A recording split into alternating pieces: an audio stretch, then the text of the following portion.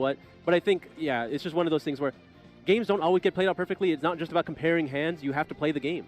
Definitely. And I do wonder if the way that game started, I could tell like Matthew was a little flustered from the beginning of Game 3. While it is a good play to have a barrier statue of Torrents on the field, your opponent's not going to be able to special summon, but with no protection, it kind of feels like you already lost. But we're going to hear from the winner. You know, Matthew, 1 loss, he's still in it to win it, but Christian Urena, 5 YCS wins, 5-0 in the tournament right now. Kangas, let's hear from Christian Urena. Take it away.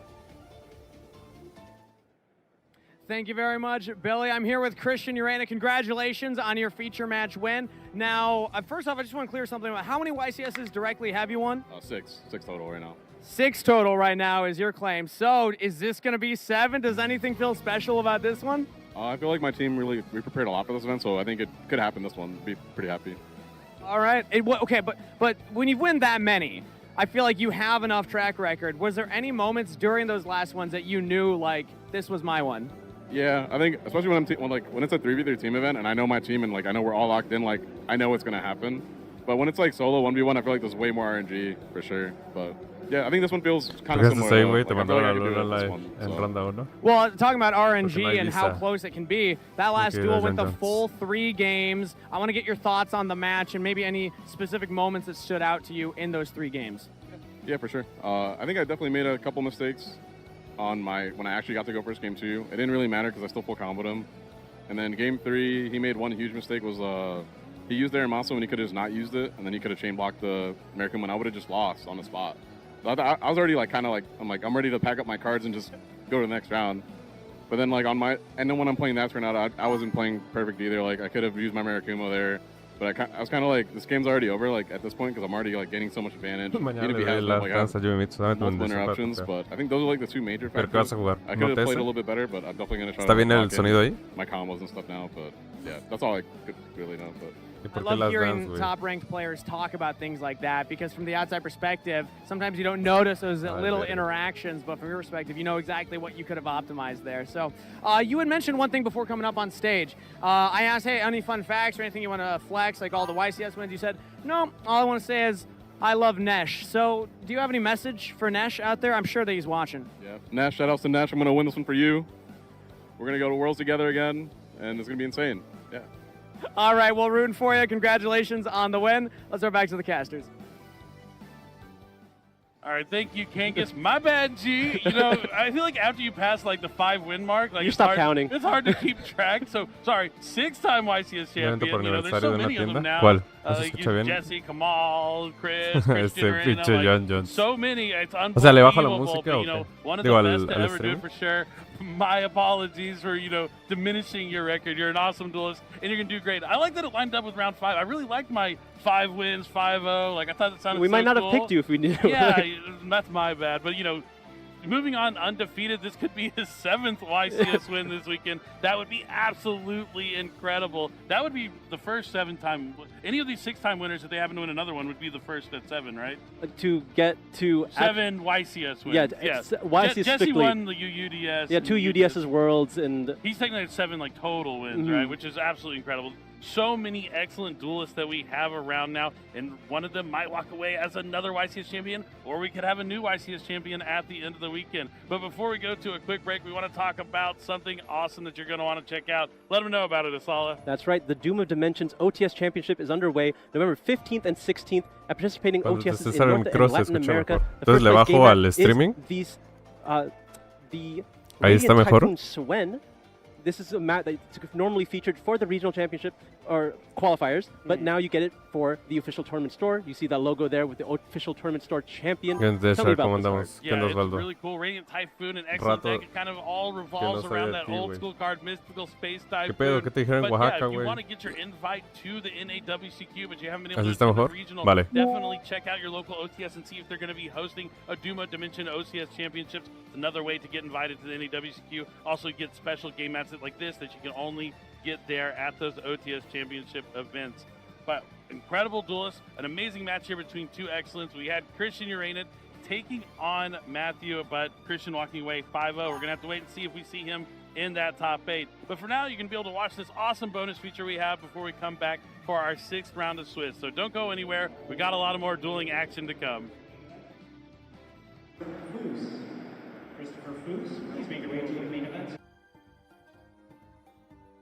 Ok, tenemos más contenido, así que les voy a narrar yo.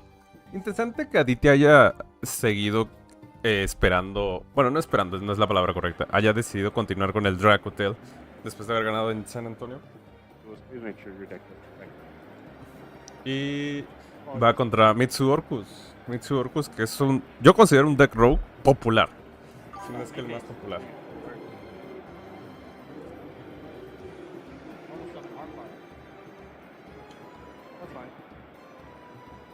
Bueno, no hay fuga, entonces va a estar difícil. Bueno, puede haber Ash Blossom para la... Para el arpa, pero ahí Prep no puede resolver. Qué triste. O sea, estoy viendo la mano que es Prep, Saji, Mirror.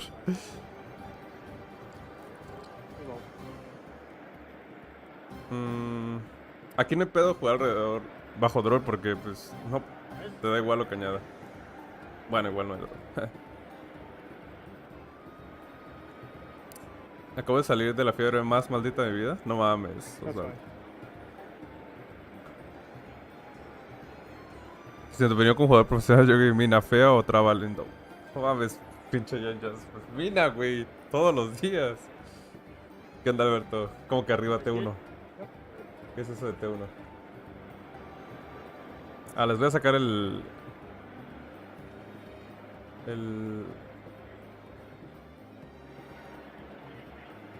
top de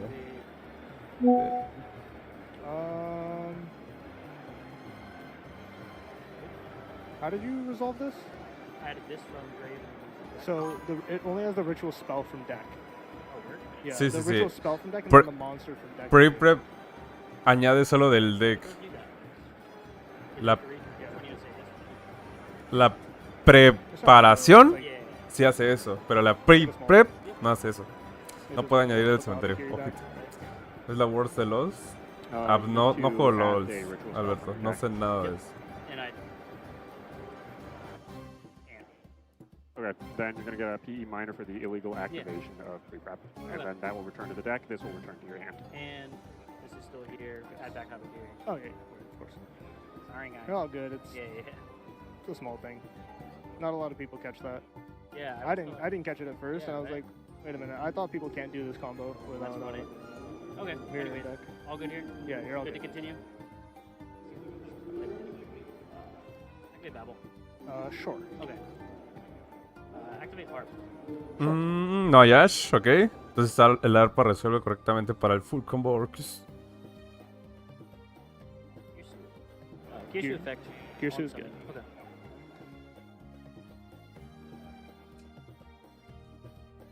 Girsu. Symbol. Yep. All good here? Yes. Pero puede haber Nibiru. Que Nibiru puede incomodar un poquito al final. Let's attempt O puede haber... to Galatea effect target. To put back and set, right? Yep. That's Set is fine. optional. Put back. Yep. ¿O tendrá Faimena, Aditya? ¿Quién sabe qué tendrá? We'll set crescendo. Yes. Word. That's fine. Let's do from here.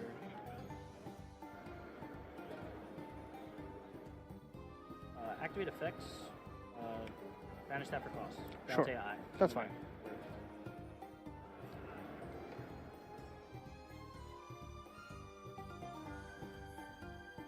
Long Girsu. Long gear suit. Yep. Long wear. What effects? Sure. Target Galatea. Sure. Ear duelist.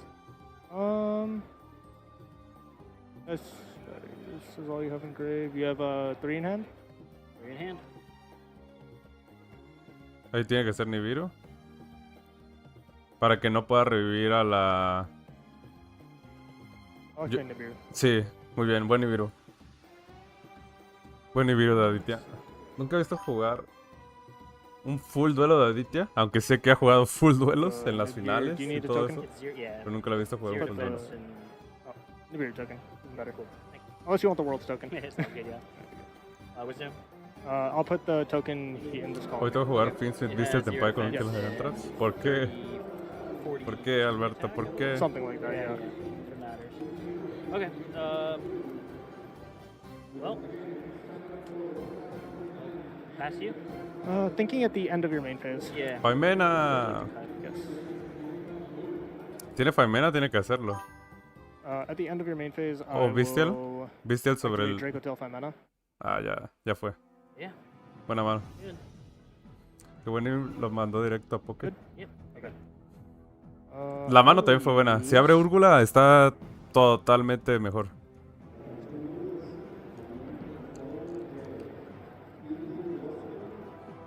Es con los compas, hasta el otro fin jugaré locals para el OTS. Ah, ya. También la siguiente semana juego el locals. Digo, el OTS.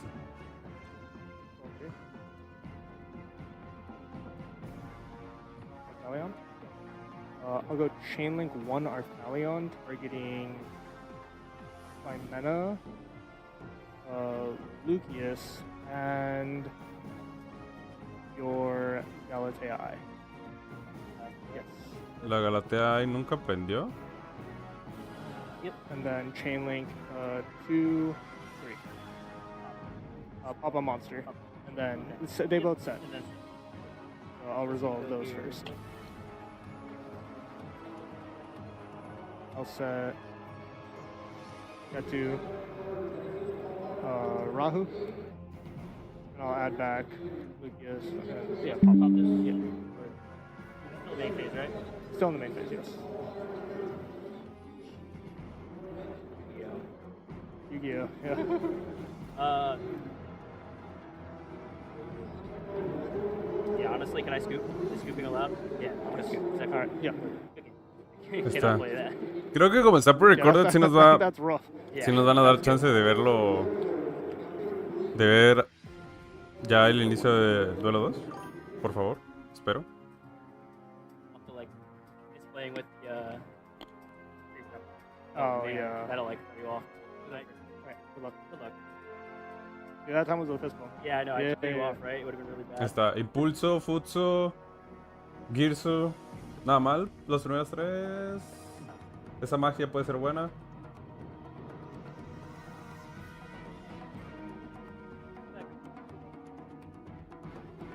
Ahorita lo averiguamos, raza. Hey Jaime, what's up? Ando pensando jugar el Tepa para OTS. No digas mamadas, Alberto. Ah, qué rico ver esos Artalians gordos. Qué buen fuga. ¿Qué onda, Lozano? Mitsuyumi de la anterior partida muy bien. Pues sí, es Cristian Urena. No hay nada que decir. No hay nada que decir. Cuando es Urena, sabes que va a ser un buen match. Yeah, take your time.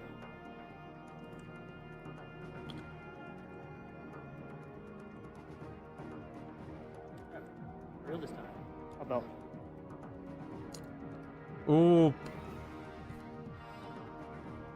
Free hand. Yo haría... Verga, está difícil ya. Urena ahora farm that dude so hard.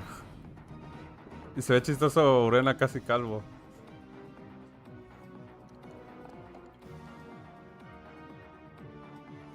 Aunque sí cometió algunos errores, Jaime. Estuvo raro.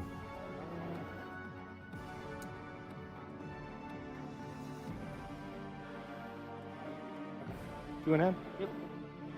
Draw for turn? Draw phase? Stand by main? Yeah. I'll activate Branded Fusion. Free hand. You're in hand. Branded Fusion. Impulso. That is... ¿Setear impulso? ¿Por qué setear impulso? ¿Tenemos draw en la mano o algo? Digo... ¿Nibiro en la mano? Según yo era... Ah, es otro Girsu, pero no vale la pena setear la impulso porque muere un plumero, Lightning o la Fallen of the Virtues. Yeah, but the other guy threw so hard, made me mad. Regresó el turno, chat. I don't don't think you went in. I did send this. You did, yeah, you Oh, did. yeah. Sure. Mis solo no ads. Recuerdo que cuando compré el Draco fue porque según quería un deck para memear contra la gente que no tenía un deck tan fuerte en los locals. No mames. ¿Qué onda, Fercho? ¿Cómo estás? Ve a Twitch. Apóyanos con tu Prime, Fercho. Ahí estamos en Twitch. Yep.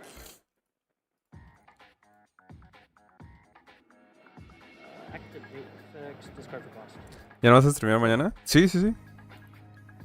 Si mañana es lo del día 2, ¿por qué no? ¿Qué onda, David? ¿Cómo estás? Okay. ¿No hay droll? You're good. No hay droll, ok. If you search World Crown, I'd have to like pick it up for the cam. I have to do it for the camera. Yeah. I will not do that. Mira, está cagado. Sí, es cierto. Orcus es el peor match de Aditias. Sí, es cierto, se me había olvidado. Let's do this.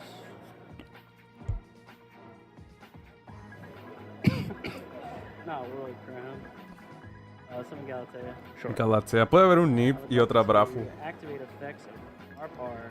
Have to summon one from my deck. Ash. Ash Balls. Ok, sí hay Ash. Tiene que haber más hand traps de ley. O un pan o algo, alguna más. Yep. Aquí, ¿qué envías? Yo creo que tienes que enviar. Sí, Skeleton. Sí, como todo el mundo decía, Vanquish, Kenan, Yumi, Orcus, Mitsu. Agarré el Draco bien barato y tenía harto bonito. Two in hand. El arte está chido. Let's do this. No te voy a negarlo. Galatea effects. Banish Sure. for cost on this deck. That's fine.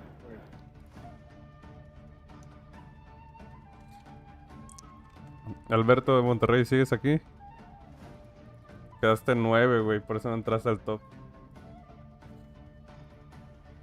Yeah. This is like put 2 back and you can send something points to you. Yeah, points. Yeah. Yeah. We're gonna do. ¿Cómo que el torneo pusiste los y me dejaste 3-2? Sí, No thanks, I'm good. quedaste 9. En ese caso, mejor di que das la win, güey. Y ya hubieras quedado octavo, supongo.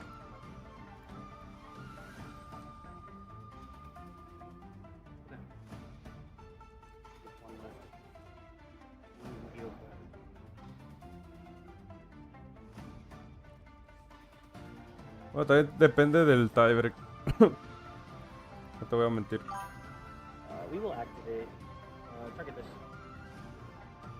I'm gonna steal your drive by shuffling the card back. Shuffles any card from your hand back? Yes. Okay. Yeah, That's cool. Yeah. Ahí puede activar una fuga. Pero quién sabe si la tiene. So, Quick effect steal. quick effect steal. Okay. Oh, the other effect is only during your main phase, but if battle ¿Qué onda, arrives, Big Mike? does that mean it's during the main Me dijiste que ibas a regresar. turn? Cumple tu palabra, Big Mike. Is how it's been ruled. It's Okay, been like. that's fine. Yeah. Cumple tu I know it's palabra. like either Ask if players. that's I know you. it's either players. I just didn't know if it'd be like either player's turn or It's either weird. player's main phase. Like the OCG used to do. Yeah. It You're says good. does both. No, you're good. You can continue. Word. We normally Con 4-1 con Go 3-2. to battle. No, ibas a quedar 3-2. Das la win, pero ya no es double loss. Porque ya me deja poner double losses a mí. Ya, bueno, ya configuré que me deja poner. Yeah, I think Pass so. you. Alright. Draw. Verifying life is at 8,054. Yeah. No sé si con una carta pueda jugar Aditya. I would like to concede game 2. Okay. Sí, ya. Juego 3. Oh, thank God, because I forgot to set. Venga tu roña. Ya mi pedo se acabó el Prime. No, Alberto, eso te sirve para que aprendas ya para en un futuro cuando te vaya mejor y sepas que alguna cosa no la ganas. Por ejemplo, estás jugando un regio o whatever y dices, no se gana. Pues ya mejor concedes. Así de sencillo, güey. No todo tiene que ser ganar. Y si el otro no puede, tampoco es acarrearlo a la loss. I will choose to go first. Yep. Sounds good. Draw phase. Stand by main. Yep. Special summon Kesher Offender. Y más porque tú eres el que venía, pues, bien. I'll activate the effective Kesher Offender. Okay. Results? Yep.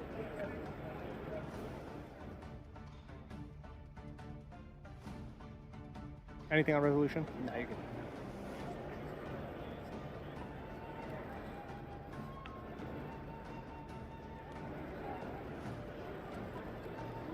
I'll activate Rahu Dracotail. Rahu. Yep. It's good.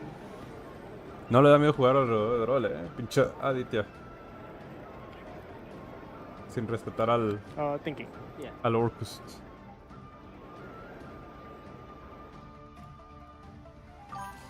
Lucius. And 5 mana.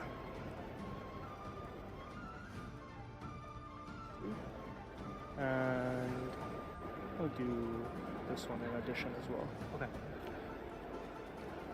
I will summon Dracotail Arthalion. Asal.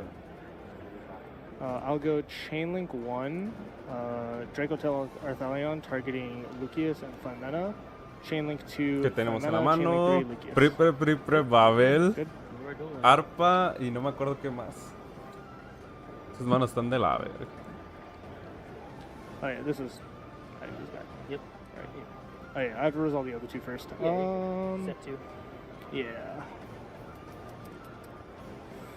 Thinking...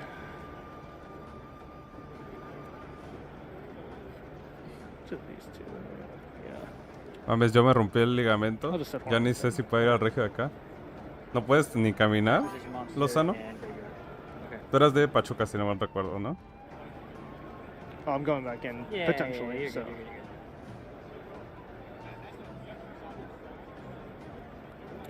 I will normal summon Lucius. Effect. Yep. Normal Lucius. I'll search Dracotail Pan.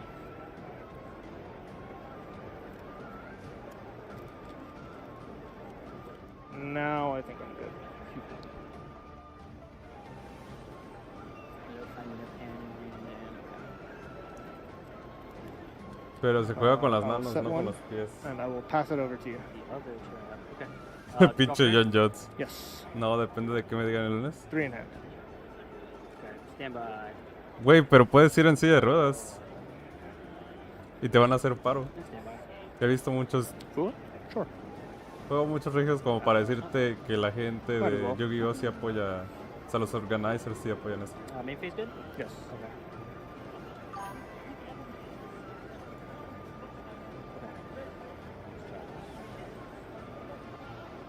Almost done. Activate effects. Y sí podría ser Resolve. silla de ruedas, me voy a comprar uno. Ni modo, güey. Dime que te la rompiste jugando fútbol después de tirarte una chilena pasada de verga. Por favor. Uy, se las patas al final.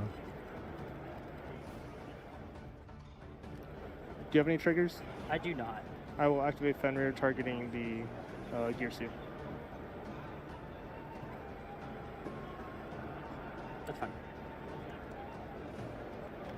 Thinking on resolution? Yep.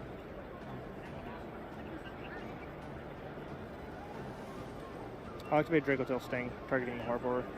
Buena esa. Banish it? Banishing it. And then I put one to the bottom and draw a card. Yep. Okay. Culero cuando te quedas jugado, Robert ¿saben? Dracotail Me to ha the pasado bottom. más. Me pasa más I en gave el two to cut testing. already? Yeah. Pero contra ciertos matches no está tan mal.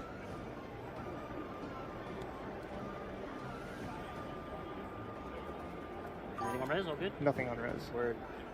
Okay. Reprep. Reprep? Hmm.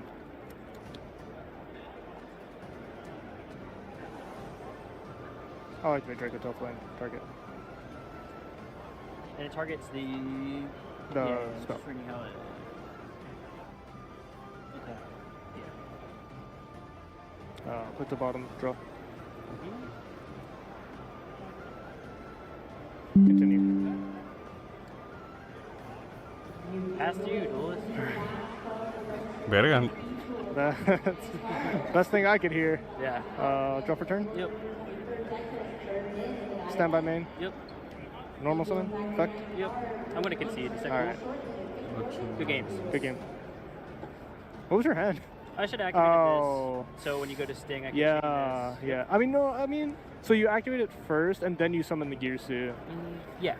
So no matter what I send, I can just chain. You can just use it immediately. And It- maybe it baits, but probably not. It's Can I get rough. the sign slip, please? Oh, yeah, of course. Top deck Koalos, always. Muy bien.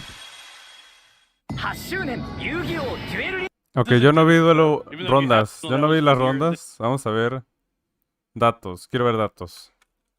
Yo no vi, por ejemplo, cuántos son. 9 más 15, 13 13. 9 más 5, 13. Swiss format, the Swiss round, getting some dueling in, but it's a legendary duel. Skill YCS.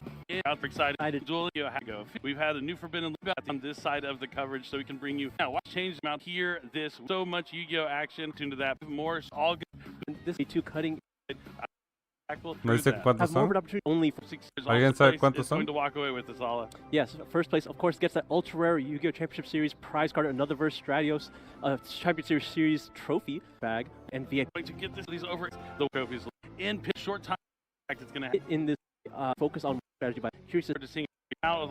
Me avisan si comienza la siguiente ronda para ponerla. But now triple tactics thrust, set dimensional barrier, you're not going to be able to do too much. Now they have more opportunities to play through that stuff. So do you think we're going to see an increase in popularity with Draco Tail? Absolutely. And alongside the other thing that happened. Hey, Fercho! Yeah, which gracias, is the new branded structure deck, and I think branded is going to be a big runner in this tournament. Yeah, Solo si le pones... The Fallen and the Virtuous. It has been all the talk this week, and we've heard people buzzing about it, how good that card is. And just being like a standalone card that does so much. Use it on your own turn to like protect your monsters. If there's like an effect veiler, an infinite impermanence, something trying to stop your monster on your field, you use it on your turn to destroy your own monster. So you get to dodge that effect negation. But even more so importantly is it sends that Albion, the branded dragon, to the graveyard, and then you're going to be able to reset another copy of the Fallen and the Virtuous, so it keeps the money moving, and you're going to be able to use that as a disruption on your opponent's turn. It's just an incredible card. Salté como 3 escalones para no pisarlo, como soy gordo, y el otro pie se me quedó atorado en la escalera. Even in Sky Striker strategies, I think it's one of those cards that's been a culpa del perro, vas a decir?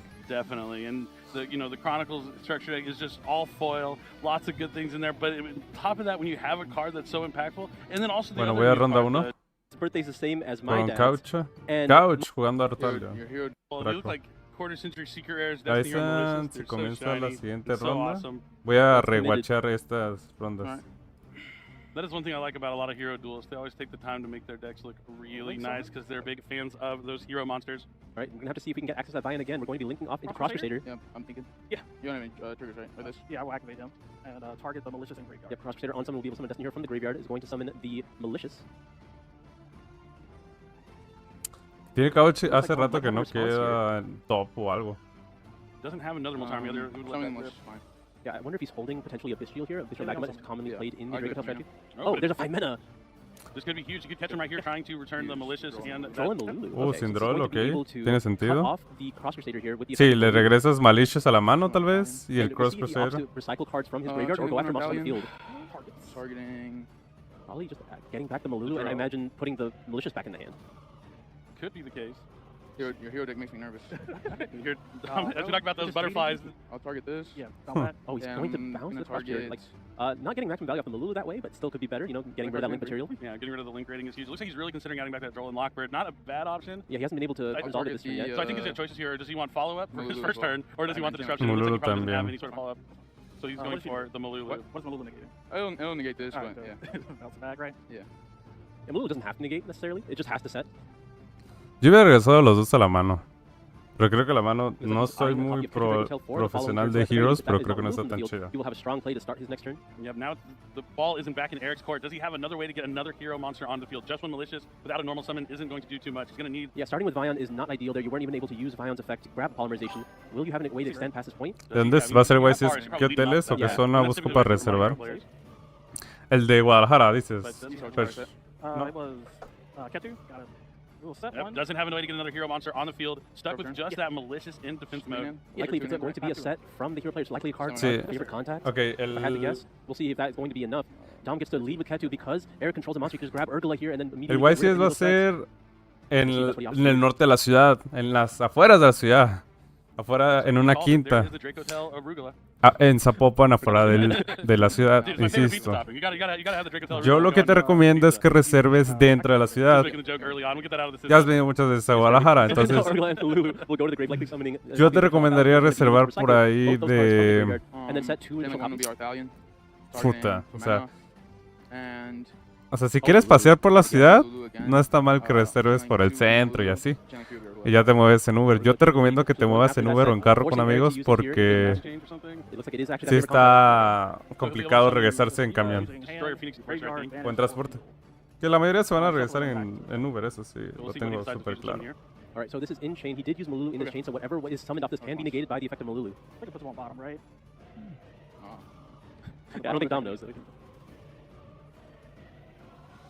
Yeah, So Malulu's such a powerful card. Really, like one of the strong key points of the Draco Tail strategy, because it does have that effect negation at resolution. So, Where able to not have, you don't have to target something when you activate it. It really opens it up to do a lot more than would typically be Ni siquiera typically be viable in a card like that. ni cuenta que voy a la YCS. Sí, That's así why the Draco es. Tail deck is so strong. Resolving La Malulu is going to be YCS de able to set the card, Guadalajara. get rid of the Phoenix Enforcer here, or at least get rid of its effect, and really leaves a very clear opening for Dom to close out De this game. Pittsburgh He only needs to summon styles. one more time, and he's already able to. If he didn't set the Rahu, he then has in his hand. Yep, there is Rahu from the hand here, sending the 5 mana from the hand as part of the material, No me acuerdo which hasn't been used yet as well. And there is Lucius as well, so he can get back either of these tu usuario de YouTube. if he left it in the graveyard. Nope. No olvides dejar tu Prime. And It there just is can't be Neos. Neos, right? They can't be. I didn't use Neos. Oh, okay. Chainlink 1, Femena, Chainlink 2, Lucas. Any responses? Chainlink 3, Glumel. Always gonna ask for a response. They respond, then the Glumel won't be able to use its effect. But since there's no response, any activated Draco Tail card, it's gonna be able to take down that Destroyer Phoenix Enforcer. And as you said, he just needed that other monster on the field. I'll tip the activation of DPE effect, sure. Yeah, I like just it, in just in case I survive somehow. But that is just not gonna happen. I mean, you never know. We'll see if there's anything else in the hand here. You can hit him with a Battle Fader. Yeah, maybe there's a Bestial. El Javi de Pittsburgh. So the Urgo's gonna Javi, go to the bottom, güey, add back, rato que no te veía. Sabía que eras tú, Javi. Javi, no olvides dejar tu Prime. Yep, 5 mana at hand, and then Ay, tú that que is eres enough. Tom Pittsburgh, gets to güey. take game 1 convincingly Güey, ¿por qué here. no estás allá, We're cabrón? looking a little No dicey there. I was mames. kind of worried for him after that Fualos got Ash Blossom, because when you let the Hero deck do what it wants to do, it's actually a pretty formidable strategy and can be pretty difficult to deal with when you're going second. But luckily he had that other point of interaction. That 5 mana in hand was really key in him being able to disrupt the strategy. Because yeah, you mentioned the Hero deck kind of fragile. You can't stop Ya them no at me the gustó right cómo se moment. está dirigiendo al Stymie Jerry. all their plays. Yeah, maybe if Dom was not aware of how Por weak eso the normal dejé summon morir Vion is todo. when you're not No, able to no he digas was able to capitalize eso. on having an effect as powerful as 5 mana, and that is where Drake Tail shines. When you're ¿Y able to cómo use 5 mana piensas que on se your está opponent's first dirigiendo el turn Yugi? and resolve it with essentially end. Top again. Have the same all the Yeah, I think the comparison should Necesito mi all cartón y apenas se it's compré have 3 removal for your opponent dedos again. they have. Then they also have like the great deck of cards. They don't have those. Take. Ya regresa it's going to como happen. aquí. Yeah. O deja tu Unfortunately, I'm not playing around Ash Blossom. Yeah. Prime. Well, this isn't Genesis though. Even though if you haven't checked out Genesis Deja yet, tu you should check out Prime, Yu-Gi-Oh! Javi. Genesis. It's a cool way to play the game you love. No extra monster zone, no links, no pendulums, a point system. No cards are forbidden. So if you want to use Pot of Greed, you can. Just have to manage your points when you're building your deck. But a lot of decks have found room for Pot of Greed, I've seen. But you know that's neither here nor there. We are going to have Genesis matches playing on through the weekend, and we're also going to have like the Invitational that's going to have their big tournament with a final on Sunday as well. So we have the main event going on along with some Genesis action. Genesis also just recently had a points update as well, so it'll be interesting to see if anything has really changed from that. I imagine it has. Yeah, that was a pretty big update. Yeah, I definitely talked to some people who were playing Genesis here this weekend, and they were pretty private about their strategies because they have some new stuff that they've been kicking up. So I'm excited to see what decks are going to be there. But for now, we have Branded Draco Tail taking on Evil Hero, Destiny Hero. Now, Couch has a cool side deck. Hopefully we'll be able to see some of that here in game number 2. If not, maybe we'll be able to see it later on if Couch makes it all the way to the top cut here on his birthday weekend. But you see Eric not phased at all from losing game 1. He's just happy to be here. He's on the stage with his hero deck that looks fantastic. Good to see the smiles all around. Yeah, he's just excited to be here, happy to play. And now he gets to go first yet again. Maybe we will see Dom not have 5 mana in his hand. Oh, and we hear him, Eric talking about playing Genesis. So he's actually here to play Genesis, but also having fun playing the standard game as well. So it's really cool. It just provides like more places for people to play Yu-Gi-Oh! Because that's what it's all about. Just getting out there and dueling. You can see all of these players here, over 1,800 duelists. A great turnout this weekend, but only one of these players will walk away a champion. But we're going to have a lot of more Swiss rounds before we get to that top 8 cutoff. Yeah, absolutely. Now that we have those additional rounds in day 2, only one actual additional if you really think about it, because top 32 would have played out the same way. But just having that one extra round is so beneficial for these players because you get a little bit more of a buffer going into top 8. You get that extra round so that most X2s should make it. ¿Qué onda, Juanca? As you mentioned, 1,800 players, so it gets a little bit rough. So there will be maybe ¿Cómo one or two andas? X2s that Ya you won't make it into vas a top 8, regresar but como for the most King, part, ¿verdad? X2 will make it. Y no te vas a quedar That's así. really nice to see. And the biggest thing that I like about it is like it rewards those who do well early and gives people who lose early a chance to still make it in. So like so many times I see when it's been like top 64, a player will go undefeated top 64, play the 64th place guy who had 3 losses, and then just immediately lose, and it's like that's kind of frustrating. It's a very feel bad moment. Yeah, It's happened to a lot of players I know, myself included. Yeah, I've seen it happen more often than not. Like it just kind of. They used to call the undefeated curse, right? Exactly. You just kind of like want to avoid it because it just seems to be like not a good omen, as you mentioned there. But now that won't happen as much because you know if you start off 14, you're going to be making top 8. But it's going to be an incredible tournament. I can't wait to see who's going to be in that top 8. As we mentioned, it's a little bit more prestigious because it's smaller. It's a smaller portion of people that are able to make it there, so it's a little more glorious when you make top 8. Like, you still wonderful accomplishment to make top 16, top 32, no matter where you are in that bracket, and you should be proud of it. But now that you have that chance to make top 8, that just becomes a little more honorable or a little more special. Still prestigious, right? Yeah. But this is only round 1. We had a long tournament to go. Yeah, it's going to be a long time. So what deck do you think is going to walk away with this all? If you had to pick right now, before we really get too deep into the tournament, what strategy do you think is going to come out on top? So that's a question I've been asked a lot going into this day, and this is the first time I don't really have an answer. I think all of the decks have a pretty good chance. I wouldn't be surprised if any of the decks won. I think the deck that would surprise me the most is if Branded won, because I think it's a bit more of the dark horse in this tournament. But I think any of the decks that have been strong would still be strong. I think Branded Dracotail has a very good chance of taking the tournament. I think Yummy Mitsurugi has a very good chance of taking the tournament. I wouldn't be surprised to see any of them do really well, but if I guess I had to pick one, I'll go with my favorite, which is Branded Dracotail. Okay, Branded Dracotail. I think that's a good pick. I think it also has the numbers behind it as well. And with the dimensional barrier now being forbidden, I think it has a lot of wind in its sails. And yeah, it has everything going for it. The new structure deck, as you mentioned, with the Fall and the Virtuous, new ways to play it, new ways to dodge cards that would be problematic. I think that's a good pick. Just to be different, I'm going to go with, you know, the deck I like pure Yummy, but you know, just don't see a lot of it out there. It is like a pretty good deck to use, but a lot of times if you're playing pure Yummy, a lot of players just end up playing Mitsurugi Yummy. So I'm going to go Mitsurugi Yummy, just because I think it might be a little bit stronger than pure Yummy, and I really like the Mitsurugi cards. So I'm playing with a lot in Match Duel. Ya comenzó la siguiente ronda. A lot of different types or the Swamp King here and there if you want to get some extra extension. Jorge, miren, ahí estoy, chat. You're going first. But I'm really excited to see what Georgie has to do. Going, 5-0 so far, facing the ahorita les ponemos las poderosísimas everyone's main encuestas. deck here. This event has not been easy probably for him to fight off against, but he's here and doing what he's got to do. We love to see it. Well, he definitely has his work cut out for him because you're right. Joel and Lockbird feels very powerful this weekend as you think about it. It doesn't dead stop cold any particular deck, but it really does slow it down. We saw certainly some middling results from when it was used against, in round 4, right, against Kanon Crystron. They were able to bring it back. But beyond that, if you can get this far when all the natural predators are pointed at you, that is Triple D, then yeah, honestly, Christopher must be a good duelist. Speaking of natural predator, we do have Christopher on the other end here playing Branded Dracotail, probably the deck of the town. It's one that I'm sure is going to be one of our most running. Branded Draco contra... ¿Qué mierda es eso, DDD? Verga. And of course, the Dracotail deck is not also any slouch, being one of the best archetypes out of Justice Hunters. It really, really is. And it was funny, too, because when the set first came out, there was kind of a tug of war between, is it all about the Kanon Is it all about the Yummy? Now we have Yummy Mitsurugi and all these different variants. There's also a lot of Sulfa Cord Yummy duelists in the tournament too, so there's still a lot of stuff being figured out about what Justice Hunters did to this format and what it continues to do. But Doom and Dimension is still a dex too, so I'm really excited to see some of that. There's been a lot of interesting decks. There's actually like Doom still floating out in the tournament somewhere too. Sure. We know there's plenty of RB duelists that are keeping the dream alive for our boy Eric, he himself included. It's just so wild because I think when a lot of duelists came in, especially from the regional results over the weekend, you would just think, okay, these are the decks to beat. This must be what it is, right? I need to go ahead and maybe start side decking against Malice again. I definitely need to have a game plan against Dracotail, but I think this is what it feels like to just not have Dimensional Barrier in the format, right? Everything works. Oh, yes. Like we've been saying all day long, this is a format of freedom. Players feel able to play whatever they would like to, and they have the opportunity to get to the best they possibly can with whatever that archetype is. Case in point here, we have Georgie playing Triple D. Well, I have to say, with the Triple D, you do have some natural deck-building buffs to the deck, right? It's a deck full of Dark Fiends, so you could use something like Dominus Impulse if you so choose, and we know how good Dominus Impulse is in the format, so let's find out if he's running it here in Game 1 of Round 6 of YCS Pittsburgh. Good luck, man. High roll? Yes. Alrighty, so we got the roll here of Destiny coming from Chris at 5. Pretty high. Seen a lot of those today on stream. Ooh, but I will try to go 9. First. All right, good luck. And then Georgie will proudly proclaim that they will try to go first. He will try to go first. I heard that earlier, too. Attempt to go first. Yeah, hopefully we draw the cards that can allow me to play, basically. That's true, that's true. Stand by main? Sure. I will activate Queen. Ooh, activating Queen Machina X, that's a really good way to start here. Going to be able to place a Dark Contract immediately face up in the field. Could be Gate, could be Zero King, depending on which other ones he also has in hand. And remember, the Dark Contract cards are going to be cards that allow you to Branded Draco y quisiera que ganara, pero el DD está potente. Que pueden influir mucho si gana los dos. Pues ya gana dados. Ah, but it's not pay to take 1,000 damage. That's right. Which means you could lose the duel. That's true. That's true. And then this Gate right here searches for any double D card. That is right. Which does count Triple D monsters, because technically the D/D is in D/D/D. Oh, yes. Ooh, there we see Counter Surveyor coming down. That's one of the newer ones from Doom of Dimensions. Gonna be a really powerful pendulum monster for the archetype. You kind of want to set it and then get it in the graveyard. Thank you. Nice to see him using all of the new pieces of his puzzle there with Counter Surveyor. Queen to summon a DD from deck. I will. A DD. Sure. Ooh, the Ash Blossom coming down. I don't want to say early, but if you don't know what this deck does, you just kind of keep going and searching. Machina X to summon itself. Ooh, so here we see that Counter Surveyor, again, one of the amazing inclusions from Monsters Mayhem. Going to be able to discard the Queen Machina X to summon itself out and get the search. And now we have a Zero King target as well. Copernicus. No le sé mucho al DD. To send a DD to the grave. Yep, so we're going to normal Copernicus with the effect to send a DD card. Pero esa Ash ni vi qué fue.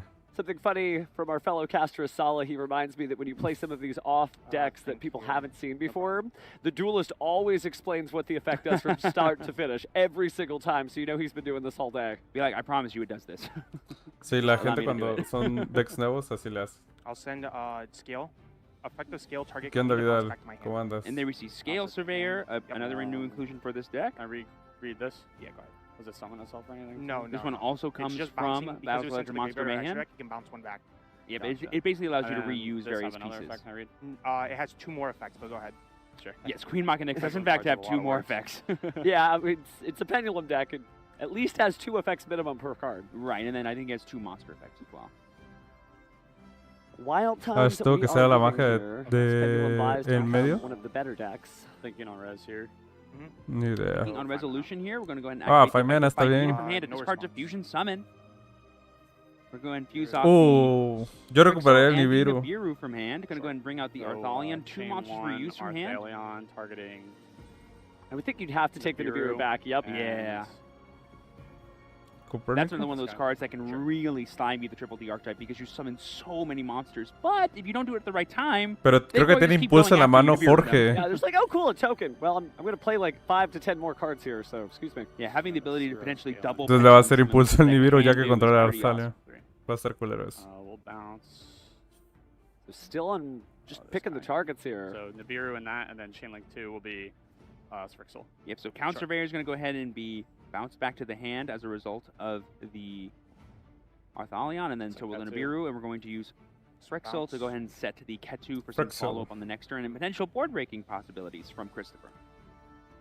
Well, if there's anybody who can stop special summoning and spells, Triple D, if it does get to some of its strongest monsters, like Wave High King Caesar, it definitely can slow things down, but it's got to get there first. Sure.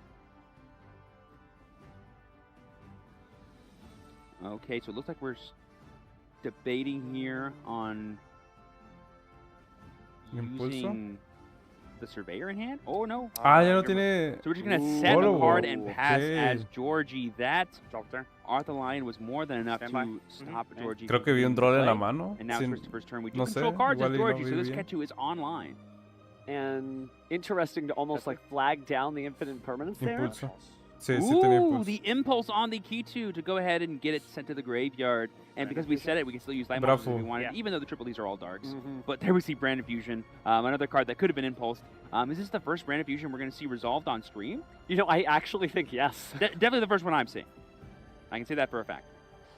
So let's see what our fusion materials are here for Branded Fusion.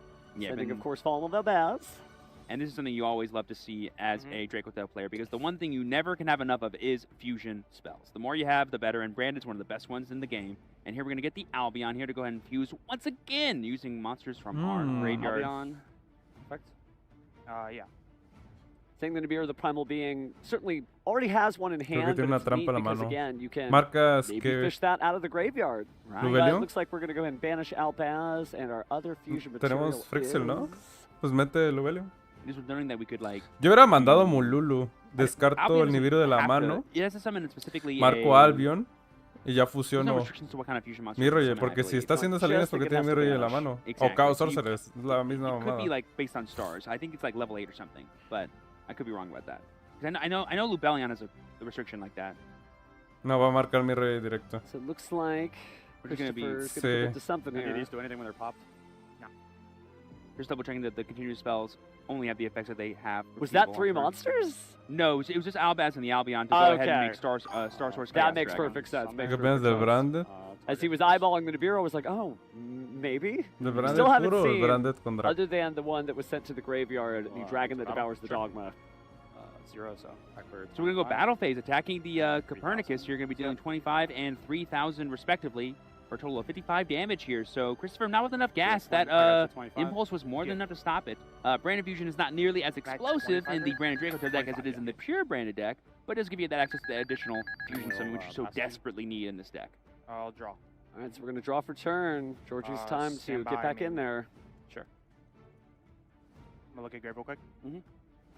And not a whole lot of defense on Christopher's field. Of course, you know, the Dabir, the problem being maybe threatening itself, and maybe there's another Femina in there somewhere. Yeah, the big thing, though, is Georgie did lose their dark contracts, and so they have no way to kind of continue playing the game. They also don't take any damage, so that 2,500 life points is still more than enough to keep playing. Well, they had life points to spare. Let's see what Georgie can do as he goes ahead and puts another dark contract with ¿Del the puro? Yo creo que el puro puede tener algunas complicaciones contra Fuwarus, pero... Y Dracotel puro. Dracotel con Brande, perdón. Pero no está mal. Eyeing up the Lance Soldier, it looks like, as a way to kind of get access to an extra body and maybe like a rank 4 play. That could be pretty cool to see.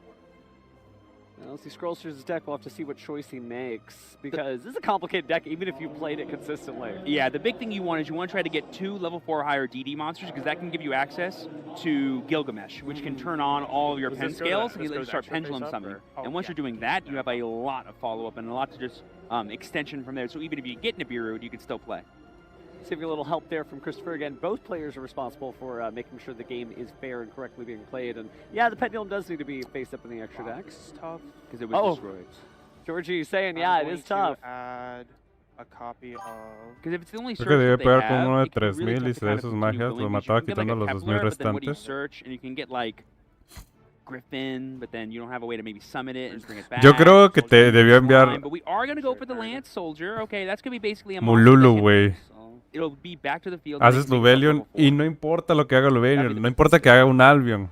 Así te lo pongo. It could represent Gilgamesh, but without 0 day in play, it's going to be really hard for Georgie to get the number of bodies required. Good. Yeah.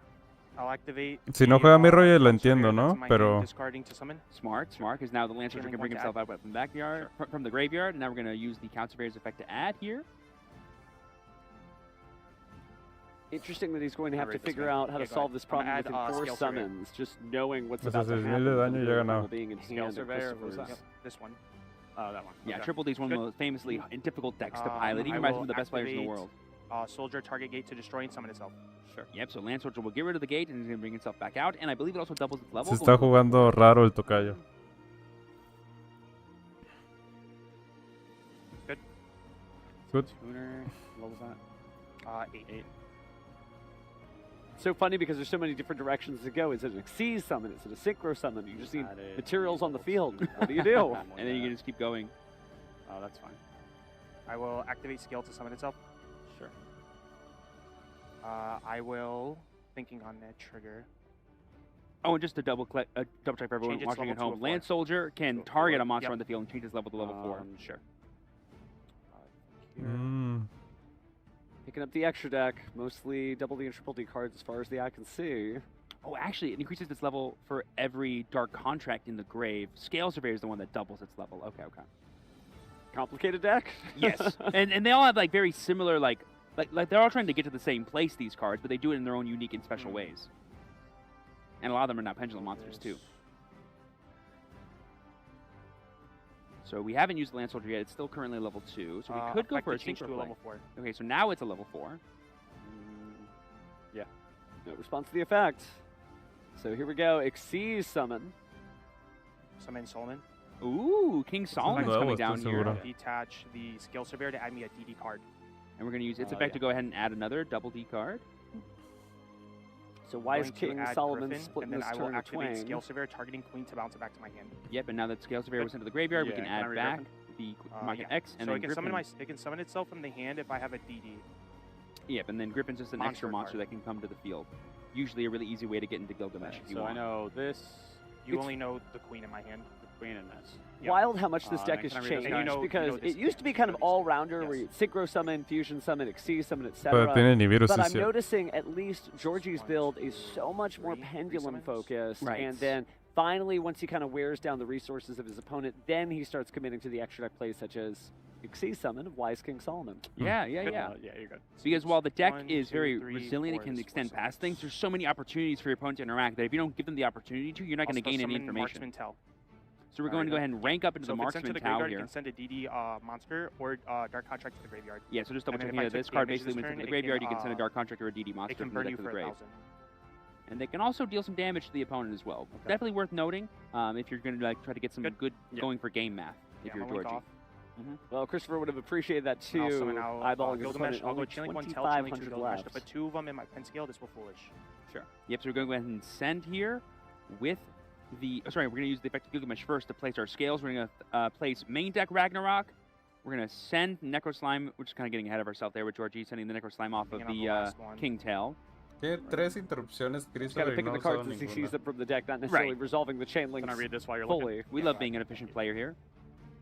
Could be Orthros, just for the first Pendulum Summon potentially, but we do potentially have access to a second one, worth noting.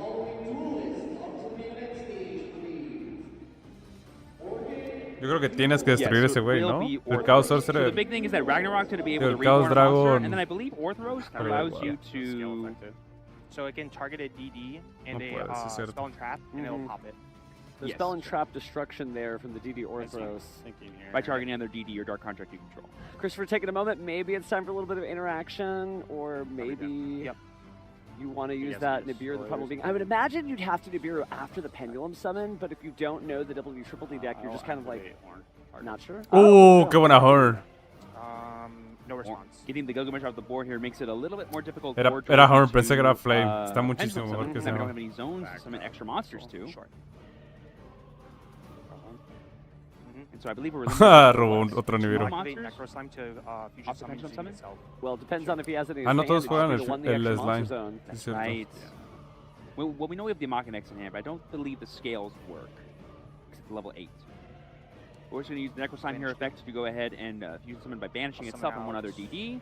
Genghis. We're going to bring back good old Genghis. This will be another reborn here. Pero tiene otra impulso. Sure. Chainlink 1, Genghis, target my Land Soldier to reborn because I summoned a DD. Yep, sure. Working his way through there. Georgie starting to feel a little bit more confident. You can tell that like this is the wind in his sails. Ooh, but there we have the impulse on the Nib summon, sending it to the graveyard, and now we can represent a synchro play if we want.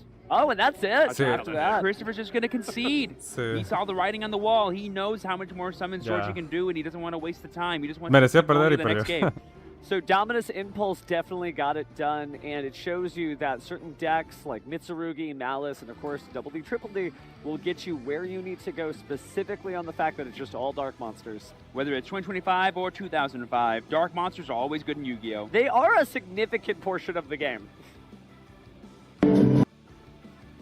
But so far, the light is shining on Georgie's tournament career here. It is Georgie. We had to ask him on that, but yep, it is Georgie. Yeah, going into game 2, it's going to be pretty interesting because I bet you Christopher was not thinking about Triple D as he was building his side deck for this event. Maybe more concerned with mirror match, if anything. Well, let's play, you know, what could you put from your side deck into the main deck that would just happen to hit that, right? Obviously, having the Nibiru's main deck, you're good. The Trolls in main deck, you're good. Maybe some kind of punish, so like things like the Mulcharmies for all the summoning from hand and summoning from deck and from graveyard. Yeah, I mean, Mulcharmy Meows honestly would have been pretty good just in this duel alone. Yeah, so the idea maybe is like you want to have something in your side deck that can like force your opponent either, you know, build a half board, or because you're going first, you want to be able to like really stymie them from being able to play and, you know, kind of deal with whatever you establish. Because while Draco Tail's a really good deck at, you know, playing into established boards, it's not like you're representing the scariest amount of interactions when you're going first, because a lot of your real effects only work when you fuse them off during your opponent's turn or while your opponent has cards. Exactly. And the other thing is that Triple D is able to just kind of play through a lot. So what do you necessarily care if your opponent set a bunch of spells and traps when you're like, no, it's still this turn. I'm going to continue this turn forever while those traps just sit there and do nothing. Yeah. Vamos a ver quién gana el... Yo creo que el duelo 1 estuvo un poco ganable para mi tocayo, pero debería ganar juego 2 sin problema. Using off a lot of things like Malulu and Pan during Georgie's turn, so that way you can basically get rid of their monsters and potentially negate some really crucial effects. Could be pretty cool to see. Also really prioritizing cards like Flame and Sting to get those powerful extenders that we saw in Game 1. That could be pretty good.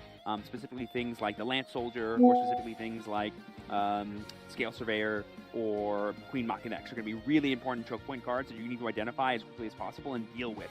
Otherwise, they can kind of run away with the Triple D strategy.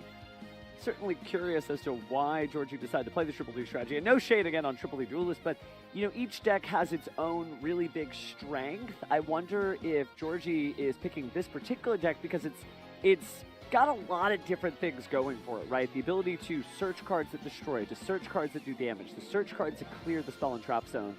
But it doesn't have any one necessary thing that it does all the time or is trying to do, right? Like we saw, think about Albion the Sanctifier Dragon, right? Get Ito on the field, lock your opponent out. Think about the Canine decks we saw. Put out, if you're lucky, a spell canceler and lock your opponent out of spells. But let's find out exactly what his game plan is as we go into game 2 here of round 6 of YCS Pittsburgh. Yep, it looks like Christopher proudly proclaimed that they are going first as they try to Hola, the keep Georgie off virtues. that swift 2-0. Dollface, standby. Fuga. Yep. Doble fuga Lightning Ruler. We're going to go and start off by sending 5 mana. We're going to chain the Fualos from Georgie. Oh, we're gonna, double Fualos. We're going to chain a second one. So we're going to get 2 draws automatically here. Wow, and so is Chris, because he's going to be able to add those 2 cards back to hand, unfortunately, funny enough. Feels pretty good. I don't imagine you'd summon tiene otra fuga. Christopher.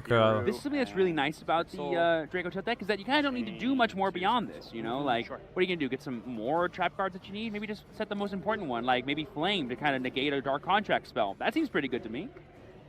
Now, speaking of spells, seems like there's quite a few of those in Georgie's las hand 3 trampas there, están pegadas. Qué cagado. Might have to watch out for that set Draco Tail. Ok, Flama. Muy The biggest bien, thing no here está is mal. that Sabes as que va a ir en we Bull Breakers. were not able to add back the Fimina here, so we might not have access to it on the next turn, but that could represent that we have another one in hand. Drew, 1 unknown. 2 unknowns. 2 unknowns. Obviously, you want to keep that Nibiru the Primal Being, though. It is the sort of silver Terra, to stop all of these Ash. Archfiend monsters. No, Oh, that's right. We have the brand new Phyrexial who can bring it back to hand. I totally forgot about that. Oh, that's right. Yeah. Talk about new inclusions from Doom Dimensions, am I right? Yeah, I mean, this is definitely a Doom duel if I ever... Ruler Lightning. No sé por qué deja Ruler. Ahí sí debería quitarla. Activate Fualos. So starting with the Fualos, that is smart. Main phase? Or yeah. So that is fine. Fua Sí, in the main sabe que phase puede here, so some tener extra talent. draws in case we activate that Fimina to go ahead and summon. Also doing it now kind of... Sí tienes que hacer Lightning. Out of using it as No, like a shot Ruler type no, effect, Lightning sort sí. of waiting until Georgie starts playing. Activate Terraforming. Ooh! Interesting. Is this going to get Nightmare Throne because it can get Dark Fiends? Yeah, I mean, yes, it it could. is. All the double Ds do in fact Thinking. be ¿Qué onda, Dan? White Fiends. Rato que no te We've seen veía. Sólo and Lockbird. That's going to be pretty rough here. Basically, all the dark contracts that allow you to search Ese DB Droll cards are sí off está the muy table. roto. Well, you were talking Además- about Droll and Lockbird and Nibiru the Primal Being. There they are. Ooh! All back row. So we're going to use Lightning Storm calling the spells and traps. We're going to go ahead and chain the flame to that to negate. Yo dejaría que Can we activate that if we don't have a Draco card to shuffle sucediera. back? I think they do because they didn't get Buenísimo back Droll, to Fimina. Simón. No, we did with the Phyrexial, remember? No puede, That's no right, puede yeah. robar. I'm pretty sure. Todos Yeah, I saben. would assume so. I think it happens. Si es que ando preparando todo Yeah, para yeah. lo de Riftbound, It's pero the se last part of retrasó the el effect. So you jueves. use all as much as you can, and then you put back and then you draw. But because it's a part of the effect, if you Ash or Ghost Spell it, you could stop the entire effect. No, it makes perfect sense, but unfortunately, Creo que va a dar turno. there is Y aquí ando nothing viendo el further evento for Georgie as contigo. he passes Gracias, his turn. gracias. So able to clear out a few things, but I think he's going to get locked out of this duel. End phase. I don't want to say wasted on Charming Fualos, but there wasn't really much going on. And then, using the Fallen, the Virtuous here, sending Albion the Sanctifier Dragon. Ah, y le va a hacer Ash al... Right, Arthalia. O le puede hacer Ash a la Brafu, ¿no? Oh, and this is going to get access to Branded Fusion during the end phase of this turn. Sí, le haces Ash a la That's pretty Brafu. sweet, El problema es que si actually. te obtequeas Colva o algo así. Being able to search Branded Fusion the hard way. Pero es más fácil obtequear otra Brafu, tal While vez. having the Ah, no. Arthalion in the graveyard already. So you can summon it back and get all the damage you need to maybe go for game. Si tiene la Fallen de Virtus, Famina en mano So y quién interesting sabe that cuál. Christopher, expressly didn't know what all of the double D, triple D cards did, but didn't matter. Just kind of playing just good, straight, duel in action here. no sé qué as he goes ahead and obtequean. sets that card and then draws return. He's able to recognize the broad strokes. Oh, you're adding a lot of cards to your hand. Got it. Droll, still very good. Let's just go ahead and let that rock. Just gonna flip it over. 4 in hand. It definitely feels like the best And way to one of start. them Starting up with is Branded Fusion is known, right? always a good idea. Look at your grave. Huh? I was just gonna look at your grave. Go ahead. I don't think we have anything in there Sniper besides a Cannon. bunch of I was trying to remember. Fualos. We know there's no Bold Charmies in the grave, or at least no Fualos in his hand.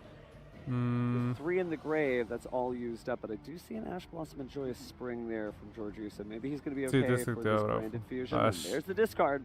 Yep, so we got the Ash Blossom negating the Branded Fusion. Classic Yu-Gi-Oh moment. Yep. And then we're going to use the effect of Ya, Fimina, con but Fimina está again, bien. it looks like we're just fusing off the Phyrexial and Uy, the pan, Pan muy this bien. time. Ahora ya This puede one has ganar. access to 2 Hipoteca. Draco Tail spell cards, spell trap cards being chain set, 1 Arthalion, which could give us access to targeting Rahu. The And then Arthalion in the grave will be able to summon itself back. And then all we need is one more monster with at least 2,000 attack points, and we could potentially go for game here if we're Christopher. Just the 5 mana. Yeah. Use one. And then chain 2 Pan, chain 3 Frixel, chain 4 Arthalion. Unironic chain 4. Perfectly rational chain 4 here. Bringing back the Arthalion. For Ruxel and Pan to go ahead and set 2 cards. We're going to set a Ketu, and we're going to set I would assume a Rahu. And then, of course, the Faimina is going to be added back off the Arthalion that we summoned effect. Certainly the right time, right place for Draco Tail, right? It wasn't taking all of the top tournament spots, even fairly recently. ¿Qué onda, José Antonio? ¿Cómo estás? ¿Crees que le den golpes a Dracotel a Van? Yo creo que le van a dar mínimos, pero nada fuerte. O sea, se va a poder seguir jugando el siguiente formato. Y quién sabe la Vanlis cuando salga, güey. Igual puedes pasar a Twitch a dejar tu Prime, José Antonio. Tenía rato que no te veía también. Georgie, I think, agrees with me as he decides to scoop it up here in game 2 and head to a game 3. So just a really quick match. I thought this was going to be a slug match when we came into it, and I do see that everybody's pushing as hard as they can. But in this one, it's going to be Christopher taking this Draco Tail strategy, and it shows you why Draco Tail is such a popular and successful deck right now. Even if you don't know what your opponent's doing, you just kind of figure it out. Yeah, and worse comes to worse, you just have like really layered, powerful tools that can almost feel like they can deal with anything. Absolutely. Being able to return cards to the hand, if you told me a couple of years ago that would be the biggest threat in the Yu-Gi-Oh! Trading card game is bounce 2. It really is, though, again, for being able to reuse all of these powerful interactions. And this is a format where many duelists believe that the non-engine cards, there's really a short list of which ones are actually viable and useful. Draco Tail just gets to reuse the ones on that list. Yeah, if you would have told me that like bouncing is super powerful, but like the most powerful part about it is bouncing your own cards back to your hand rather than your opponent's, I'd be like, no way, removal and disruption is always king. It's like, yeah, I'm going to add those pieces back to my hand and use it that way. Yeah, remove and disrupt sí, yo creo que seguiríamos algo similar a OTG. Deck, but it's really showing why it is the choice of many different duelisters. Tal vez a dos. Ketu y Rahu a dos no se me hace tan malo. It is like, there's just one thing. Everybody agrees, this is what I'm going to play and it shows up. That is not this tournament. Yeah, no, not even close. And we've been seeing countless other ringers and things step up to the plate, like the Yummy Mitsurugi archetypes, like the Soulful Cord Yummy archetypes, like anything with K9 in the name. Just super powerful to see.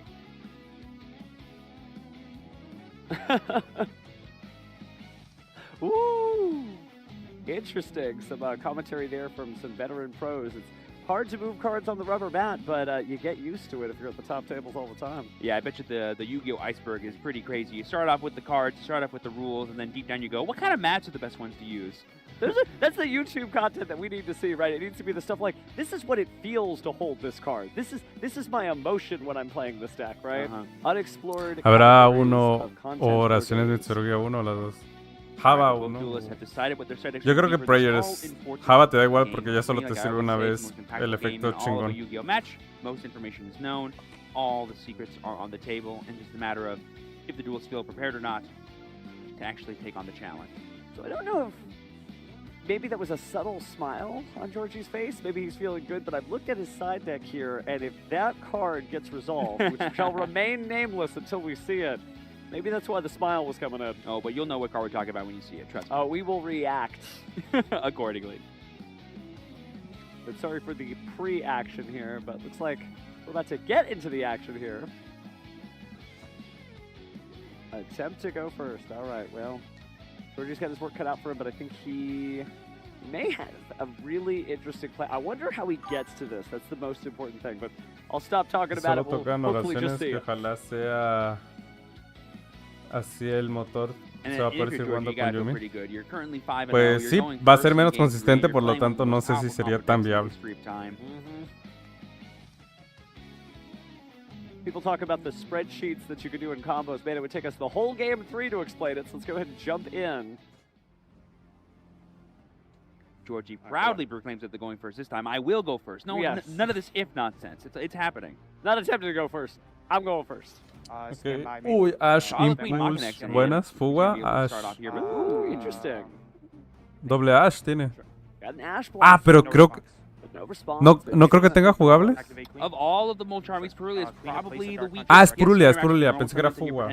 Mala mía, but honestly, most of your pen summons come from the extra deck anyway. But we did see things like The Count Surveyor springing out, so maybe there might be some extra summons. No me gusta Purulia, chicos, no la jueguen. A esa sí le vas a hacer Ash, there obviamente. it is, so Huge shout out to Georgie there for the patience to go. Georgie, Jorge, ¿cómo que le dicen Georgie? Son mamadas que ver. On the Purulia, but now the Fua comes down Georgie, to Ash, and now we probably know what our game plan is. If we're Georgie, you probably feel very comfortable giving your opponent at least 1 or 2 draws at the most off this Purulia, and that's no big deal, really. Looks like he might be going for the Count Surveyor again. Mínimo diría Jorge en vez de Georgie. ¿Qué ha pasado aquí que Purulia ya no rifa? No me late la idea de que... And now we're gonna add de que la Purulia pues solo te puede dar 1 o 2 robos máximo y ya. Tira contra Malice y así. Georgie, así es. Ooh, we're gonna add Dark Contract with the Gate here off of the Kepler effect. We're gonna activate that card and go ahead and use its effect to search for another Dark Contract. So if you're Christopher, I guess you're just waiting to hopefully hard draw either Phimena or Nibiru the Primal Being as appropriate. For DD. Okay, so we're going to get a DD card here with this Dark Contract. It's looking like... Así es. Is that Ragnarok that we're targeting? It is. Yeah. Main deck Ragnarok. Want the potential Reborn here? I mean, with how many Pendulum monsters we've seen in the graveyard, it may not be the worst. Yeah. Again, Georgie wants to make sure that he limits how many cards. I'll add Orthros. Sure. I will activate my Orthros. Sure. Orthros target itself in the Dark Contract to destroy both. Sure. Yep, so both the Orthros and the Dark Contract effect of Queen to summon itself and then non-target pop card. Yep, because the Dark Contract with the field is going to come back to the board. Yeah, that's fine. All right, Link summon. Gonna go ahead and make the Gilgamesh. Gilgamesh to put 2 in my pen skill. Sure. Now this will definitely be the Ragnarok, and we could see Griffin maybe. Griffin wouldn't be too bad. The right scales at least. Good. Sure. Griffin target Gilgamesh to buff it up by 1,000 attack. Yep, so the Gilgamesh gets 1,000 attack. Scale or nope. Well, it's gonna blow itself up in order to buff it by blow itself up. Okay. Yeah, so it goes to the graveyard to resolve that effect. In this case, go to the extra deck. Yeah. Christopher's starting to figure out what's going on. ¿Tú crees que se juegue con Magistus como no CG o seguirá dominando la versión Brand? Yo creo que sigue dominando la versión Brand. Es muy poco espacio lo que juegas, tienes la capacidad de jugar muchas hand traps, no tienes ningún brick, no es como que puedas robar el Crowley en la versión Magistus y se te quede muerto la Spoon. Yo creo que se seguiría jugando así. Ahora, depende si tocan el motor Brand de la lista, que lo más seguro es, digo, el motor Draco en la lista. Como les dije, Rajo a 2, Keto a 2, hará que tengas que ocupar esas cartas, ese espacio de cartas. Entonces meterías las cartas Magistus y sacarías lo Brand. So we can get the Orthros, the Griffin, and we'll do 3. Another Kepler. So now we have the 2 level 4s that we can use to ya ganó el DDD. That we saw last game, if we wanted Muy to. seguramente. I will overlay. And hey, you called it right. It's interesting too because we haven't really seen the floodgates break loose on a double D, triple D deck 0 like this. to 5, and everything's 1 to 4. Yep, double checking the scales there. Ragnarok's a 5, Queen Machinex is a 0, so 1 to 4. We're good. DD card. Yeah, can I read this guy again? More than welcome, honestly. Yeah, so just double checking here. I believe you need to send a double D or triple D card you control to the grave to get that additional. I will add on the Sólo. It could force you to get rid of a pendulum scale, but I could be wrong. Well, let's take a handy dandy look here. No problem. And again, target a DD or a Dark Contract you control, destroy it during your main phase. You can conduct 1 Pendulum summon of a double D monsters in addition to your Pendulum summon. So you can only gain that effect once per turn. ¿Esa trampa que when your hacía? opponent activates a monster effect in the hand, quick effect, you can banish a double D and 1 Dark Contract from your graveyard. Gate the activation. So that is a very powerful effect. Gives you more push, gives you more stop. ¿Niega efectos en mano? Tipo Draco. We went ahead and added the headhunt from our deck to our hand, and we're going to Niega Phimena, supongo. To go ahead and get Es that lo que extra entendí send from the deck to the grave. del comentario. So this is really, again, just a treat to be able to see this deck really just full power, get everything done, be able to put it out. Chicos, terminando este match, voy a comer. No hay cereal. No voy a quitar el stream, pero les voy a dejar el. We're gonna make another copy of Gilgamesh here. Go ahead and return those pensions. Debo de hacerme una imagen de fui a comer. And then Marksman Tail being sent to the graveyard, we'll go ahead and let you foolish or send to the deck of the graveyard another DD. We're going to send the Land Soldier, who we know can summon itself back. Then we're going to use the effect of Ragnarok there to go ahead and get an additional. Sí, hay imágenes de eso. A ver, what does he do when he pops again? Gives me an additional pen. Ahora que se puso loco el DD, yo con mi Sega extra que en el bolsillo. Pensé que estabas jugando Draco, José. ¿El Mind Drain niega efectos de la mano? Sí. A ver, vamos a... Braulio roba un monstruo y lo vuelve DD. Oh, hace Snatch Steal. Interesante.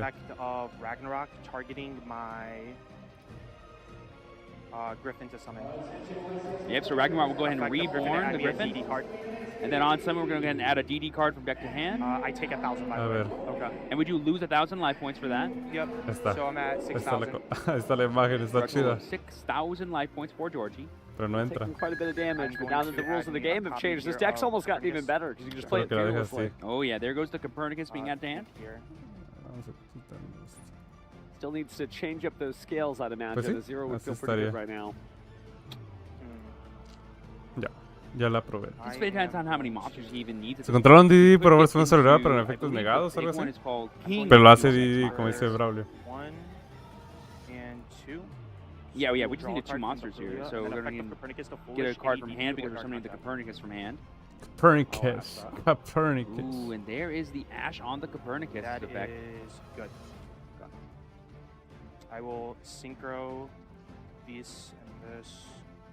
So we're going to tune the level 2 Land Soldier with the level 4 Griffin to make Great King Clovis. Marksman Tail to reborn. Sure. And we're going to bring back the Marksman Tail using Clovis's effect. Well, now we're seeing all the different summoning mechanics. I think the only thing we haven't seen on the field is a fusion. Yes. Effective Tail to foolish again. Sure. And this Tail is not once per turn, or at least it's a soft once per turn. Basically, every time he gets into the graveyard, you can keep going. Man, look at how smug he looks in that chair. Sure. And what was the mechanic we didn't use yet, Steven? We haven't fused. Except for right now. Except for right now. Oh, and there's King Genghis coming back onto the field here. I just love this deck because it gives you a little look at everything, but I mean, I do not envy Christopher in his position because, while Draco Tail is very powerful, speaking of fusion, it's going to have to clear a whole lot here. Yeah, the big thing that we're going to want to try to look out for are things like Wave Hiking Caesar. Now we have 2 level 6s in play. Ooh, and there we see the King Machinex I was talking about overlaying over the Gilgamesh. That card will allow you to go into, I believe, the quadruple D, Dimensional King Arc Crisis. Finally got it out. I will then turn these 2. There we got the Siegfried here. We're not going to overlay the Genghis plus the Sure. Can I read Siegfried? Clovis to go ahead and make High Wave King Caesar. Everyone's familiar with this card. Very powerful and very prominent since summer of last year. I wonder why. Reborn back the Marksman Tail. So everyone's just double checking here what the Clovis brought back. We brought back the Marksman Tail. That's the rank 5 triple D monster that allows you when it's sent to the graveyard to go ahead and send a card from deck to grave. Which gave him access to Necro Slime, which gave him Genghis, which brought us here. For drawing all those extra cards, hasn't tried a Nibiru, and now at this point it's a little too late with the triple D Wave Hiking Caesar able to negate any special summon effects. So again, I do not know how Christopher is going to clear through this. I'm not trying to cheer against him, I'm just curious. ¿Ruler rompe la mesa? Jugadores DDD que están en el chat y que me puedan ayudar. Okay. Que sepan más. That's when you were reborning the Tail, I believe, right? On Machinex summon, this wasn't out yet, I don't think. I don't remember, to be honest with you. So I think we had the Copernicus in play still. And I believe we had... So we're running the game stand here because it looks like a mistake was happened. Yes. This was in the... Extra. Here. This should have been... Here. Okay, so we're just double checking here that... This was after resolving the Necro Slime to bring out the Genghis. It was... You dumped the Swirl Slime with the Tail, didn't you? So doesn't the fusion not come out yet either? A menos que traiga Super Poli y da Ruler, creo que no pasa este campo. Con Ruler entonces sí. O sea, para saber si me toca un DDD, que no haya forma de negar la Ruler, o sea, un juicio o algo, ¿no? Un anti-spell.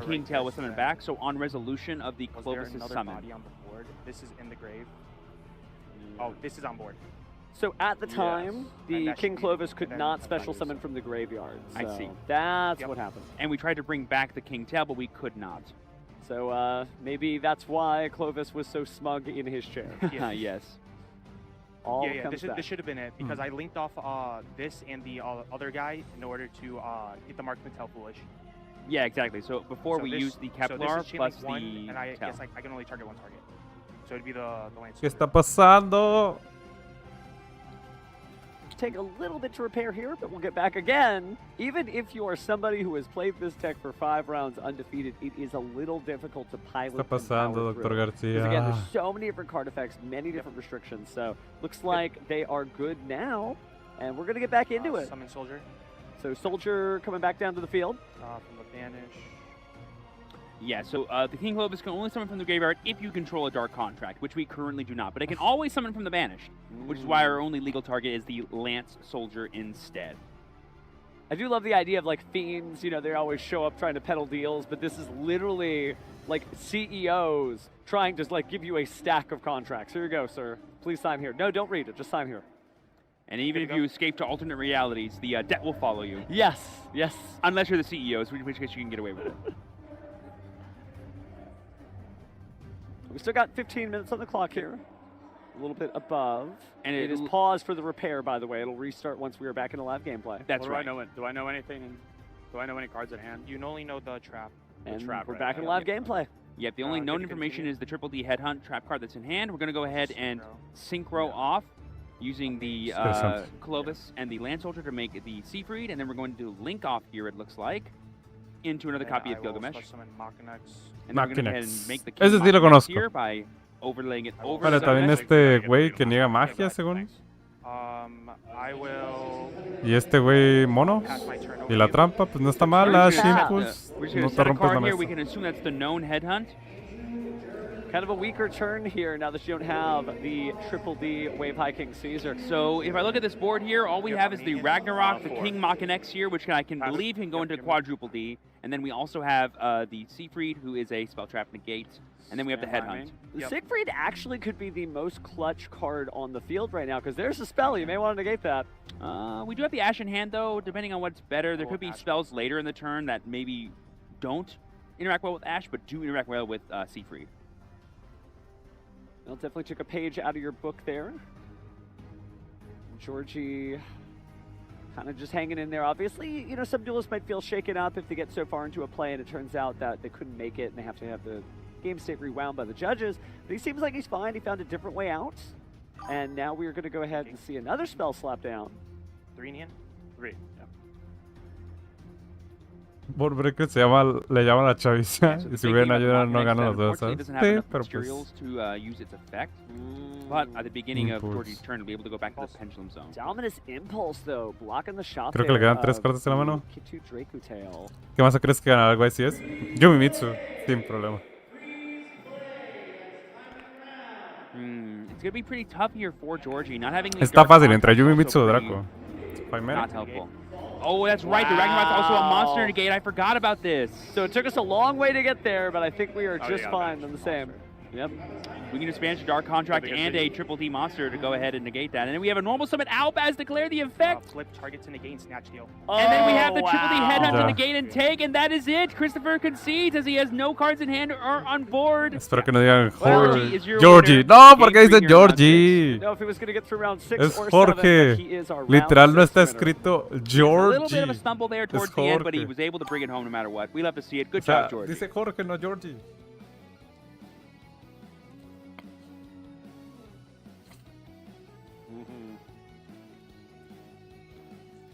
Bueno chicos, los dejo que escuchen la entrevista, no tardo más de 10 minutos, 15, en lo que me preparo de comer. Les dejo la imagen que había cocinado. Wow, so he could have just left it. It's something that, unless you're experienced against playing this deck, right? If you haven't played against Double D, Triple D, It's weird, right? Because you wouldn't think, oh, I'll let him keep the cards and that's all in the duel, but sometimes that really is a strat, especially with most duelists not running the classic Triple D fusion monsters that either destroy your own continuous spells or gain life for that damage instead. Yeah, there's like that fusion savant one that does that. Yeah, either Beowulf or you can go ahead and use Joan, but it's weird to see like the change in the W Triple D deck. Si tienen que agarrar los efectos de la trampa, porque si no very igual difficult to play. It's a Galaxy Brain level career. And lots of moving pieces that like even us casters at home, we have a little bird's eye view and we can't keep track of igual lo podía hacer el Dos Maximus. Bueno, ya vengo. Bring it home regardless. Got it done. It's nice to see that deck doing so well because again, it's almost like the commentator's curse, right? You're like, this deck's doing well. It's 5-0. Let's put it on stream. Oh, it lost. Oh no. It's also famously very difficult to play and people in a stressful situation like being on stream might not be the most helpful thing to go, but they were able to have fun regardless and show up and show out. Maybe I'll learn something, and Christopher obviously still in contention too, right? Being 5-1 with only 3 rounds left to go, yeah, he is going to be fine. What a tournament we're having so far. Just every duel is like so fascinating because this format feels different, right? It's the same cards, but there's no blowouts, right? No. You know, sometimes we'll see a spell cancel, right? We know, but for the most part, everybody's playing the game. That always feels nice. Yeah, and it feels like the best strategies are the ones that can force your opponent to make half boards, and then when it comes to your turn, you just break through them and win the game, you know? It's all about playing through the interaction or finding ways around them rather than just being like, oh, you didn't get them at all. It's going to be interesting to see what the top 8 shakes out to be because I'm curious to see what happens when Lunalight fights Triple D, right? Ooh. What happens when K9 ends up putting out a spell cancel? It's like, hey, I'm playing the Tomb Keeper deck. I don't have really any meaningful spells. Here's some traps. So the really interesting format that we're still seeing shake out. I mean, between day 1 and day 2, we still have 8 more rounds of Yu-Gi-Oh! To go before the top 8 even begins. But enough of that. Round 6 is over. Let's go ahead and head over to the stage to see what our winner has to say. Thank you so much. I'm here with Georgie after your feature match victory, still undefeated and on the Triple D deck of all things, piloting DDD. How do you feel about your performance? And also, why do you choose this deck in particular for the tournament? I like complicated decks, I'm not gonna lie. But yeah, it's just like a really good deck. A bunch of like cool little neat interactions you can do, like with the Clovis, the Land Soldier, so. How prepared do you feel your average opponents have been for your deck? Because it is one of the more fringe ones in popularity. So I think that pretty much like there's only like very minimal amount of people who will know what the cards do. They're just so old and they only know about them because like they think that it's like a super complicated deck. So unless you like complicated decks like me, I mean, you won't know what the cards do all the way. So what are some of the other top complicated decks in your mind? Ritual Beast, man, it's the best deck. I loved it. Top nationals with it of 2024. So love that deck. Yeah, it's tough to get a NAWCQ top, and with that deck of all things, that's really cool. Well, I gotta say, you're still undefeated. How are your energy levels doing? It's been a bit of a day right now, and you got a couple more rounds ahead of you, so you feeling ready? A little bit. I'm not gonna lie. I was very nervous up here, but I hope I can showcase the deck to its fullest, you know, but I think I'll be fine. I just need some food. Well, hey, let's get you some food, and also you played very well up there. But before I let you go and get that food, I want to say you gave a shout out to Jeff Jones, and I believe you called him Pookie. And that's the Pookie. You said you bet he's gonna message you. Have you gotten a message from him yet? Have you checked your phone? Have not. I'm looking forward to it though. All right. Any other shout outs that you want to give to anybody back home? Shout out to my boy Dylan, Josh, John, Saban, the whole Canadian crew over there. We're bringing it home. All right, they've been cheering you on. We'll keep cheering you on, Georgie. Thank you so much. Congratulations. Let's throw it back to the casters.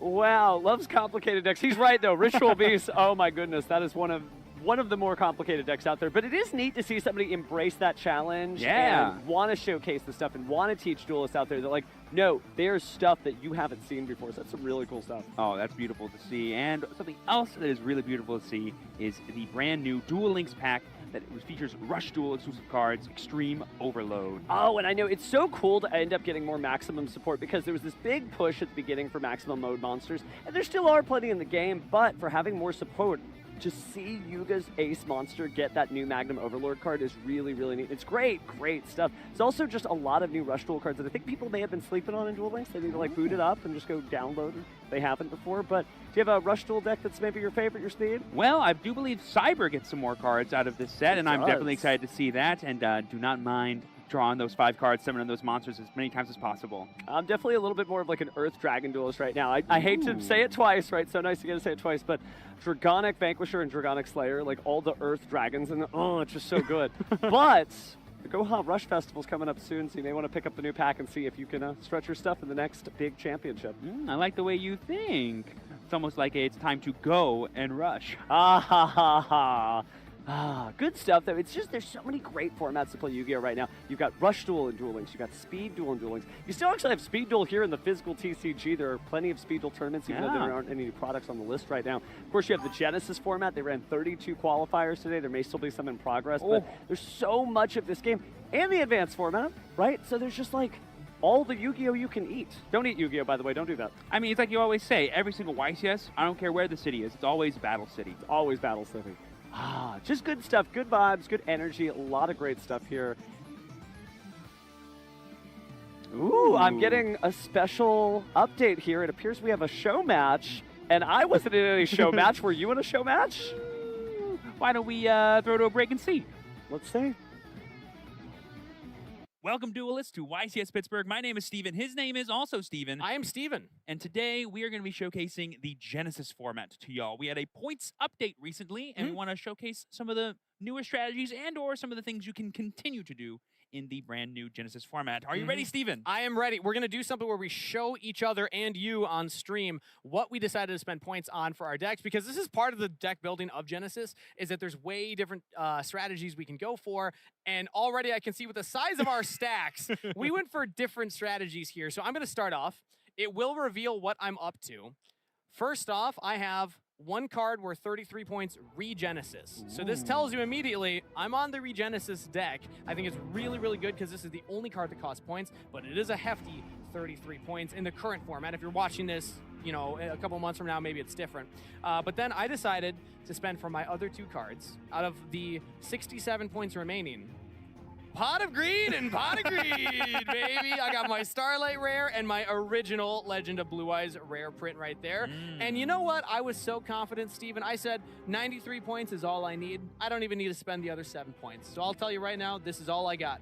That's beautiful. We love quality over quantity in this house. Yeah, Regenesis can brick sometimes, so this just helps me more consistency. And also, anytime I have a chance to activate Pot of Greed, I'm going to take the chance to activate Pot of Greed. So I got to activate it twice, hopefully. Exactly. All right, what do you have? Well, unlike you, I did go for quantity over quality because there's so many cards at like the 7 or 5 points that I just think are so amazing. And I'm playing a particular deck today that does require some points in its main deck, kind of like your Regenesis deck does. So first things first, I got some really powerful spell and trap cards here and 3 copies of Iron Thunder, each at 5 points. Nice. I've also got 3 copies. I've also got 3 copies of Destructive Daruma Karma Cannon, another great trap card. It'll have some synergy with my decks, you'll see in a moment. Okay. Because I'm also playing Book of Eclipse. Your cards are not being face up, they're being face down. Right.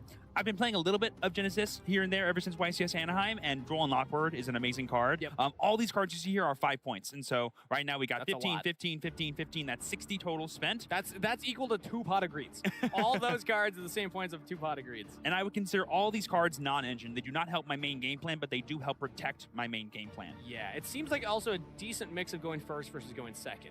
And I mentioned at the top of this that we are doing a points updated version of Genesis. And on the most recent points update, one of my favorite archetypes got decreased, a little bit of a discount on my ninjas. So I'm playing 3 copies of Maizen the Battle Ninja and Yaguramaru the Armor Ninja. Previously, these were each 20 points, but now they're each 5, giving me a total of 85 points spent on my main deck.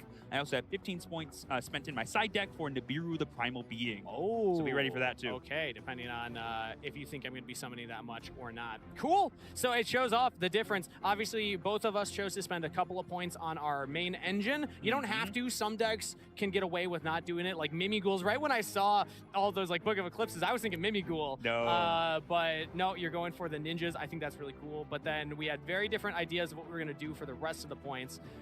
With that being said, all that's left to do is duel, Steven. Yep. Let's go ahead and shuffle up and get things started. Cool. And I'll use my Cyber Dragon and Hero Dice. Ooh, why not? I like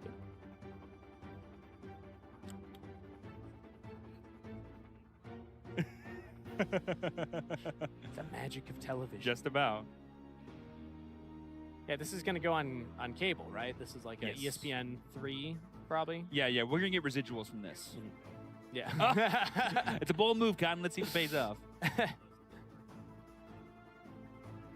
I feel like every time I put cards down, they have to be like perfectly aligned now. It's like, because there's like such beautiful squares. That's for you to cut. Beautiful, beautiful.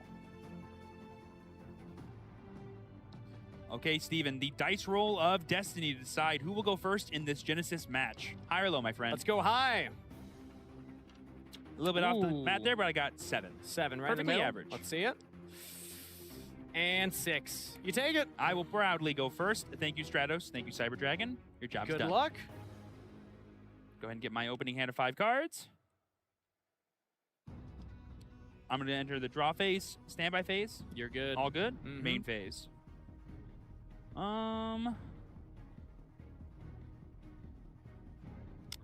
Interesting. I think I'm going to start off by normal summoning Tabari the Sky Ninja. Ooh, all right. This card has some really cool effects. Mainly, if it's special or flipped face up, it cannot be destroyed by battle or card effect. And then I can, during the main or battle phase, quick effect fusion summon. Okay. I will then go ahead and special summon from my hand, because I control a ninja, Mitsu the Insect Ninja. That's all good. That's all good. This is an effective summon, so you can like change it if you want. Nah, I'm good. Okay. I'm now going to contact fuse these 2 monsters by sending them to the graveyard, and I'm going to summon... Neospatian? No, I wish. But I'm going to go ahead and summon off of 5 points, Maizen the Battle Ninja. This man does it all. What can he do? He is a triple threat, if there ever was one. If I control a set monster, you cannot target him for attacks. If you activate a monster effect, I can chain him to summon a ninja from my deck in either face-up or face-down defense position, and then all my ninjas can attack you directly. That's a lot of effects. I will then set 2 mysterious cards face down, and I'll let it rock over to you, my friend. Okay. I've seen scarier fields from ninjas before, so you're essentially -1, but he will turn into other stuff, which is scary.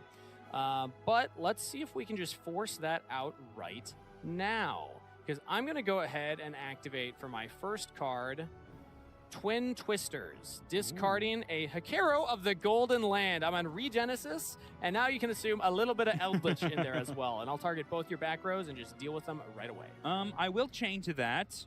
Ninjutsu Art Notebook of Mystery. I can only activate this card if you control a card, so thank you very much for putting that Twin Twister on the board. This will now allow me to set up to 1 ninja or ninjutsu art directly from my graveyard or deck to the field. Yep. But if I have both, I can set both. Okay. That is fair. That is also going to resolve. Okay, so let's definitely set one of these ninjas. Let's go ahead and set my Tabari. Who notably cannot be destroyed by battle once flipped up, right? That's right. And I can use this effective quick fusion again if you do flip them up for me. And then I'm going to go ahead and set... there's lots of great options here. I think the big thing I'm going to want is some follow-up for the next turn, because I know how grindy the Regenesis deck can be. So I think I'm just going to prioritize that and get Ninjutsu Art of Dancing Leaves. Ooh. More on that later, hopefully. Okay. May I read that real quick? Yes, just to of course. refresh myself. So in case anyone doesn't know, I can tribute a face-down card. It doesn't need to be my own. It could be yours. Or a ninja to summon a ninja from the deck. And then I can also add it back to my hand. I can use either of those effects once per turn. All right. That is good to go. But Twin Twisters will resolve now and destroy... this face down and still your ninjutsu art. You've got my Karma Cannon. That 0-point card cost me 5 points. Well, I know that you have a lot of chainables, but I also knew you had things like Iron Thunder, like the Daruma Karma Cannon. So I just wanted to get rid of that right away. Yes. Even though you did value off of it a little bit. Now you have anything in hand? One card in hand and a trap that you cannot activate this turn. I know you're face down. You can still use his effect in response to a monster effect. Los que están aquí. And unfortunately, I'm just going to have to give that to you ¿Están jugando Genesis? I'm going to activate the effect of Eldritch, the Golden Lord. Bueno, quiero terminar este del Dominic Couch. I think it came out like 2007, 2006, and it's just still something before my time even. Yeah, still something you'd love to see. Especially if you're a hero player. And there it is, Elemental Hero Stratos is going to descend onto the field. Add a hero? Stratos is going to be able to resolve now, likely going to be adding a copy of Vision Hero Ferris, if I had to guess. Oh, he hasn't normal summoned yet. He could go for Vion. Lots of options with Elemental Hero Stratos. Dead in. Oh! Okay, he's going to go with Dead in Prison. So this one is like Elemental Hero Prisma, kind of, but it can still like send from your deck. It's been a while since I read the tactile effects, but I know it is like... It does change its name the same way as Prisma. Pull it up. Here we go. Dead in Prison. So you can special summon if you control a fusion monster. Those summon Dark Fusion. And then you can send the hero monster from your deck to the graveyard. And if you fusion summon a hero monster, it can be used as a substitute. But being able to send the hero monster from your deck to the graveyard is a big part of this. Yeah, he's going to be sending likely a copy of Sinister Necrom. Anything on some. Yeah. ¿Qué mierda es eso? Let's cost the foolish. Correct. Yeah, being a cost to send from your deck to the graveyard is huge. Not something you typically interact with. We'll see if he's opting to get rid of it. Oh, it's Meows in hand. I did think there was one of those types of cards in his hand. Yeah, I mean, not the strongest against heroes, but not. I mean, it's probably better than a different card that might have been in Couch's deck. Yeah. At least getting some value, as long as it trades for one card, and hopefully limits some of Eric's plays all Dom really needs to do. If it can generate one card and stymie the field, ¿Por qué lo hizo ahí? and if it gets more than one, then that's fine. But I mean, it's mainly just like one time, really, with like one of the like Cross Crusader, right? Yeah. When someone from the graveyard. I can't think of. But he's gonna ash it anyway. And then there's going to be the Femena after the fact. Interesting to chain it now. Sure. It looks like he already planned to chain it. Is that double Malulu or is that Malulu Pan? It looks like 2 Malulus. Okay, that's not fantastic. No, doble Malulu nunca es fantástico. But it still works. Being able to summon Earth Lion. Targeting. Going to be able to add back as many monsters as he is from the hand, which is going to be 2. Dead End Prison. Just going to send the Dead End Prison back to Eric's hand since he had to use his normal summon for it. Negates the Stratus, I guess. Sure. It's bounce back to hand, right? Yeah. Yep, so I talked about how good that Malulu negate is, but has not been paying off here for Couch in this matchup. Yeah, a lot of the monsters do typically get their effects on summon, and unfortunately, 10% being able to send his cost is not great for Malulu either. So he wants to make sure he gets that card out of here, putting it back in the hand. Now Eric, putting it back in the hand. Now Eric's going to have to summon a monster with Dark Fusion if he's going to want to special summon it from the hand later on this turn. Well, yeah. Normal summon hasn't committed. I can use one Draco Tail monster for my deck. Gotcha. And I had to summon a Draco Tail Fusion. Gotcha. Yeah, Rahu doesn't actually clarify that you only get to use one material from deck, but every single extra deck fusion for Draco Tail basically limits you to doing so. Yeah, they all require the fusion material as a monster in your hand. Yeah. Which is something a lot of, I know when that card first got revealed, a lot of people were like, well, this is Branded Fusion. Close. But yeah, you always have to at least use one from hand. Rough. Okay, Triple Tactics Thrust. This is powerful right now. That card very strong against Draco Tail, because not only is Draco Tail using effects on your turn, they're establishing a field on your turn as well, so you're going to be able to get that extra value from the Thrust. Because a lot of times when you go first with Thrust, you're just looking to set like a key trap card or something like the Black Goat last, but a little more powerful against Draco Tail. We'll see what option he has here. He's already gone through a Hero Lives. There is a monster on his field in the Strato, so he needs some way to extend here. Oh, Fusion Destiny is a powerful one. Okay. Love to see this. Right? Huh? It lets him into Dark Heroes. Selection of Dark Heroes. Which does matter. Specifically. Only from the extra deck or everywhere? Everywhere. That is a real restriction. Even in the hero strategy. Yeah, you're more so forced into the Destiny Hero part. But it does give you a lot of bodies to work with. Right? Yeah, I mean, the big thing is the one Destiny Hero you get to send down and just summons itself back. Denier. I was like, the name escapes me for a moment. Yeah, Denier Malicious. Yeah, it's so good. You get to put the Malicious back in your deck. Kind of reminds me of Plague Spreader. But you don't have to put a card from your hand on top. Like, just does it from the graveyard. There is Malicious and Denier. That's a lot of value. Normally, when you see Fusion Destiny activated previously, it usually ends the turn right after. But no, there's going to be plenty of summons after this. Yeah, but this is why he Ash Blossomed the Meows, because yeah, the Denier is another card that comes back from the graveyard on top of that Cross Crusader. Anything else? Dom sounds a little defeated here. I love that. We've been talking about the structure. You see the Triple Tactics Press with that brand new artwork featuring the 3 Tri-Brigade monsters, Shurag, Rugal, and Fairjet. Absolutely love that artwork. I'm a huge Tri-Brigade fan. I think my top 2 favorite alt arts from that set, I think number 1 might be Fusion Deployment. Esa atrás está bien chida, la verdad. No soy tan fan del arte, you got new cards, pero... got a whole ultra rare deck. There's just so much going forward. The Chronicles Igual está chida. But right now, La que sí me gusta mucho es la Fusion Deployment. Deployment. Virtuous. He's going to be summoning the extra hero Cross Crusader to bring back the Malicious. No draws since that Meows got hit with Ash Blossom. Now Cross Crusader is going to tribute the Malicious to special summon from deck. Or sorry, yeah, he did summon the Malicious with Cross Crusader, right? Yeah, he did. Okay, okay. Yeah. And now this is going to grab him Visionary Affairs. Affairs effect? Affairs is going to send the Den Prison from the hand. This is going to be able to put increase in the back row as a continuous trap card. Shout out to Centurions. These were Centurions before Centurions. Yeah, the continuous trap card always gets you, you know? It's very interesting because they're like quick effects, which is, as monsters, well, they work like trap cards that you can activate whenever. Now Vion finally gets to hit the field, be able to send Shadow Mist. Shadow Mist will be able to grab another hero from deck to hand. Now this is the part where the restriction really hurts. Because you are locked into Dark Fusion or Dark Heroes, being able to grab Polymerization doesn't do a whole lot for you. Yeah, he needs to find a way to mask change, is what he really wanted to do, but he's going to have to special summon the Vion. Yeah, you're not going to be able to access mask change for you Shadow Mist effect in the graveyard here, unless you already have one. So now we're going to be linking away the Increase and the Cross Crusader. Infernal Divisor effects? Did that just like reset the polymerization? It's been a while since I looked at Infernal Divisor. I believe it has something to do with the fusion material of the card revealed. Let's pull it up. If it's link summon, you can reveal a hero fusion monster next to deck, add 2 fusion materials from listed to it. That's right. That's pretty good. Yeah, so it gives you the materials you need to use polymerization to fusion summon. And it's going to add Elemental Hero Neos and Neospatian Dark Panther. I told you we had so many heroes. We got the Neospatian. We're going to space. Yeah, that's not a card I've seen in quite some time. Arguably the best Neospatian. There's a top 3 for sure. Oh yeah, especially before the Rescue Cat had the effect change. You used to be able to summon the Rescue Cat, copy your opponent's effect, or name, like a Gladiator Beast name. That used to be pretty iconic back in the day. This is pretty different from what normal hero strategies have done so far. We'll see how far this polymerization can go. Yeah, I mean, if you're in couch position, you sit down round 1, you can usually tell when your opponent's playing 60 cards. Their deck's usually quite big, and then you're able to. What do you feel like? You don't know where it's going to go. They could have so many different heroes in their deck. You really don't know what that final destination is going to be for the field. Thank you. You send a spell or trap card I control to the graveyard, and then add this to my hand. No, then este no es la ronda. Special summon a zombie monster from my hand, and if I do, until the end of your next turn, sigue siendo Kangas contra Steven. So I send Curse Eldland to add the Golden Lord to my hand, and I will to not special summon a zombie from my hand. Me has troleado, Isra. Front to remind about the Destiny Hero Destroyer Phoenix Enforcer attack only if he's reduction. pointing to a fiend, by the way, that they gain attack points. Okay, so only in the other thing that is very sneaky about the hero strategy is the effective increase in the graveyard. If you take damage, he goes right back into the spell trap zone. That is something you can easily overlook for sure. That's what Couch is doing right now. He wants to make sure there's not an effect that he's missing. He wants to know all of those points of interaction. He doesn't have a ton of cards. He had to invest a lot into that Arthur on his bonus turn, and he lost that Rahu Draco Tail from the Destroyer, but he has Ketu. Ketu is absolutely the most powerful card to have resolve here. Yep, Ketu Draco Tail is going to allow Couch to add a Draco Tail, and then since Eric has a card on the field, he's going to be able to fusion summon afterwards, if he so chooses. He could just add like something like Lucius and use his normal summon as well, so he has a few options. Yeah, I think Dom pretty happy with how things turned out. It could have been a lot worse here. It looks like it's just the Destroyer Phoenix Enforcer that he has to really deal with, which he can deal with immediately right now with the Malulu in his hand, and likely going to be attempting to grab a copy of Pan, or maybe a copy of Urgula to be able to get more material from the graveyard. Yeah, there's going to be Urgula as well as the Malulu here. This will summon another copy of Arthalion. Arthalion, Chainlink 1. You use 2 monsters from the hand. Malulu, Chainlink 3. So Arthalion targets will be 5 mana, I imagine. 5 mana. And the next one is just up in the air. I assume it's just not going to be Urgula, just in case there is something like Effect Veiler to stop the Arthalion. Then you still have Urgula to grab back the 5 mana. Mululu. Thinking about the second card you want to add. DP. I was just going to go after the Phoenix Enforcer now. Forcing it out, just not have to worry about it. Which is weird because it was going to be forced out anyway because Malulu was activated, so I don't think this was necessary. Sure, going after the other one. After resolution attempt.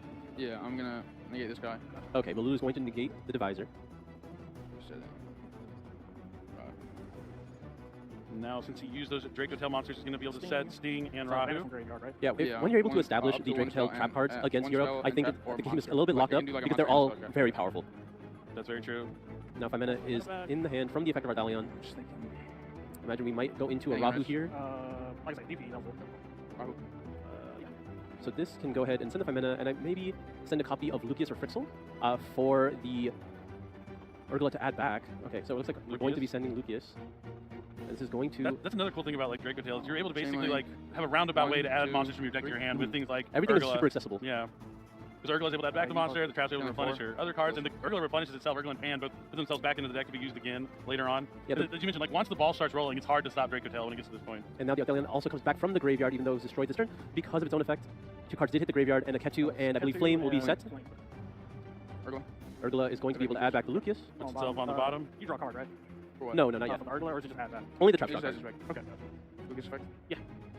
Oh yeah, if you got to add back and every single effect also drew and do estaría bien chido. That would be pretty sweet. You're able to go. Yeah, this is the same field again, and now because the board is clear, increase could hit, but that is enough. Yep, and Couch walks away with a round 1 victory. He is a bounty duelist, so this means he's going to put 2 packs in his bank, and he's going to get to open 2 packs right away. So a great start for Couch, taking down maybe an unexpected strategy, for sure an unexpected strategy going into this tournament with Eric and his 60-card hero deck that looks really cool. And there's a lot of other cool stuff in here that we didn't get to see. Unfortunately, with 60 cards, you only get to see like a few things sometimes. At least got to see the Neospace Dark Panther being added, but it was already after he was locked with that Fusion Destiny. So Couch able to put him in a tough spot. One of the best strategies, because as you mentioned, she wasn't able to use any of her synchro effects. Back to trying to attack. So this is gating 2k. That's a 27. 27. Swing over for 300. Does Garunix trigger in the graveyard if it's destroyed by battle? Yeah. Which means we're having them on the field already. Not the most. Game 2. The new card. That's all he needed, and Malice is almost giving the Mouse's benefit, like you were saying. If we're out of that means they forgot to put artifact lands here in the deck, or a lot of these common like silver bullet type of the board here. And we'll be able to see the timer. We can now go ahead and do the roll here to see whether Albert on the left playing Malice or Sean on the right playing Despia branded will be going. Malice contra Despia. We're about ready to dimension the dice. Despia. Yes. All right, duels are ready. Interesante. I go first. I roll. All right, so we're going to be rolling for higher. Albert's going to go for a 5. 7. Okay, the reroll did not hurt Sean, who initially put down a 10 on the table off camera, so looks like Destiny is at hand. Speaking of hands, players have drawn. Let's see what Sean opens up with. It's going to be really interesting to watch these games here of Sean playing Branded, because Branded's known as one of the most non-linear decks in all of Yu-Gi-Oh! Basically, your opening hand will fully decide not just like how powerful your hand could be, but like what direction you choose to go with that hand is wildly different. We're going to see a lot of decisions being bridged here from the get-go. Looks like Sean is proceeding to the main phase here. Really saw a Quem in his opening hand, which could be a little awkward unless it's yeah, the only way to actually get going. Gonna normal summon the Quem. Looks like the effect is unmitigated here. Yeah, so we're going to go ahead and send a card from deck to graveyard. All right, Quem, what are you guiding us into? No quita eso, no lo dejo hacer nada del Usually Malice. one time you just get like an Albaz rotation to activate some more of your fusion spells, so you don't have any ways to... No me spoiles. I think what's also interesting about the Despia branded deck in general is that while they do have a lot of tricks of the trade, you're right that it's a non-linear deck. It's not something where you're going to look up, a video online that's going to tell you every combo you need to know. I mean, it'd have to be like 19 hours to fit in all the content there. It looks like we sent the Cartesia, and I think it was just a pass there from Sean. That does happen sometimes, so Quem is really going to be holding it down here. If a card leaves the extra deck, that's cool, and with Malice, that's actually likely to come up. True. And then we can have ways to recycle this Cartesia if we can send our own cards from the extra deck to the graveyard to give Sean the follow-up he needs, but he's going to be shown. Here we see Chessy Cat coming down from Albert with a set card. That's a pretty hard thing for Sean to interact with. And the cat is out of the bag here. We're going to banish the March Hare to draw 2. Oh, this is Malice's bread and butter right here. Banishing the names to get extra advantage and potentially extra bodies in play. That Marcher is going to pay 300 life points, add itself back to the hand here. But where do we go from here? A lot of the really powerful like Link monsters that Mouse has been known for using, like the Link 1s, Link Decoder, and 1 are all kind of difficult to use, really, because they're now on the Forbidden list. But something like Link Ariba here to start off and then getting some extra bodies to climb into like a Link 3 play would be kind of what you want to see from Albert here. Ooh, there we see the here we go. The Link Disciple. So Link Disciple does mean a card left the extra deck, and Sean immediately declaring the Guidon Quem, the Virtuous effect there. So maybe time for a fusion summon. Got a little too excited there, but it's true that that's all he needed, and Malice is almost guaranteed to make it happen. Yeah, Brandon's definitely like one of the decks that's like, oh, no, it's not your turn, it's our turn. Let me know when things happen. Ooh, but we're going to chain the Malice in the mirror that's in our hand to negate the Quem effect. Everyone forgets that this card can do more than just add different types of Malice cards. It also has an ability when it's in the hand. We're going to banish that Marcher that we added back, it looks like. Just a little expensive. Yeah, but you need to basically banish a card of the same type. So Monster Spell Trap in order to negate with Malice in the mirror. But thanks for having that Link monster in play. We do get to get this back up out of Nisser to search for the Wizard here. And that might be the extension we need to go for our Link 3 play. As long as we have another access to a Malice name, could be pretty important.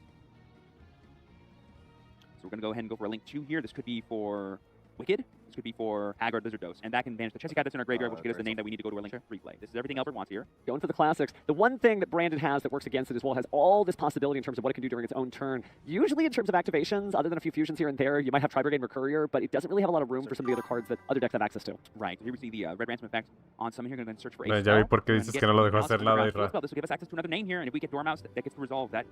Que me puse a pensar, Mario, de qué pedo con esa línea de Quem tirar Cartesia. Tienes salvas en mano, no se me hacía tan mala idea. Pero negar Quem con la Malice in the Mirror estuvo de la verga, güey. You would need some way to interact with the White Binder or the Malice Traps so you get the extra bodies out. Because, Heart Scripter alone plus GWCO6 represents almost 8,000 damage by itself. And then that's if you're not banishing anything with Heart Scripter's effect. So it's pretty easy just to get that damage. Really, the biggest stroke points are going to be stuff like the Link 3s, as well as the trap cards. But if I saw Sean's hand, I saw a lot of monsters that weren't necessarily handed correction. And I think I saw a Dark Ruler no more, which is interesting to see in the main deck, but... Definitely helps. And Brandon is good at going second, although you wouldn't have access to any battle damage if you started up with that. But it seems like the whole plan is to main deck the Dark Ruler no more. So if you have to lose the dice roll, you just stop your opponent from being able to stop you, and you at least get some kind of turn. Yeah, and here I think we're seeing kind of the weakness Con Malice in the Mirror, creo que hay un impulso ahí, o se dio doble trampa Malice. Of any sort of alternate form of something, No, tiene que haber un impulso. Está difícil para Brandon. X is required monsters at the same level, but you need specific monsters and a way to fuse if you're playing a fusion deck. Even ritual monsters, which cost usually the same amount of cards, only require star levels, so you're right, specific names and specific cards are probably the hardest to do.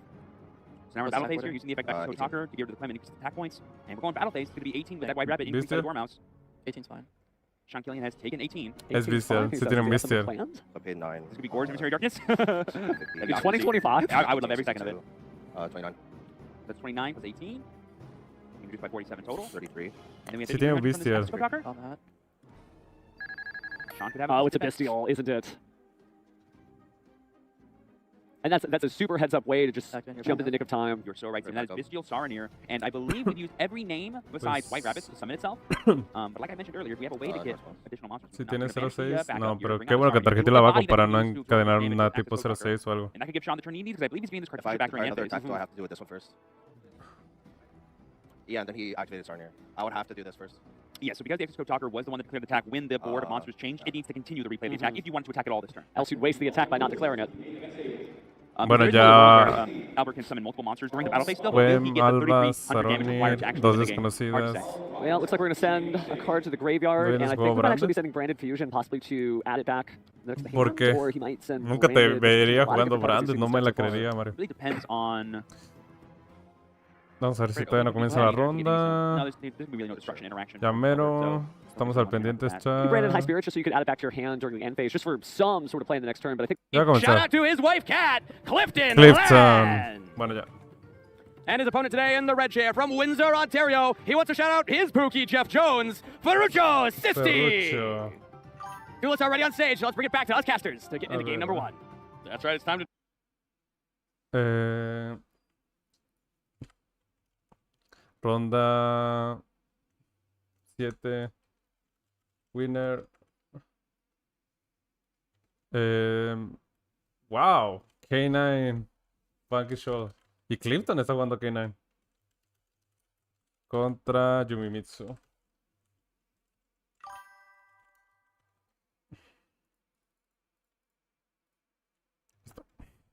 One copy, but Rosin being at one copy means that if you start with it, you're not going to be able to summon it off Holy Su, and that is one of the biggest reasons why people stop playing the deck.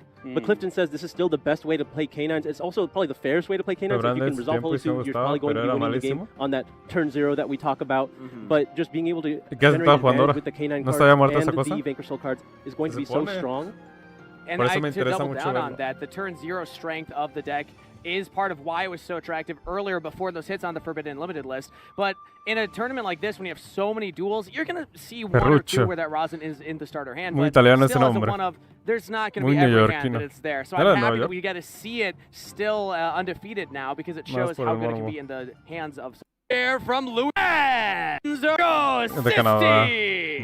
Heavily focused on the K9 cards, and we've seen how powerful those cards can be. And then the Vanquish Soul cards just kind of complement that. You're talking about Holy Su over and over again because that is really what element of surprise this deck brings. O sea, Clifton tiene que traer board breakers, sí o sí. You're leagues ahead. I mean, we saw it at the Ruler, Lightning, no, Ruler, Droplets, before the hits, before the Ash y limitations as Fuga. well. But you know, if Clifton, an excellent player, is here 6-0 with it. Clifton es muy bueno, something cooking in this strategy. Ajá, I mean, if you can resolve Holy Su on that opponent's first turn, I think that's better than resolving 5 mana, and we know how that one goes. Yeah, definitely really good. But let's talk about his opponent. He is playing, you know, the expected best deck, the deck that you're probably preparing for the most in your side deck. It's going to be that Mitsurugi Yummy strategy that we've seen so much of today. And talking about Ferruccio, as we get into game number 1 of our round 7 feature match, Ferruccio mentioned that he goes to locals with Jeff Jones, so he's got a lot of practice against him, and we know how good of a duelist he has been as well. So Ferruccio definitely. Sigo con el Vanquish que no, pero Vanquish sí ya lo siento muy mucho. Let's see if he's able to win A this die ver, quiero que no round. gane dados y quiero que gane el match para ver. We saw a 3-win earlier, but that's not going to be the case here. Pretty big roll. Good luck. Yeah, you're talking about, you know, Jeff, a Detroit player, Windsor just right there on the other side. Ojalá que no juegue Futsu ahora más, Anikusa. A Purity Main. Ah, ya lo juega, sí lo estoy viendo. There's always been a big bridge between those players, but it looks like he's starting off with prayers. Yeah, the prayer's going to be able to add Habakiri to the hand. Now, strong of a start that is. Yeah, kind of ideal for the Mitsurugi Yummy deck. Activate Habakiri. Yeah, assuming this Habakiri is allowed to resolve now, we're going to be able to summon Veo Saji una Izuna nada más. Que no sé qué te voy a hacer. Assuming we're going to go for Saji. That's very typical. Sometimes things can change. Oh no, it's going to be the Saji. Saji effect? Yep. Ok, no hay Ash, no hay Fuga y aquí es donde... O sea, un Java te dice qué cartas no hay. Going well so far. Yeah, going well so far, but we did activate a monster effect now. So let's see if Clifton has anything because Ritual de la mano. element of his deck as well. The Vanquish Soul Holy Su is obviously very strong, but now you've activated your opponent's, you know, Izuna, Lupus, depending on how many summons you go for, can also be annoying. Yeah, being able to summon that rank 5 on the turn, whether it be Ripper or Valon, can be huge. Having some more of those interruptions. You really touched on the fact why that Vanquish Soul K9 strategy is still Veo un Ghostberry y un Droll, pero ¿qué pasa si le... No, es que no le haces, si no le haces a Sasha Saji. Activate pre-prep. You know, we talk about both these decks and how powerful they have been independently in their given formats. They have never been powerful at the same time. Mitsurugi Yummy is more of a newer creation, and it wasn't as popular when K9 Vanquish Soul was a deck. It just wasn't really able to be used, and now these cards are available. I've never seen this matchup before. Yeah, especially if you want to talk about the World Championship where K9 Vanquish Soul won the World Championship. The Mitsurugi cards weren't even allowed at that event because they were not released all around the world so much, but to see these two decks face off, really special. Yeah, of course. Also, with that pre-preparation of rights, I mean, that is a very strong start here for Ferruccio. Hava and prayers. Ideal you could say. Tiene Ghost. Ideal has everything ¿Por qué lo hizo he así? needs, Esa madre pide but de now Ash y it looks like Ghostbell. this is the moment Clifton is going to Y activate Bestials Magma. también. Pero tiene We're talking Ghostbell. about Bestials can be quite strong No, against chainea Wizard Ghostbell, cards, chainea no Ghostbell. getting them No out of the chainea. graveyard, making sure they don't No come back to chaineas the field. But Sprayers. Ghost Bell and Haunted Mansion is going to shut down that Magma right away. And ¿Sientes que Futsu te quita más como break de lo que te da invocando la detección en campo? Sí, Israel. Así como lo planteaste, estuvo muy buena tu pregunta y es correcto. No me genera más de lo que debería. O sea, sé que juega alrededor de Fuga y de Droll. Bueno, de Droll no tanto, pero sí de Fuga. Pero pues el deck juega muy bien alrededor. ¡Vampiro! Deck is able to get into the yummy side of the deck, because now we get to mill some cards on the top of the deck, turn that Ahí se va a gastar la Prayers, pero lo ¡Ah, tiene Razer en mano! Lo acabo de ver. La mano está chida. Es Razen, Case, Magna, Izuna y... Noroi. But will there be a yummy monster in the top 4? Will there be something a little more Yo creo que lo from forzas, Clifton's ¿no? top cards as well. I love the Zombie Vampire. It's a fun card. You got to open the box, find out what's on top of each player. Yo creo que, ajá, forzas la Prayers. But there's the Izuna. Sí, ahí es la Izuna. Tienes que forzar la Prayers. Ah, tiene doble Prayers también. No, no me jodas. Ahí tienes que hacer Prayers. Going to send a copy of Canine Lupus to the graveyard. And I love the sequencing here from Clifton waiting ahí. for the Murakuma to be... Ahí haces Prayers. Si no hace Prayers, pierde. So now you start using your effects here. You're going to be able to go for an overlay and then start to interrupt the yummy side. ¿Por qué lo hizo? This is going to make Nash Knight effectively removed several bodies interesante. Yeah. Nash Knight's going to be able to Si juegas Yumi Mitsu, yo me hubiera arriesgado. Porque de todas formas hay Magnamut de la mano. No, mal jugado ahí. On the following turn, you can make the C Nash Knight. ¿Será que se puso nervioso? No, inició con Prayer, sí es cierto, se me olvidó. Zombie Vampire, not a quick effect, so you have to use your Sí ignition es to try and cierto. get it Tiene off. doble Prayers. No, entonces no juega al Futsu. No, he still has the Magnamut. And he still has the Magnamut in hand. He's down Estoy seguro que no juega Futsu. Things are looking great for Clifton here in game number 1. Si no, lo jugó. Si no juega Futsu,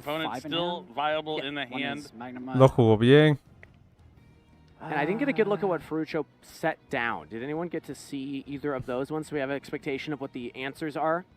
Yeah, I'm not quite si no juega Futsu, lo jugó bien. Si juega Futsu, lo jugó mal. Maybe a Purification. Yep, Jinx. Pero si juega Purification, tiene que jugar la... Sí o sí. No puede chainear, no hay monos. I have a Jinx pretty quickly when he does that, but that was by pure accident, so...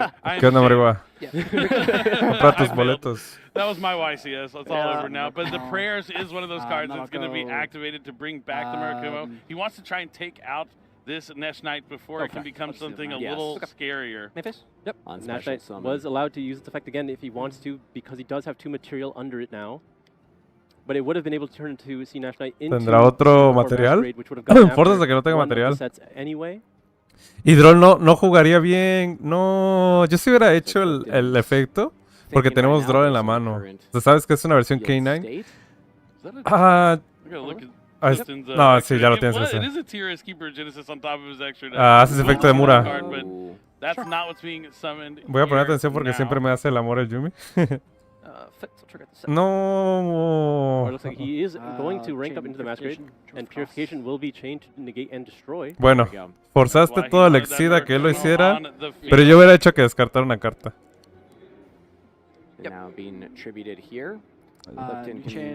Bueno, 1, 2. ¿Y Mirror, güey? Yes, the Murakumo's back on the field, but Clifton... Tienes que buscar, güey. A lot of cards. Did you not add up? Oh, sorry. You need to add to be able to... Sí está nervioso. Good catch. I was like, you quick with it. No. No juega Futsu ni Aramasa ni Costa Navi. He missed it. Love the banter from Clifton. Ese güey está nervioso. Sí, se le ve que ya está nervioso. Sometimes the pressure can really mount, but when you hear the duels laughing with each other, that's a good sign. Pero ¿por qué no haces mirror, güey? Clifton, the Midwest Master Land himself.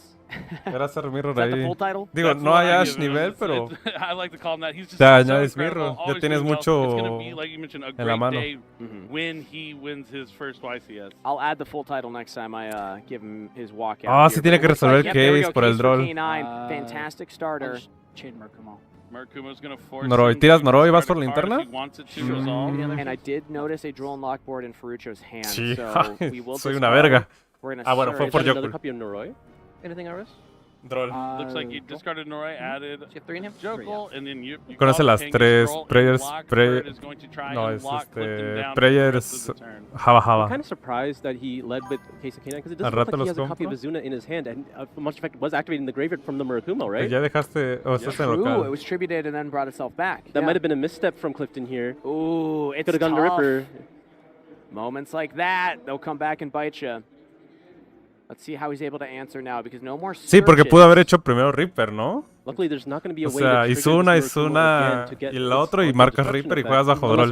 Ahí sí fue misplay. Sí, ya se dio cuenta. Sí, se dio cuenta.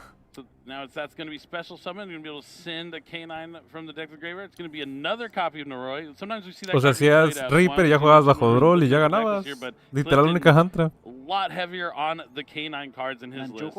Yeah, really just focusing on playing the K9 cards when you can, and then when you do have access to those Vanquishal cards, then it's just another layer. No conoce el Raizen, pero Raizen pide fuego y oscuridad. No hay otro fuego en la mano. Ay, gol de las Chivas. Excellent point. Sure. But everything, even though Clifton's underdraw and Lockbird, he is looking like in prime shape to still be able to win this game. He might not be able to win this turn, but he's going to be able to set up, I think, pretty well to make sure he'll be able to win the game. ¿Normal, Jokul? Tough to push through this type of situation. We're going to normal summon. Yep. No se brinca todavía el... was activated in the graveyard. That's a Jokul. If your opponent has 2 or more cards in hand. 2 more cards in hand, yes. Jax is able to hit the field and able to destroy the Murakumo. And then Magnemite will be able to summon itself now. Looks like he's running some numbers, doing some math, seeing if he's going to be able to survive this onslaught of attacks, and it looks like he's going to concede. I thought he was conceding, sorry. Yeah. Okay. Yeah, you want to always confirm. It's always like, wait, are you going to pick up your cards? You want to make sure it's an actual concession before you start scooping. A ver, ganable ese juego. But awesome there. Great game here. A ver, déjenlo, pienso rápido si era ganable ese juego. Tienes que ir a los Yumi, sí o sí, ¿no? Ok, tienes Pure en la mano. Tienes Pure, Pre-Prep.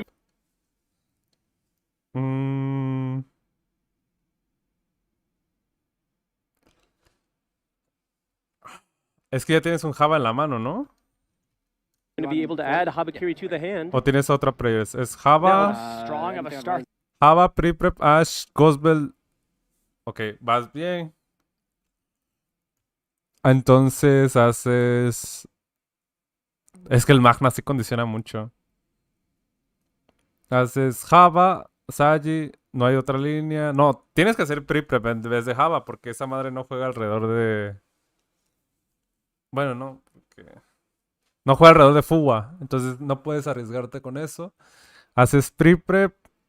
Vas por Murakumo y Mirror. Si le tira Ash, no importa. Si le tira Bell, no importa. Si le tira Draw, no importa. Tiene que hacer Fuwa ahí porque haces de la mano. Luego haces Ritual. Si ahí haces Java, Sagi, Ritual y haces Ritual del deck. Pones los dos monos en el campo y ya eso te permite jugar el Rodo de Vista porque no tienes prayers todavía.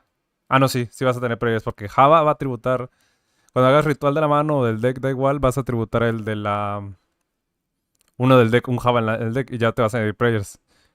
Ya también te permite jugar mejor alrededor de Nibiru, haces Vampiro, te hacen ahí es el pedo, te hacen... Te van a hacer Gospel, pero tendrías que hacer... No, tú tendrías que hacerle Gospel al ¿cómo se llama el otro mono? Lupis. Le haces Gospel a Lupis y ya juegas con los Yumi. Y creo que te vale verga un poco que te tiren el Magna al Murakumo. Si juegas con Yumi, creo que ganas. Ese combo siempre no sé por qué me hizo daba. Sí. Bueno. Voy al baño rápido. No tardo. All these pain points to hit. Absolutely. Yeah. So now that he knows that he's playing against Canine Vanquish, how do you think he's going to side for this matchup? It's tough. I mean, you're going to want to be a lot more considerate of using those monster effects from your hand or graveyard because you will be going first. But I mean, you're going to want to put in like those cards that are going to be able to punish your opponent for putting cards on the field on your first turn here in game number 2. So you're going to be looking for cards like Triple Tactics Thrust, Triple Tactics Talents, things like that that you're going to be able to basically punish back your opponent for disrupting your own plays as well. Thank you for putting a monster on the field. My Thrust is now live.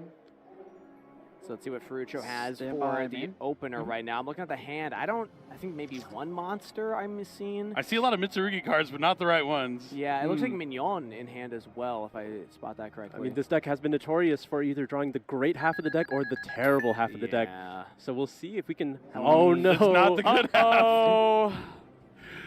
Sets 1, sets 2, sets 3. That's 4. Oh!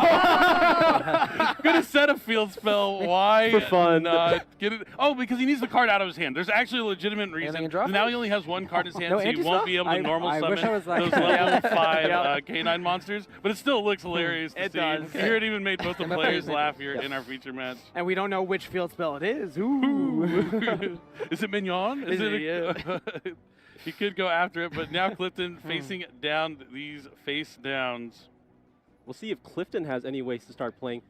And Vanquishal typically not that consistent either. Yeah. Especially because you can't normal summon Noroi here. Well, but he has plenty of cards.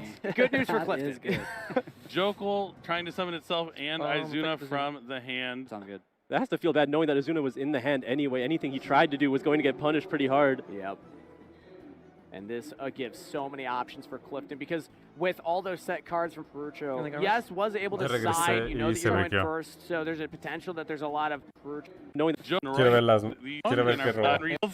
notorious for either drawing the great half of the deck or the terrible half of the deck. So we'll see if we can. Oh no! It's not the good half. I know. Sets 1, sets 2, sets 3. That's 4. Oh! Es anti-spell seguramente. Gonna set a field spell. Why? For fun. Get it? Oh, because he needs the card out of his hand. There's actually a legitimate reason. Now he only has one card in his hand, so he won't be able to normal summon those level 5 canine monsters. But it still looks hilarious. It does. Here it even made both the players laugh here in our feature match. And we don't know which field spell it is. Ooh. Is it Mignon? Is it Jokul? Consistent. Good news for That's. And this was able to side. You know that you're going first, so there's a potential that there's a lot of very you're gonna have to. Yeah, field spell to answer here. He's gonna need to wanted to start this match. We'll see. He's just going to. That's going to be met with Ghost Bell and Haunted Mansion. Oh, and now all of a sudden. Oh, that's going to be met with. That's a alt art called by the grave. Oh, that is disastrous for Ferruccio. I think that Clifton. This is a lot of bodies on the field. Card in Ferruccio's favor here. The cards just did not fall in Ferruccio's favor. Any sort of activation. He's playing with the Joker nothing going for him. Only Nada más fui al baño y se terminó el match. Qué mamada es esta. At the end of the day, but doesn't have anything to keep going. Oh man! But this is the break that Clifton Land needed. I mean, he's 7-0. If anyone is deserved to win a A ver, dejen ver rápido. Si, según yo, sí ganabas, ¿no? Y nada, Yumi, ninguno de los dos duelos. Sad. Sí. No se mostró lo que quería ver. A ver, quiero comprobar lo que les dije, ¿no? Si era ganable. Según yo, sí. Era Prayers.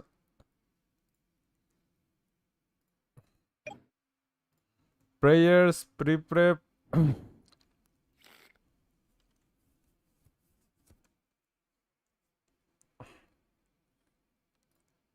Droll, Ghostbell, Fury. Tú tienes que luchar contra dos hand traps. Aquí está bien hacer Prayers.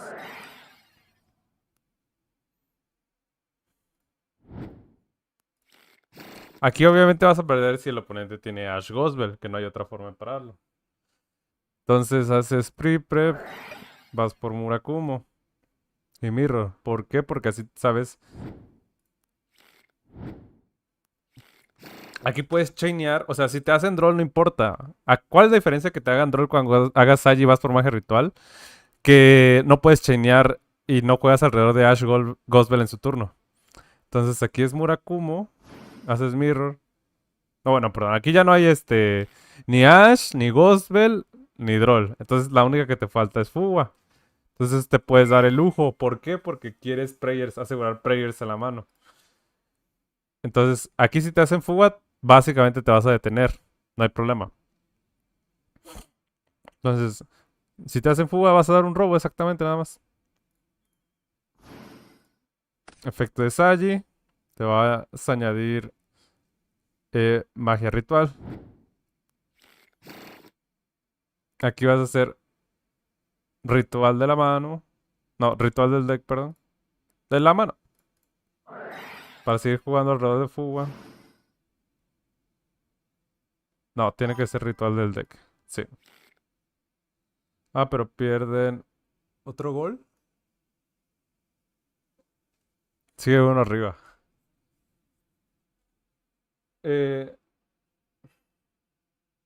Sí, sigue uno arriba.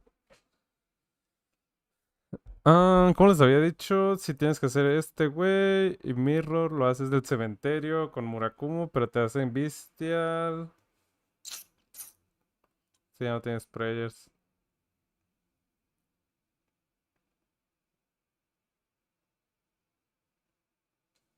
Usted gasta la prayers. Yo creo. No, de todas formas se la gasto. Es que obviamente no juega lo Futsu, pero tampoco jugaría Fury.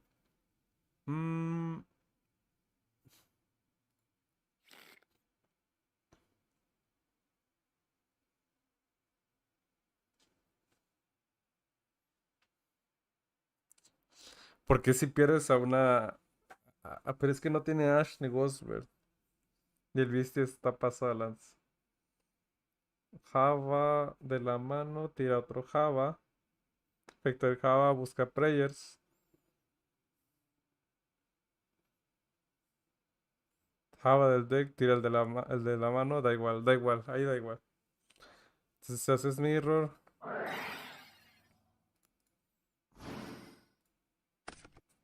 Efecto. Vas por prayers.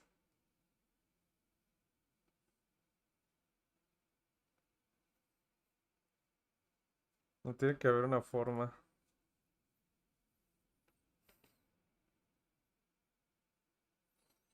Tiene que haber una forma de jugar alrededor del Bestial. Sin gastarte la Ghost, güey. O sea, te puedes gastar prayers, pero no te esperas usar una Ghost. O sea, yo creo que lo hizo bien en ese sentido, pero estoy seguro que hay una forma de jugar alrededor del Bestial.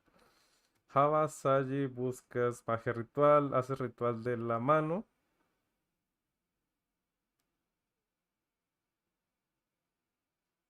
Tirando Murakumo, pero eso no juega alrededor de Bestial. Estuvo bien incluso del deck, porque sabes que no hay... Allá vi el gol. ¿Qué? ¿Está atrasado el mío? ¿O qué? Verga. ¿O estás adelantado tú? Literal me acaba de llegar la nota.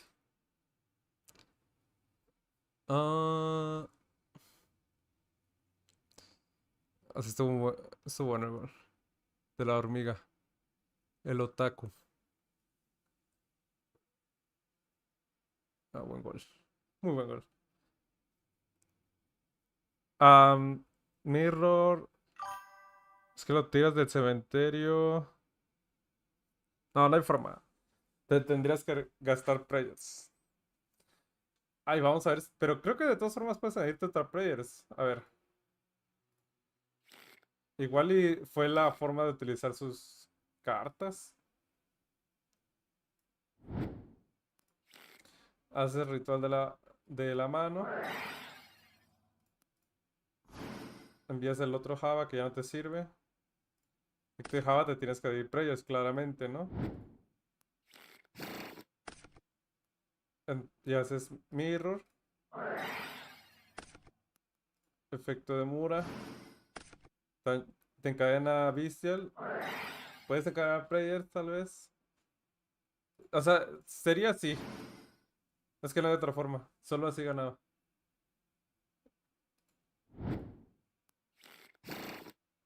Puedes tributar el Java. Pero no tendría caso tributar el Java. Tenías players. El Murakumo no está en la mano. Se escucha un poco bajo en Twitch.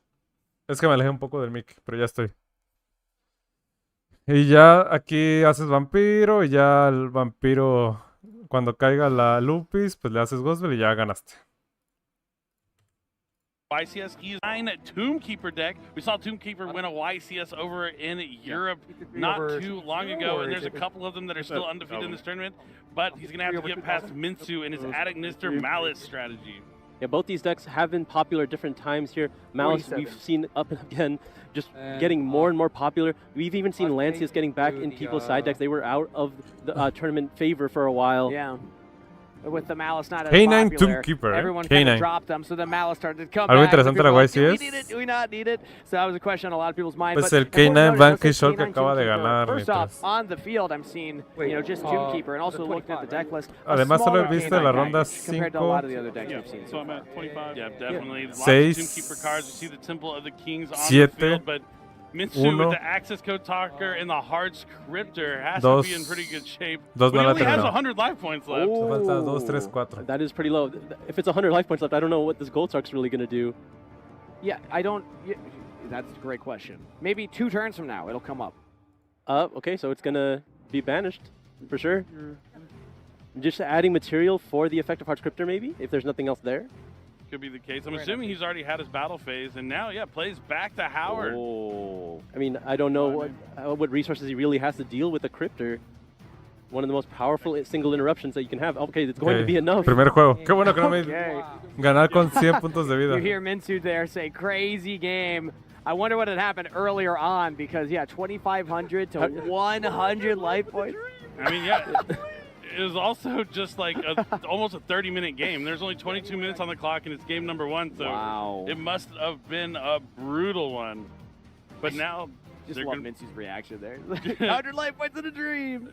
Yeah, it feels great. As long as you have Sí, está muy padre ganar con 100 puntos de vida. You can find a way to win. Most important one is the last.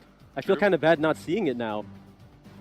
I was watching it a little bit over here. Me acabo de dar cuenta que tiene Sky Crisis de fondo y we were acá also kind of locked Double into Clifton's matches, He was doing so great. Here's to hoping that the next duel will be just as close. Because, again, the Tombkeeper cards, I think that they were a little slept on early on when they first released. I liked them a lot, but then it took some time for duels to get comfortable playing with them to really see the full potential of what they could bring out. Yeah, or finding like the right home for them. Are you going to be using a heavy trap strategy? Are you going to be able to incorporate it with like Fiendsmith cards? Here we see them being utilized alongside K9s. So it's just finding their best home for them. And once you find that good fit and knowing how to utilize those cards, I do think they can be quite rewarding and pay dividends for the time you invest into like an unexpected strategy. Because even though it won a YCS in Europe, I would still say it's flying under the radar. Exactly.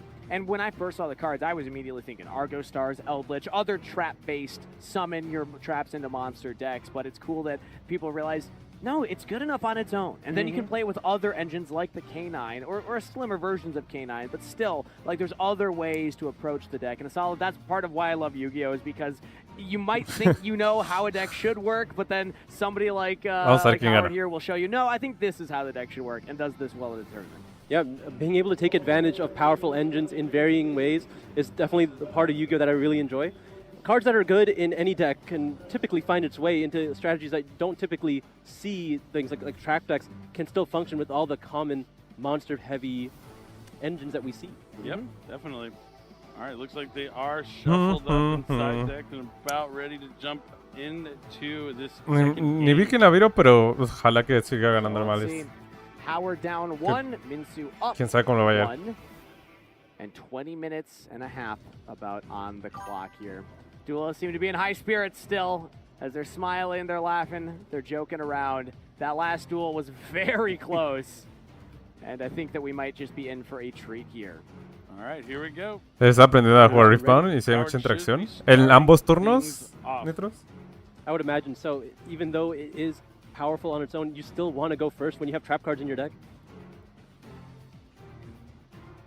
see which ones he opened. I see him shuffling through his hand right there. I actually don't see a lot of purple cards. So it looks like just a statue of anguish pattern.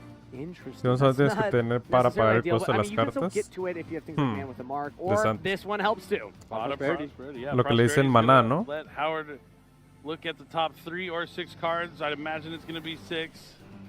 Yep. Because every time I feel like I only do 3 with Pot of Prosperity, I'm always going to miss. And it's always just like that next card deep. So it's kind of tough. You have to be in like really good shape to only go for 3. It only takes one time doing 3 and missing to be like, nope, never again. I'm going to 6 from this time on. I can't imagine your extra deck is going to be super necessary either. Eso me gusta. True, yeah. There's not a lot of things you're going to be missing. He probably has 6 cards he can easily take out. But I see a couple cards you want to take. Yeah, if he doesn't have anything to start, he has all the options here. Man with the Mark, Treasure of the Kings. Tiene que elegir sabiamente porque puede perder bajo draw. Veo Ghost, no, veo Nibiru, Trampa. Está interesante. Yeah. Opting for Temple of the Kings. They're Treasures of the Kings. They're Treasure of the Kings, sorry, yes. He did say Temple. Droll? No hay Droll. Helps to activate your traps the turn that you set them, and helps you get more of your traps into rotation.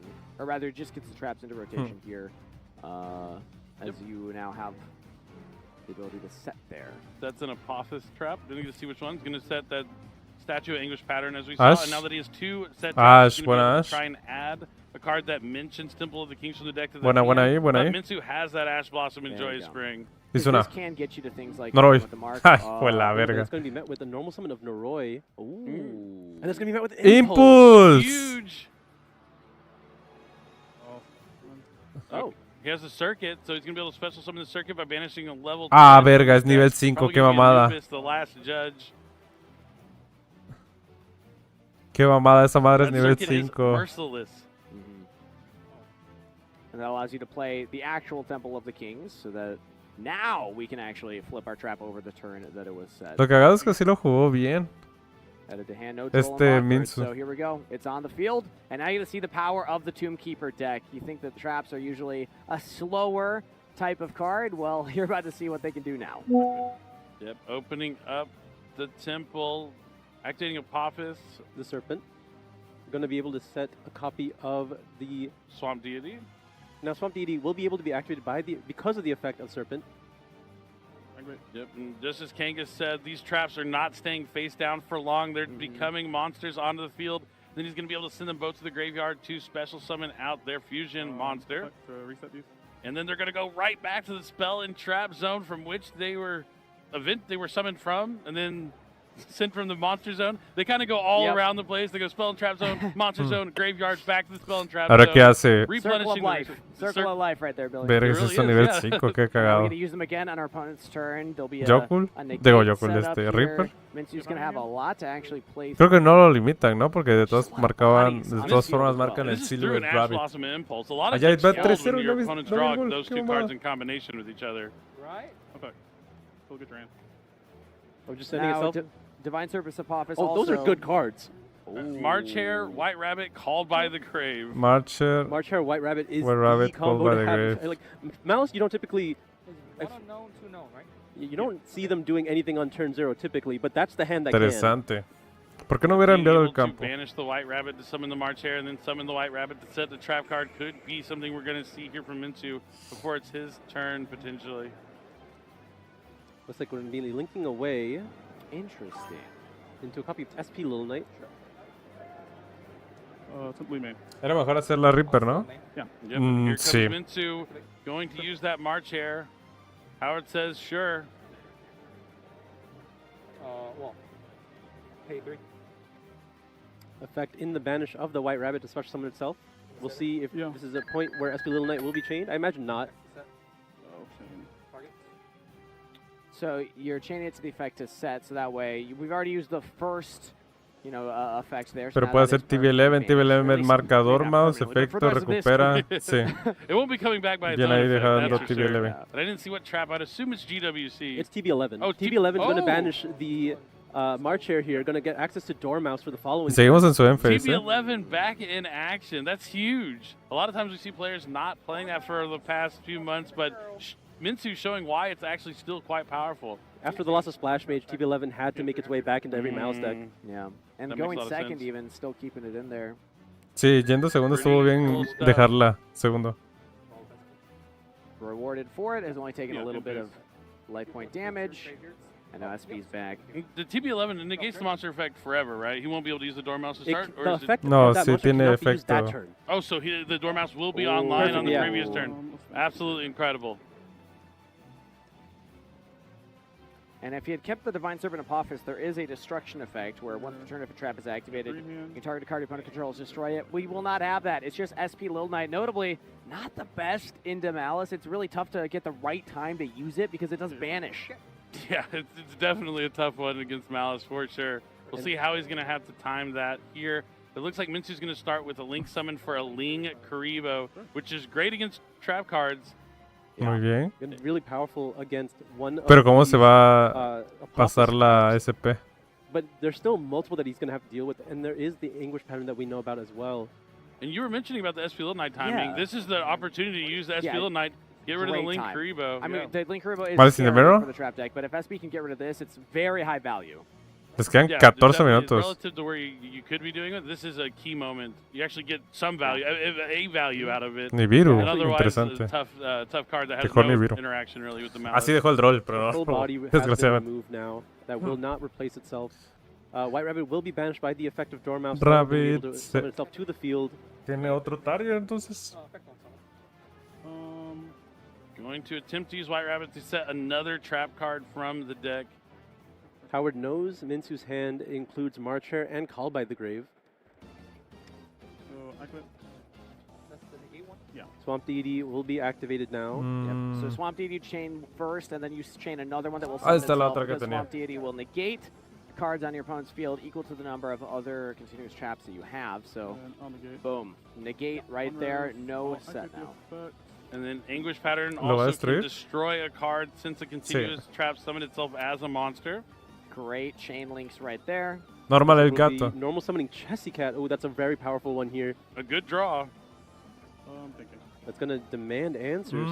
Looks like we don't have a second copy of Ling Gribo in the extra deck. Otherwise, that would have been made prior to this normal summon. So we know Minsu's last card in hand is just Called by the Grave. No, es Marcher, no? Yeah. We know all his cards.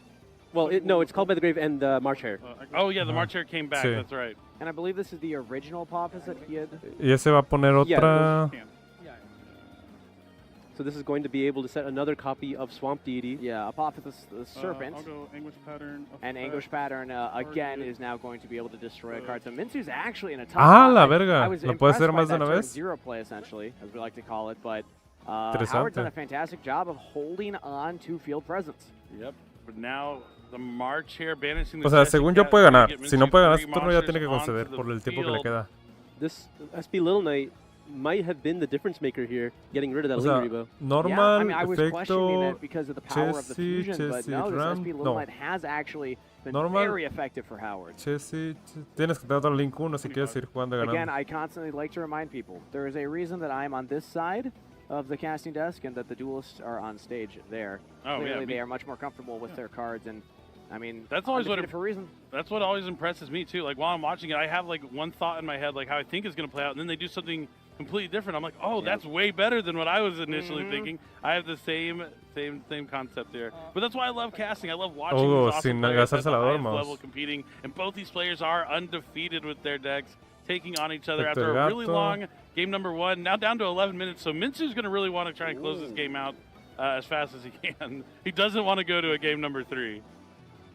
Yeah, we're going to be using Chessie's effect now to summon itself back from the banished. And if we can just get one more destruction, there is no Link 2 now that where you can generate any value from this position. I'm thinking here. Yeah, because if you can get rid of one of these monsters, Splash Mage is ¿Qué gone. pasa si hace ransom? He would still have... I don't think he's locked into Cyberse or anything, right? So that'll do it too. No, pues ya. That's a pretty simple answer. Nibiru! Ya tiene que conceder, sí. Yeah, and that's going to be a scoop for Minsu. Esa no la podía. Yep, he's definitely not going to be able to win this game. The Apophis cards are pretty good at recurring themselves, replenishing their resources. The Treasure of the Kings is going to keep on getting him new cards, and Minsu knows he needs to get into that next game as fast as possible. At that point, yeah, you paid some life points, and Howard's going to get an entire another turn to set up a new field. the Malisek really struggles to come back from that type of situation. Yeah, there was a lot of key stuff. I mean, the key card that really kept Howard in that game was the Statue of Anguish pattern, not being once returned, being able to take out 2 cards along the way. I think the option to go in that SP Little Knight worked out really well, actually, because getting rid of the Link Karibo was step 1. Because Link Karibo stopping like your most important no sé si hubiera hecho Link Karibo pattern with Link Karibo had he tried to play around SP Little Knight, not let that effect be activated. And if that Statue of Anguish pattern never touches down, and even if Mintu has to use his battle phase to get rid of SP Little Knight, going into main phase 2 with a Link Karibo on the field and going in through your full Malice combos might have been enough for him. But heads up play from Howard, looking to still go into SP Little Knight, even when it may not have seemed to be like the best option against Malice. But he's probably played against it so much he knows that if it's Malice, it means a Link Karibo will be there. I've made that mistake. Ok, a ver. Like, oh, yes, digo, va a tener bastante ventaja el Malice porque establecer campo está rotísimo. Deep Fissure. Sí, sí. La neta, yo si jugara Malice, sí jugaré Deep Fissure a 3. No importa que dejes Omnis y la gente no te juegue Lightning. Ya daron ese deck, porfa. ¿Qué onda, René? ¿Te refieres al K9? Zoomkeeper, obviamente, ¿verdad? Pretty upset. You look at that hand, that was pretty custom. It was White Rabbit, March Hare, Ash, Impulse, Call By. And still couldn't get the job done. But it shows how solid the Tombkeeper cards are. I mean, Howard was able to destroy 3 cards, essentially. I mean, he didn't even use the last one because he had the Nibiru in hand, but like he had the option to snipe 3 cards. He was able to play multiple traps in his own turn, even through things like the Ghost Spell and the Ash. I believe those were the 2. Dale tanto más el Yumi. Yes, Ash and Impulse. So very impressive, but now we get to see Fuga, Gospel, Imper, Double Evenly. This is the real Está briqueado, es lo cagado. Because as a trap deck, you have to wonder how you're going to be able to handle going second. And against a deck like Malice, we're going to have to really see what is that? Is that Allure Chain Shifter? Okay, Dimension Shift is going to be activated. ¿Por qué haces esa mamada de no encontrar fugas, robas? Apophis deck, because they want the traps in the graveyard to be able to reset them. Romper el campo, a bigger thing is the K9 side of the deck, actually, because Azuna, I mean, at this point, you're not going to get the value with like the Lupus because Shifter has been resolved. It's kind of funny. It enables Azuna, but she can't really do as much. Yeah, exactly, so right? Pretty funny scenario. But this infinite impermanence on the Dormouse could be huge, and he has a Fualos. So Howard's still in it. Don't count him out just yet. This is the type of moment where if you're Minsu, do you just pass your turn? No, we don't. We're going to go for the March Hare. All right, looks like we are going to have a way to make Cryptor here. Let's see what he banishes. It's going to be White Rabbit. Oh, White Rabbit combination again. Excellent here. When that Allure of Darkness resolves as the Mouse player and you see all these cards enter your hand, you're like, yep, it's Christmas morning. Look at all these presents and all these effects you get to activate. Yo creo que solo le das un robo y ya acabas con Cryptor. Cryptor 07. When I used to use it, the really only thing you do turn 1 is make like a Hearts Cryptor. It's the best thing to do. Yeah, it's pretty good. Sí, Cryptor 07. So he'll probably only get one draw Link from 3, 07. He does automatically get the March Hare back. No vayas a hacer Malice when performing the Link Summon. No vayas a hacer Ramson, ve por Cryptor. Más porque es un deck de trampas. Eso. So here is Super the Poly. Cryptor. He's going to make sure he leaves at least a Malice card in the banishment, so he'll be able to shuffle it back for the disruption that he needs for Hearts Cryptor. I mean, no hay necesidad. O sea, solo que haga Linguribu y ya. Ah, es Marcher la que recuperaste, es cierto. One back row, one Hearts Cryptor on field. Howard with a couple cards in hand. Tienes que ser Imperma. ¿Qué es eso? Tombkeeper o Lodion? Howard's hand. That's tough because there's just not the bodies even on the field right now. Okay, we're just going into battle phase. Is he just going to try and evenly match one of these cards away? I mean, that's perfectly fine. You could just chain the trap to get up 1 free card here. There it is. ¿Cuánto dinero se gana en los torneos? Dependiendo del placement que quedes, Marcos. He said MTP. So he's just going to be able to search a follow-up here and then do nothing else with it. Yeah, and the Hearts Cryptor will... It's a Chenea tu Cryptor y ya. Le hubiera cheneado la Cryptor. But it does get rid of like that banishment from the MTP 07, which could be huge. Also, it doesn't cost 1,000 life points. So. True. Yeah. And for what it's worth, MTP is going to be banished face down. Oh, okay, he's banishing with his own effect. Very good, yeah. Okay. Smart. Never mind. Yo hubiera removido Cryptor porque le van a hacer Imperma a la Not being able to Cryptor. recycle it could have been important, but he will be able to now. Pero ya tiene Imperma. Pero pierde una Imperma. Yo le voy a jugar al revés. Cryptor removo Cryptor. Howard has a main phase 2. Will not get a battle phase. That's set 1. In the end phase, we're going to be banishing that set card. ¿Dormos? Tough break for Howard. I don't even know if the Dimension Shifter was giving him any problems here. Just not having the answer. Oh, yeah, double evenly. Oh. Yeah, just all the removal options, but nothing to get things started. Ya no. Or Minsu will start the turn off. Esta madre... I mean, yeah, super... Oh, that's so good. Yeah, okay. Yeah, that's literally just game right there with the Cryptor plus another monster, because you're able to attack, Cryptor effect on itself, vanish, come back, attack. And Minsu takes a close game number 3 over Howard in his K9 Tube Keeper deck. Absolutely incredible match between these two duelists. And just, you know, that's what it's all about. And it's cool that we're getting to see like all these different decks sitting undefeated so far in the tournament, and they're just doing so well. And this isn't the only Tomb Keeper deck that we saw undefeated. There's some other ones. Yo diría que no, güey. RB deck that is also undefeated. So there's a lot of hidden surprises. Oye, en el Airbnb que reservaron sí hay espacio para testear, ¿verdad? Porque no sé si nos vamos a ir al Airbnb tuyo o al de Xavi, güey. The top decks will be looking this weekend. Branded Dracotel, Mitsurugi Yami, they're definitely out Yo there. me voy a quedar al final con un amigo que también creo que, bueno, él va a querer testear conmigo, entonces no sé, pero yo... Super polys, but there's also been a lot of K9s incorporated into decks that we haven't really seen so far. Sí, excelente. O sea, revisaron mesas todos. No sé, es que luego pasa que ni hay mesas, güey, donde reservan. Dracotel also doing incredibly well this event. Yeah. I think sí, yo sé. if anything, Mitsurugi and Yami are struggling Pero a más que little nada bit, es el espacio. But it's crazy to see all these decks. Aquí era... It's not just ¿Tú one. vuelas The one desde you see on dónde? screen is not the only one in ¿Desde those León top o desde aquí de Guadalajara? It's going to be very interesting to see what the data for day 2 is going to be. Yeah, I mean, my pick to win it before the event, as we were talking, was Mitsurugi Yami. It was the most popular deck. It's probably, but now I'm starting to think maybe that target on that deck is just too large, because the last YCS a month ago, like, it was popular, but it still felt like it was growing as a strategy. But now, after that last Forbidden Limited List update, after the regional... Si lo compras de Guadalajara, yo salgo con los de Guadalajara a las 11 de la mañana para llegar a las 2, para que lleguemos todos juntos de la mano. A ver, voy a terminar ronda 2. Sky Striker, you never know what's going to pop up in next. But speaking of popping series event, been more fusion summons during the opponent's turn. There is an argument freedom. Está. On trying to go first. Jueves sí, el jueves. Maybe pues you can draw an actual fusion. Reservando el jueves, ¿no? Yeah. See what unmitigated branded play looks like, depending on what Albert's hand is. This might be the moment. I definitely saw, I think, a branded fusion right there, so we're definitely going to do as much as we can. Yep. I've heard from some duelists they just never expect branded fusion to resolve. It's just a magnet for points of interaction.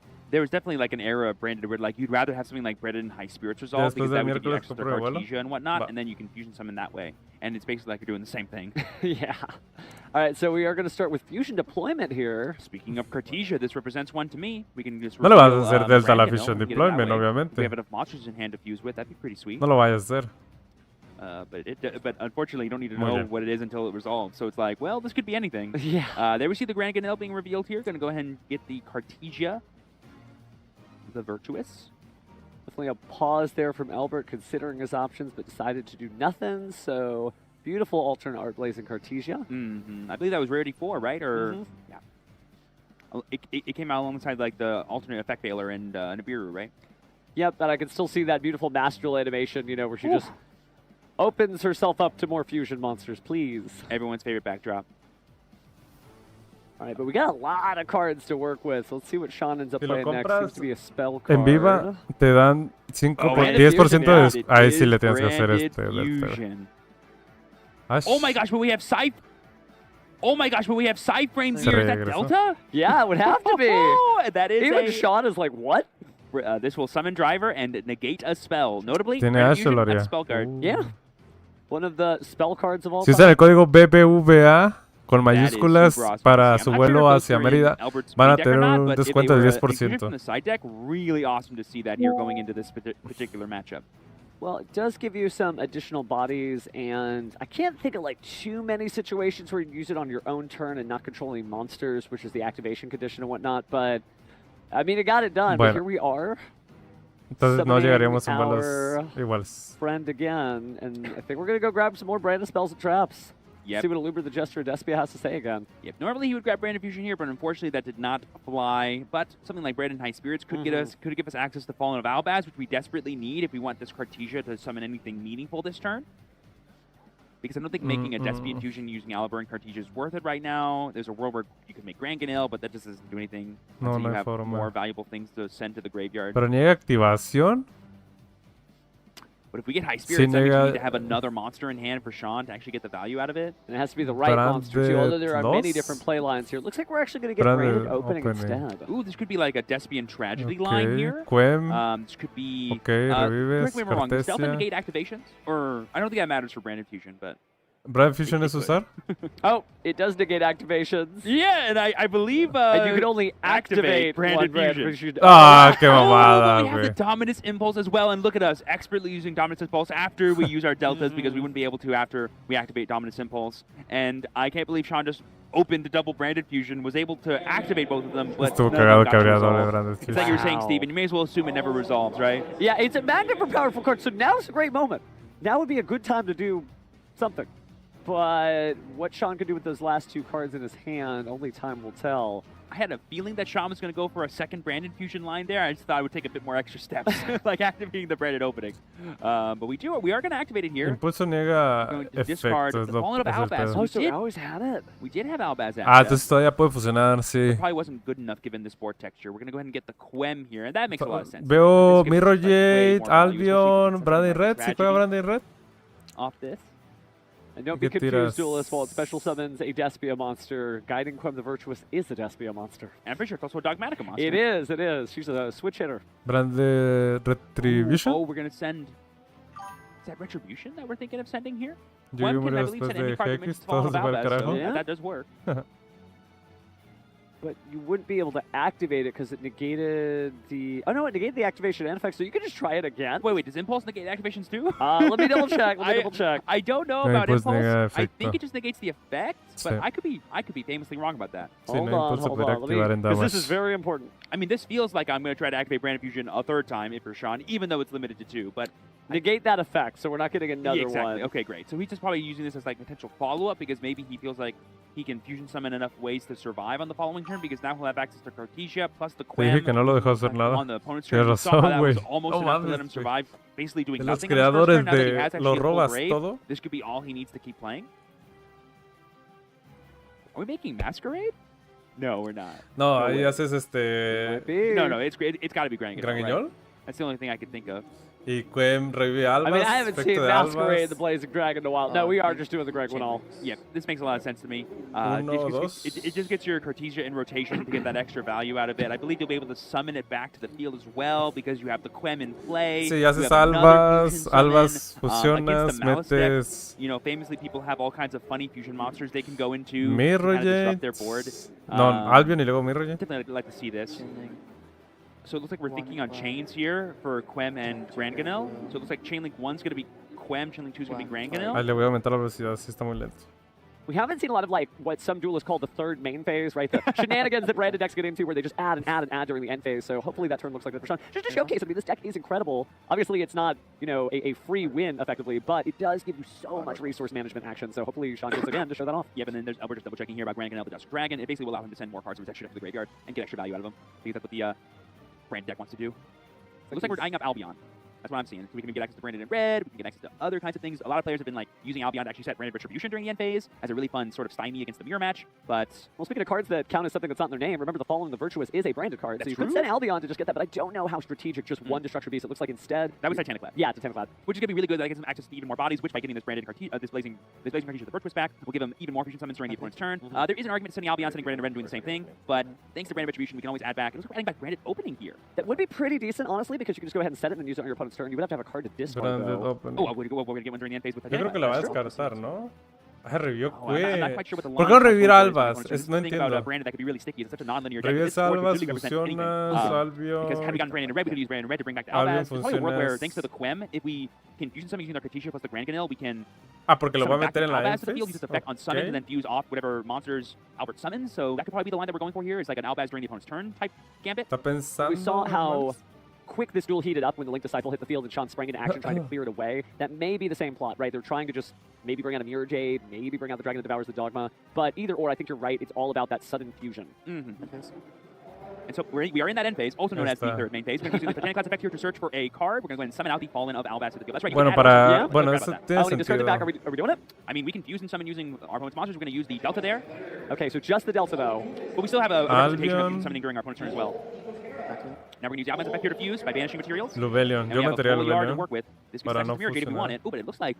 Oh, yeah, that's the other Albaz we just got rid of. Ah, el Titanic Cloud. Sí, sí, está bien. Mirror Jade. So finally getting back in, yeah. Iceberg Dragon is certainly good, so... Ice Blade, excuse me. Todo en defensa, como debe ser. Mirror Jade matches up a little awkwardly into Malice because Malice kind of wants their cards banished. Or if I don't remember correctly, he doesn't banish face down, right? No, you can banish just one monster, but the good news is that you can just pick your targets, right? If you see the Link Disciple, you see the Linger Rebo, you see the Lizard Haggardos, you can stop those monsters and not have to basically give your opponent a free monster and 300 life points lost. Also, Mirror Jade is such a famously tough card to deal around. One of the best fusion monsters of all time, because if whoever gets rid of it, they're going to lose their entire board. I mean, you think about Mitsurugi, the reason why the deck is so well spec out and has done so well to tournaments throughout this year, right, a legendary modern deck in itself, is because it just has a free Raigeki. I don't think game stays. Oh, also, by the way, we did just send the dragon that devours the dogma to the graveyard. Very cool to see. But I don't think we're seeing Baldrick, I believe, targeted in the grave. Yes, that's definitely not what you want to see for Sean. I'm not sure what the target was for Baldrick, but if it was dogma, that will be a bit annoying for him. Ay, jugar alrededor de Vicial, que no so estuvo you are tan not mal. going to add from your deck to your hand a Dogmatica, or is it no, it's Tri-Brigade, right? Yeah, Tri-Brigade se añadiría Mercurial, Simón. Potentially if you needed it. Which is huge. I take the Baldrick over that. But to be fair, I mean, Sean got Delta and Impulse on 2 branded fusions and still built this entire board of interaction. We have Granganil, we've got plenty of bodies to fuse off with, we have Quem, and we have the Mirror Jade, which represents so much interaction against the opponent. Definitely some main character energy using the main character Fallen of Albaz. Now, it is worth noting that we can no longer use Mirror Jade's effect to banish it once a while this card's on the field. If we have a way to fuse it off and then bring it back with like Cartesia or something, or sorry, with Quem or something, we can use it again. Famously, Mirror Jade's been activated 3 times in a single turn. Even though there's one copy of it in play, I'll let people at home figure out how that makes sense. But it does. Back up. Yeah, right, so get back to the game here. Marcher, no está tan mal. This extra body in the Baldrick does represent a lot of interesting things for Albert. Not only is it a fusion banish potentially, but it's also an extra body to summon Link monsters with. But we're going to start off with a normal summon, a backup at Ignister. Not necessarily where you want to begin your Malice plays, but it can go kind of anywhere if we need to. Just as an update, it does look like Sean received a slow play penalty. He hadn't previously received one, so there's just going to be a warning. But when our clock hits 0, it's actually going to have 3 minutes tacked back on for that time extension. You get a slow play penalty. Still's a Yu-Gi-Oh competition, and Brandon, certainly feel for it, but that is a hard deck to play no matter what. But you got to keep up the pace of play. Oh, this is an interesting play here from Albert. We added the Dormouse and discarded it off of the backup at Ignister's effect. So that means we must have a way to banish it in hand. And Sean has got to definitely go, oh, red alert. Well, what are we going to do about this? Unfortunately, I think the best he could do is banish it, which would then do Albert's job for him. Okay, we're just going to let it resolve. Take a look at his extra deck. A lot of purple stuff in there, trying to figure out where he's going to go next, but... The branded deck essentially has the extra deck as a second hand. Basically, all those cards, if they have effects in the graveyard, you can use them. All right, so take a look at the graveyard. Albert, just curious. And there are some relevant options in there. Of course, one of the most important, branded opening, destruction protection for any of those fusion monsters on the field. Also that Albaz. If anything leaves the extra deck, we can use Crimson Effect, I believe, to summon back out that Albaz and then fuse off with it. So definitely a thing you need to worry about. Well, actually, we don't have any cards in Sean's hand, so maybe never mind. Maybe not worried about that. I kept forgetting that he's holding his extra deck and not his actual hand. But how funny, you're right that it's a second hand, that you would just like hold the whole extra deck and be like, what am I going to do next? Haven't seen that since, well, maybe last round with Jade and Yuki. Haha, it's good stuff, though. I mean, seeing all these different fusion decks, whether it's Draco Tail or Hero or Así es, Oscar, it's nice to see this mechanic coming back in full swing. So we're debating here. Pretty exciting. He lost that Rahu Draco Tail from the... Yeah. It doesn't already attack. At least Albert knows he's going to see the next turn. On who initially... But if we get high spirits, that means we need to have another... It's all vanish again, like I was talking about earlier. A free monster and maybe 300 life points lost. I mean, you think... We have a way to... The extra body to summon. Petition in here. Back into about this. A lot of all those cards. Albert just curious. Also that Albaz. Well, actually, we don't have any cards. But how funny, you're right that it's a second hand, that you would just like hold the whole extra... Good old Eric. This mechanic. You need a plant Draco's the best. You can use any materials to perform the fusion summons. We're going to use Mirror Jade plus Granganil to make... Whoa! Red plant Draco's Debelia. Yeah, being able to reduce the level of monsters. I don't know how relevant that'll come up, but that Predator counter does negate those effects. It also, quite importantly, puts the Granganil in the graveyard, so that way you can activate its effect. And it could, well, negate any of the Link 2s that Albert might need to go for here if he wants to continue playing.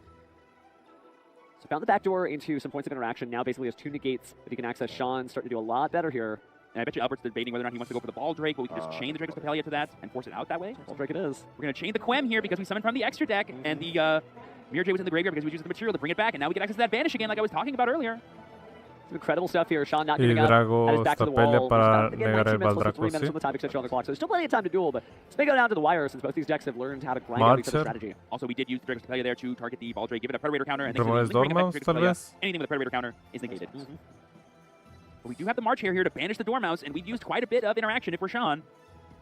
This is a little rough. Sean might have thought we were going for a Haggard Lizardos line, but didn't realize we had the March here already in hand. We're paying the 300 life points to bring out the Dormouse. This is how it begins.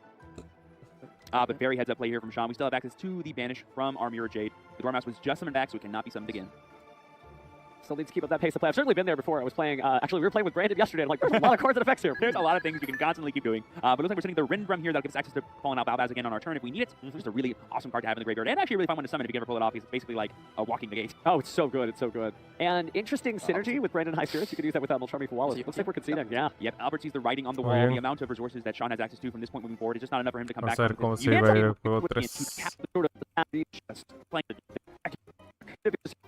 I need to make sure there. Yes, calm down, Esper. Edgar. Okay, calm down, Esperoba. Este juez es Mexa, chicos, por si no lo sabían. Es de Ciudad Juárez. El de en medio. Take it, duelists. Oh, I see at least one. Don't forget, my green cards are brown cards. So here we're going to see that Underground, famously this card grabbed Mouse, Dormouse, and nothing else. We're going to go ahead and pay 300 life points, summon it back from the banishment, and now it's go time. Using the effect here, we're going to go ahead and banish and start the party. White Rabbit effect, pay 300, summon on, summon, go ahead and set a spell, a trap card, Mouse trap card. We're going to go for the TB11. Ooh, not a line we have seen in a minute, opening with that card. That'll give us access to a really easy rank replay, or if we can already make Red Ransom, that gives us a ton of material used later in the turn. Well, let's see what he ends up going for. Does seem like he drew one of the trap cards right at the beginning, but I can't tell if it's a Dominus Impulse or not. But looks like we're in a normal summon Chessicat, and no effect. Wow, just going in. Nah, there's no reason to risk a Ghost Ogre there, I don't think. Well, at this point, if he had Ghost Ogre, he would use it already. Oh, he probably doesn't have any names in hand, that's why. And we're going to get the Malice in the Mirror. Red Ransom being able to search this card ever since the light's in sight. You'll love to see it. Yep, and here's the thing I was mentioning. We can now use the TB11 to go ahead and banish the Red Ransom. And because we did not use the Chessicat's effect, we can actually banish using the Red Ransom's banish effect to then summon it out that way too. Sure. So again, just a reminder, it is 13 minutes left on the clock, but it's actually really 16 minutes because of the slow play penalty issue to Sean's first time extension. It's not going to be added till time until it hits 0, so don't panic, we're still playing at 0. No double us at least at that moment. Ooh, this is a really interesting play here. So we summoned the March Hare off the TB11, and now we're using the Red Ransom's effect to banish another March Hare from the deck. We've taken, I think, 1,200 more life points by doing that to add the March Hare back to hand. We're now going to link 2 Red Ransom into Cyber's Wicked. This will get us access to our Agnister cards if we need them. And first time we're actually seeing that in this duel because he just hard opened the backup Agnister and the Wizard Agnister as well, so we're going to banish our TB11. Sure. Yep, and now we can use the Wicked here to banish the Chessicat that we have not used the effect of to summon back from the field. But this will get us to that backup Agnister that I was talking about. We can now use the March Hare as a Wicked to make a White Binder, or the Chessicat as a Wicked to make a White Binder. Are we going to use the Chessicat's effect now, or now that we have the Malice in the Mirror in hand, we have a guaranteed name to banish here? I wonder if this is going to turn out like that last duel and just drop Dark Ruler no more, because the way things are going, Albert is about to establish a pretty commanding field that could even end with Allied Code Talker at Agnister. And if you don't have Dark Ruler, that's a really tough card for Sean to interact with. It looks like we're discarding the G2CO6 off of the backup's effect. We are going to declare the effect of Chessicat to banish a Malice name from hand and draw 2. So that's interesting, Albert running apparently all 3 of the trap cards because we've seen all 3 throughout this duel, and sometimes they get cycled out of various deck lists, but maybe he wants to have the raw power. Yeah, ever since the forbidding of a lot of your really powerful Link 1 plays, like Link Decoder and whatnot, having the extra bodies given to you by TB11 is really useful in the combos, but playing the Nibiru becomes a lot harder, so you always have to balance that with the match you're facing. Well, let's see what we're about to face now as we link off 3 different Cybers monsters. And slow down the White Binder. Looks like instead it is going to be the Heart Scriptor. Notably, this Heart Scriptor is co-linked, meaning that its effects cannot be negated. They will not be denied. Taking just a moment, Albert not sure where he wants to go with the duel now. Oh, but it's a Wizard at Agnister. We are going to activate the effect here. Yeah, this represents well, it represents a lot of things, but most likely it's going to be the White Binder here to get that G2CO6 back in rotation. That's a really important thing Albert wants to do to make sure he has like all the good follow-up that he needs. Oh, so straight to Lingarebo, but then after Lingarebo, linking those off. Ya te lo voy a subir, oh, it is Firewall Dragon, yeah. And now we can link those off at the link tree that I was talking about. Ya te lo subí a 10,000, güey. Para que le eches ganitas. So we got 1 card effect return something from the graveyard, from the field. Almost the original Draco Tail off Albion. There's a world where we save that for Sean's turn to have the interaction because it is once per while this card's on the field. So we're going to banish Heart Scriptor with White Binder. And we're going to chain the Firewall Dragon? Oh, he is going to access his graveyard or something immediately. No, I know, it's the summon effect because something that it was linked to was sent to the graveyard. So now we can summon the Chessicat from hand. That's a really exciting thing to get the extra material. Everyone knows that effect is not really used back in the day, that was the real effect of Firewall Dragon. What a real effect it had. 10,000, güey. It's still a really great card, but after Torada, obviously, if yo nunca he alcanzado 10,000 con ningún streamer, güey. Me tienes que amar mucho, güey. How about again? And again.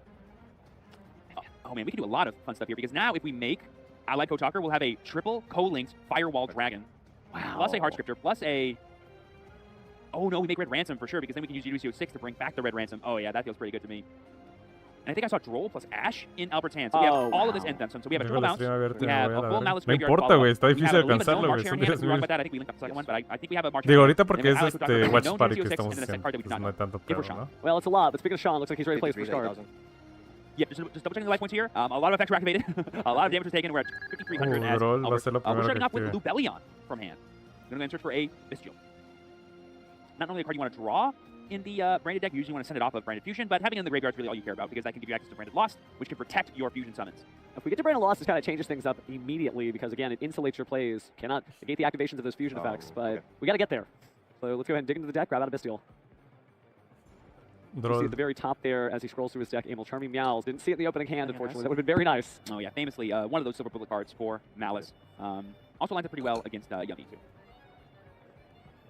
Creo que veo otros. Taking a moment to think here, but I think Sean's first next card to be Fusion Deployment. It's a really good start. Getting Cartesian access is something you always want to be doing if you're a branded player.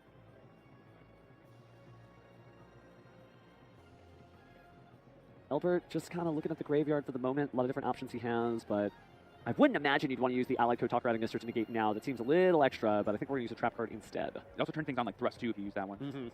But this GC6 might do the same thing, depending on what we bring back. Sure. All right, so let's go and resolve. Crypter. Could be the White Rabbit here to get access to the MTP-07, which we can use by banishing our White Binder. White Binder will then summon itself back, and that'll bring back the Hard Scripter, the same old song and dance that you use when you're doing some Malice interaction shenanigans. And so now we're going to go ahead and Pero ya está susceptible a... It's going to be Blazing Cartesia, making an encore performance again. Great card. Cartesia. Oh, we're going to fuse. And we're going to chain Cartesia to that, so that way we don't have the MTP-07 sort of interrupt us. So Chainlink 1 off the summon again, Malice P, White Rabbit, and then Cartesia immediately activated by Sean. So we're going to fuse something. A lot of cards in the hand, a lot of choices here. We have a known Saronir in the hand. We're going to use Despian Tragedy to go ahead and make the Grand Ganil. This is going to be pretty interesting, because I think we can order the Chainlink in such a way where Grand Ganil can send, and then we can Despian Tragedy add back what we send. Because I don't believe Despian Tragedy targets, but it might. Chainlink 1, Tragedy. Chainlink 2, Grand Goyle. Grand Goyle. So again, that was Chainlink 1 Tragedy, and Chainlink 2 Grand Goyle. Yeah, so Tragedy will be adding a Despia monster. Could just normal summon a Looper the Gesture Despia. It's worked for years. But you can also get Gaincore in the first Chain place. 1 Tragedy, Chain 2 Grand Goyle. Yep. If the Train 2 was Grand Ganil, so go ahead and send. I think that means he values the effect of Despian Tragedy first and foremost because it's sort of blocked out. It looks like, yeah, we're going in. Well, he might. I don't believe Despian Tragedy targets, so he could send the card that he wishes to add to a hand with Despian Tragedy, is my understanding. But I could be wrong. Let's see who's grabbing instead. This might give us access to the Owlbear, which can get us Branded Fusion. This might give us access to Quem, which can give us access to a lot of things. Oh, it's going to be Albion the Shrouded Dragon. That, I believe, is also considered a Despia card. Oh, sorry, no. Tragedy adds a Despia card. Forgive me. It adds a Branded Spell Trap if it's banished, I think. It does, and then Albion is also treated as Fallen of Albaz, so we kind of got there the long way. Right, because Grand Ganil can send something that mentions Fallen of Albaz or Albaz himself. No. We're gonna use the effect of Albion in the grave. Creo que el Droll sí le hubiera dolido. Can I read a Shrouded? Yeah, so basically you can send a card that mentions Fallen of Albaz to the grave to shuffle it back to the deck if it's in the grave. If it comes from the hand, you also get to draw a card, but we're not doing that. It's going from the grave. Still can help out quite a bit, especially with Branded Retribution. Creo que ya está la ronda. It's interesting. Both of these are like pretty well-known decks, but because they're so non-linear, I don't even know if the duelists know what they need to do. Speaking of which, Albert is receiving a slow play warning, so the total time extension is actually going to be 6 minutes. So there's not 3 minutes and 35 seconds left on the clock. There's a whopping 9 minutes and 30 seconds left. So we're going to finish this the right way. And talk about the right way. We're doing what Branded always wants to do. We're going to summon Owlbear, but we're going to search for the Fallen and the Battery low. Finally here, the brand new card from the Chronicles deck. Just an incredible card. It is going to be one very useful one. Kind of charging battery. We'll demand an answer from Albert. Target. Yeah, you've got to go for that Allied Code Adding Mister, challenging him, saying, hey, negate this if you want, but if you do, you don't have to negate anymore. And we get to send a monster that mentions Fallen of Albaz from our extra deck of the grave. We're going to be sending the Rindrum, which gives us access to Fallen of Albaz as well. That's pretty good. Who is in the graveyard technically because Albion. True. Do you have a response? We're gonna chain the effect of Allied Code Talker to banish the Fallen and the Virtuous. We're thinking to banish and negate, and we're thinking here if we're Albert, if there's anything else we want to do. Chain, target. Ooh, and we're chaining the Firewall Dragon, quick effect, target the Rindrum, target the Grand Ganil to bounce them back to the extra deck. Super smart there. But let's see what we end up responding with. If anything, I think I see a couple of different quick play spell cards that could be activated right now, and Sean does too, but both these players got to pick up the pace of play. It looks like we're going to go ahead and just let that resolve, adding those back from the field and graveyard to the hand. Well, to the deck. Yes. ¿Por qué hacer eso en ese momento? The second hand. ¿Quién sabe? Not to be confused with the third or fourth hand, right? The banishment of the graveyard. That's right, that's right. Just a great deck that has like a lot of really cool resource management, but definitely a choose your own adventure. Is that including extension? If I'm reading this correctly, I think Sean's biggest place here on the second turn Magna sigue siendo la carta que debería. Wow. Now we can thrust and get Branded Fusion. So I do see that Ash Blossom and Joyous Spring in Albert's hand, so it may not be a big deal. He goes ahead and just gives a thumbs up to that. That's fine. It's like, do you ask the Branded Fusion or do you ask the thing that can search for it? It's like, he might already have one in hand. He might be searching something else. Yeah, and so by negating the effect, that'll lock out Sean from recycling his Branded Fusion, which we clearly know he can do. He's got the Branded Retribution in the graveyard there, so... Ya será, obviamente. And we've already used Reduce effect to a Fusion Summon. That's very notable to know. I do love Albert's style of negation. It's very conservative. He wants to see the last card before he negates it with an Ash Blossom and Joyous Spring, so he kind of draws the ire of his opponent out, and then he stops it.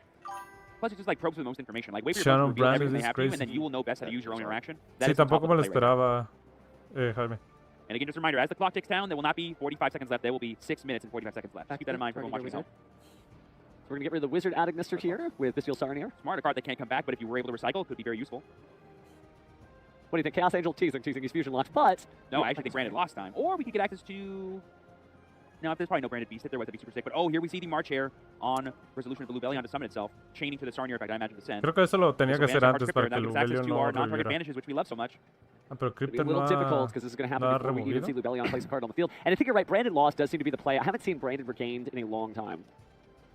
It looks like we're sending... Is that Branded? No, I think that's the Fallen in the Virtuous was sent to the grave. She's as well. Yeah, it is. Sí. With the effect of Bestial Sarnier. Sí, también que Clifton estuviera en... So again, duelists, it is 6 minutes. Judge just confirmed that. We went ahead and added onto the clock, so 6 minutes should be counting down now. And then we're just waiting to resolve, based on the clock, I'd assume, the effect of our Scripture to summon back. They may be waiting for the clock to sync up before we get started. Right. Again, you want to make sure everything is happening as it's supposed to. Okay, good. Continue. All right, we're good. So clock ticks down. Yes, we pay 900. Oh, we're going to be chaining to the effect of our Scripture to summon Branded and Red to summon... Oh, we have called by the grave on the Albion the Strident. No, wait, no, on the Despian Tragedy, it looks like. Sure. Yeah, the Despian Tragedy was what we're going to summon back using the Branded and Red to perform a fusion summon. That could have been kind of crazy, actually. Well, Despian Tragedy wanted to be banished, but not like that, because again, Branded Red does bring it back to the hand, then you banish for the fusion summon, but unfortunately that Despian Tragedy, well, tragically, its effect is negated. No. And that we're going to activate the effect of the Bestial Lubellion to go ahead and set Branded Lost, and or something else, but I'm not sure if there's any other card that Sean could reasonably have as a target. Y le queda 0-7 y Cryptor, según yo. Like, oh my gosh, that's awesome. The trap card that tributes a dragon to destroy, right? Yes, yeah. War Beast, I believe, too. Pretty good. Then we're going to use the effect of March Hare. Sure. No, sorry, we're using the effect of Hard Scriptor to non-target banish the Branded Loss before he even has a chance to activate and get Sean infinite value. Oof. Yep. We're using Retribution. We're adding back the Fallen the Virtuous. Fun fact, you can only activate one Fallen Virtuous per turn, but Aleko Doctor negates activations. But does Sean remember that? And does he want to even use it now anyway? Well, it gives him access to more extra deck monsters in the graveyard, so... Looks like he remembered, so we're activating the Fallen the Virtuous. Negate the activation. Yep, it's a once per turn activate, and Allied Code Talker does in fact negate the activation of that card. And the target is Allied Code Talker at Ignition, and we're going to be sending from our extra deck to the graveyard. I think another Albion so that you could set another Fallen the Virtuous? Yeah, because I don't know if we have any other targets in our deck. We've already used Branded Red, we've already used Branded Retribution for Sean. Oh, but I also see him looking at the Titanic Cloud, so he can special summon Aldaz and maybe clear the field further, because definitely has like the ability to clear out 2 monsters. If you were going to fusion summon the Dragon that Devours Dogma, which 2 monsters would you clear from Albert's field? Well, I mean, I don't want to maybe spoil a potential other card that he could be playing, but a lot of Branded players do also play Chaos Star Source Dragon. Oh, and so you can get recuperó la carta. Por el efecto de la Fallen de Reach. Dark Monsters too, which is relevant with the field spell on the field too. So a lot of different options. Again, just like you said, non-linear game plan. Ooh, and now we're going to use the effect MTPO7, adding the Pessigat to hand, and then we're Creo going que Albert también la banish estuvo jugando muy the bien. Rebellion, and then we're going to be paying out the Dimension Life Points to add back the March Hare. I believe we already used March's effect to quickly banish this turn, but oh, we also have Bestial Magnamut in hand targeting the Titanic Cloud to banish and summon Magnamut, effect of Magnamut on summon and search for a dragon.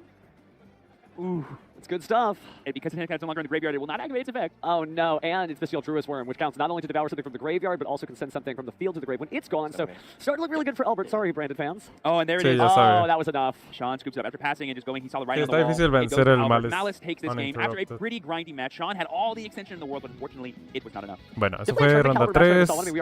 Nos falta ronda, no, es ronda 2. Nos falta ronda 3 y ronda 4. I have no idea who would have won between the two of them because there's just, which is not typically seen in the Mr. Yummy deck. Now, it's a question of if you can place the Organ to have an extra deck out as well. Both these cards are Mitsuyumi contra Luna. Okay, this is something that we haven't mentioned yet. Fualos is a card that Lunalight has to play into, I feel. Yeah, Fualos is really strong. Drone Lockbird pretty much prevents you from getting where you need to go, but Fualos, you're still able to get there, but it's going to give your opponent a lot of cards along the way. We saw Alex starting off with Foolish Burial, sending that Silverhound. Silverhound effect to special summon a Lunalight from the deck. Matthew has that Fualos. Special summons the Gold Leo, so that's going to give Matthew a card. Now the Gold Leo effect is going to activate, allowing Alex to add a Lunalight card to the deck to hand, and then he'll have to discard one.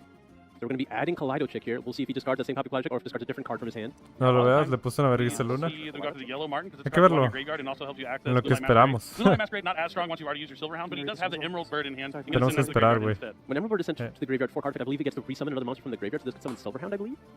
Faltan 2 rondas. If there's like one Lunalight that you cannot like include in your deck, this would probably be the one, but we do see it in most lists. It's rare to see this effect get used. Okay, look, it looks like Emerald Bird is just going to the graveyard here. It looks like we're trying to play a little conservative to give as few draws as possible to the Fualos, but at least summon one Liger Dancer. Yeah, that's the main goal. Like, how can I get to the Liger Dancer with a fused amount of draws? It's probably what is going through Alex. I think you're right there. And he's going to send down the Lunalight Wolf from the deck to the graveyard. But Lunalight Leo has the cool effect. If a Lunalight's into the graveyard, you can add a Lunalight back. So it's kind of a cool way to search cards from your deck if you find another way to send them to the graveyard, like we saw here with the Kaleido Chick. Yeah, similar to Dracotel with Urgula as well, just being able to access cards in various ways. And we might be wondering, so the Emerald Bird does negate the monster's effect that it summons back. but it's a cost to send with Kaleido Check. I'll have to activate polymerization. All right, just has the polymerization. Do you think he's just going to try and fuse these two? Yeah, he's going to have to go into Perfume Dancer and give Matthew another card along the way. Perfume Dancer field? Yep, Perfume Dancer, one of those other cards they got in Duelist Advance. Going to let Alex add Lunalight card from, or sorry, Lunalight Perfume from the deck to the hand. The Kaleido Check's going to add back the polymerization. And it also has the cool effect to be able to return one of your Lunalights on the field to your hand. And then you can. But a lot of times just returning the card to your hand is really useful. We've seen how well that works with cards like Lunalight Tiger that aren't once returned by name. You're able to use Lunalight Tiger, return to your hand, play it again, use it again, and there's a lot of other cool tricks you can do with it as well. All right, we've seen this happen before. This is not boding well. Matthew's reading every Lunalight card. That is not usually good. I will activate Perfume, targeting Kaleido Check. The Wallace is really going to help him out here. He's going to make sure he has access to everything he needs in the deck. He's on the Yummy Mitsurugi strategy. So a lot of cool cards he can draw, including a Ghost Bell in the Haunted Mansion. Has picked up a lot of popularity. Including in their deck list here in Pittsburgh a month later. And we'll see how good it feels pretty bad to have to activate Ghost Bell against a card like Lunalight Perfume. Not once per turn, has a graveyard effect, got it for free, and now we have the Tiger to summon back the Kaleido Check here. Activate Tiger, targeting Kaleido. Very true, and this one Tiger is actually two Tigers, as we mentioned with that Perfume Dancer, going to be able to return as well. So, I mean, Liger Dancer is represented. Looks like we're going to be seeing ya tenemos el running stone para el próximo torneo. Todavía no Archer. Te dije no voy a caer ante ese deck nunca. Serenade Dance, I haven't activated. Oh, I'm sorry. I got confused. Yeah, Serenade Dance is the trap, but the other effect I promise will not happen. The on-field effect will not happen of Serenade Dance. It's usually just use the banish from the graveyard to special summon a Lunalight. Return to hand, and then I can special So it looks like he is going to use Perfume Dancer. Yes, or not another one, a Lunalight. A Lunalight from hand, yeah. No response. And he's going to return the Kaleido Check and then summon it right back to the field. The effect is not once returned by name, as each time that card is fresh on the field. And now, as you mentioned, he's going to gain the name of the Saber Dancer, so he'll have the materials he needs for Liger Dancer in the graveyard and also potentially on the field. But we know he has the Lunalight Wolf in his hand, so really filling up his graveyard so he can banish materials of Fusion Summon from there is probably his main goal. Yeah, we'll see. Activate. He still has the Yellow Martin return. He has the Lunalight Perfume. Yeah, there's a lot of summons still available for out here. Banish, then discard. Only have given 2 draws so far. I mean, say only 2. Pot of Greed's already pretty good. But likely giving at least 1 more, and potentially 2 more to summon the second Liger Dancer, which I think is pretty worthwhile. I think so. I think 1 extra card for 2 Liger Dancers seems like a valuable trade. And I mean, if there's a deck that struggles with Liger Dancer, it's going to be Yummy. Maybe the Mitsurugi cards are going to be able to help him out, but it's difficult to get over Liger Dancer when the only way you can really get your Yummy monsters stronger is by filling up your field with all of those Yummy monsters. And Liger Dancer has that effect that can just wipe out all your opponent's special summon monsters. Yeah, I mean, that was the big reason why Mitsurugi has been so popular in the format, is because of how it interacts with Yummy. You can choose to do nothing essentially up until battle phase and then choose summon Rakumo that wipes their board. They don't really have a great way to interact with that, and Liger Dancer is even better. Yep, definitely the case. Now Lunalight Wolf is coming down here into the Sí, va a ser algo muy rápido al parecer, por lo que estoy viendo. Can he pendulum summon? Good. Where does he go next? Yeah, I'm surprised he's already scaling the Wolf here. I don't think he really needed to. He still has the Yellow Martin. Oh, actually, he discarded the Poly for the effect of... Pero va a recuperar Poly, ¿no? Yeah, so I was a little surprised. He looks like he's using Black Sheep now to add back from Graveyard. Yellow Martin again? Yeah, going to grab Yellow Martin back to hand. And is that a link? Is he going for Cross Sheep? I think he might be going for the full field here. Sí, creo que va por Not sure how he campo does it without the completo. polymerization, though. No, it's just going to be an SP Little Knight. Okay. SP? So SP Little Knight effect to banish. Maybe he just wanted to get another Lunalight name in the graveyard. He wants to make sure he has a fusion with the Silver Hound in the graveyard. So he's going to be able to have a spell and trap. Negate with that. Sure. Now he's going to activate the Masquerade as well. onto the field. Oh, just so that he can have the second fusion effect once the first fusion resolves? Okay, that's a lot of cards banished. Yeah, and he is going to end up banishing the Perfume Dancer. So I don't know if he's going to... Oh, no, the Perfume Dancer's still in the graveyard. It was the Saber he was banishing. Yeah, so this is one other draw for the Liger Dancer here. New chain? Yep. Tiene que dejar doble. Don't forget to draw a card según here. yo. Yeah. Just Masquerade effect. Oh, draw for the summon. Yes, thank you. Yep. Masquerade effect. Good catch, Judge. Yes. Masquerade's going to be able to use its effect. Aunque It's hubiera just estado send bajo now. fuga. Yellow Martin will be able to trigger because we're sent to graveyard 4 effect. Todos los decks tienen outside. And search for Lunalight spell trap. Okay. So it's either Masquerade or Serenade Dance, right? Interesting order operations now. I don't know how you're going to really get value out of Serenade Dance. You've already used Masquerade. Or maybe you... Yeah, okay, it is in fact Lunalight Fusion. Yeah, not always. The card has been played in most lists recently, but definitely a good one you wanted to add there off Yellow Martin. Now he's going to return that Tiger, special summon Yellow Martin from the graveyard. Place Tiger on the field. Gets to do it again. I will activate target check. Yep. I was like, we're going for the pick here? Check. Sure. Filling up that graveyard. Kaleido Check. Sí, lo va a volver a marcarlo. Monsters from the extra deck or main deck to the graveyard.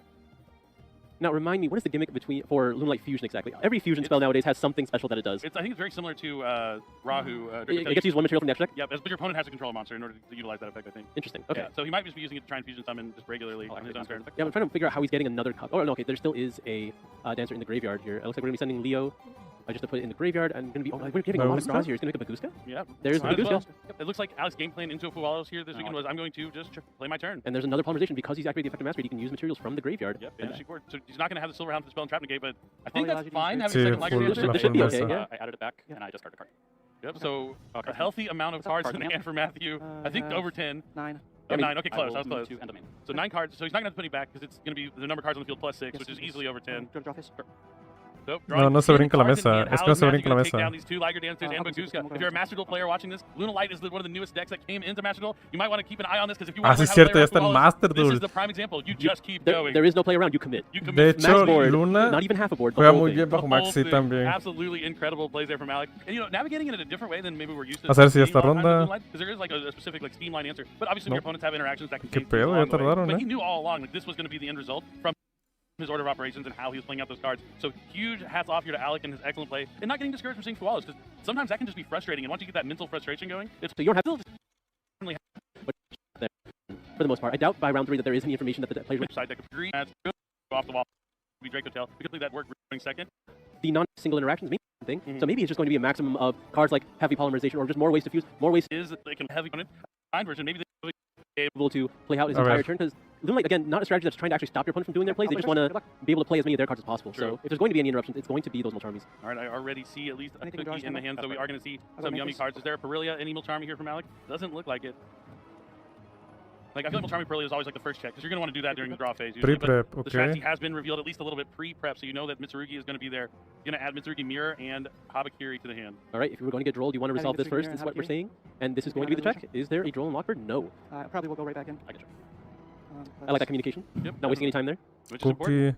Oh, I'm sorry. Of course I had it. I won't go right back in. Oh, he lied. Normal summon. Now he knows it is Mitsurugi Yummy. He's seen both sides of Yo hubiera hecho normal cookie. Yummy is going to instant straight to the graveyard for a link summon for Yummy Snatchy. Oh, no sé, again, the minion from hand. It's a good card. Not the worst thing to draw, but when Yummy Snatchy places it for free, it's usually not a card you want to draw, but as long as it's alongside some cards that start your combos, not too bad here. When you're allowed to get this far, I don't think you're complaining too much. Summon Cupsy Yummy Way. Activate effect on summon to search for 2 and discard 1. Okay. This is going to add a copy of Cupsy, and I imagine Marshmallow. Just going to be able to discard that Marshmallow, put it in the graveyard, summon back off surprise later in the turn, and then be able to add back that surprise. Yeah, I think that's one of the biggest things like that we saw from Doom of Dimensions, the Marshmallow Yummy really making an impact with Yummy Surprise. Because a lot of times we're seeing multiple copies of Yummy Surprise being played, but now you just add it right back after using it. You get it to use it offensively and defensively. Thanks to that Marshmallow. Menos que las otras cartas en la mano no son buenas. It's the Yummy, the Marshmallow. It's in the graveyard, so I'm assuming that's what he discarded. And now he special summons the Cupsy since he controls the level 2 Synchro. That's going to add the surprise. Go to Snatchy. Okay. Yes, Snatchy.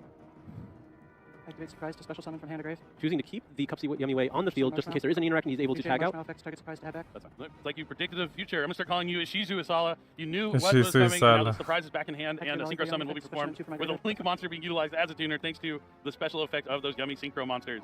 Full mesa. He's going to summon back 2 more Yummies. Are we going to see the third Yummy Snatchy? Nope. Samsara Lotus. Samsara Cat, not Lotus. Cards ban.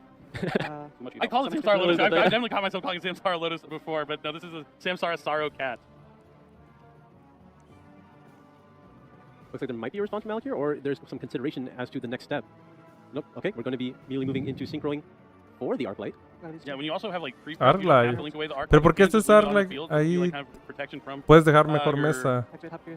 Mitsurugi plays, and that's what we're seeing here. The Herald Arclight will stay on the field. Habakiri is going to reveal itself. Yo no lo hubiera hecho. Yo ahí no lo hago porque sé que cuando haga ritual no voy a tener Previo Spirit. O sea, tendrías...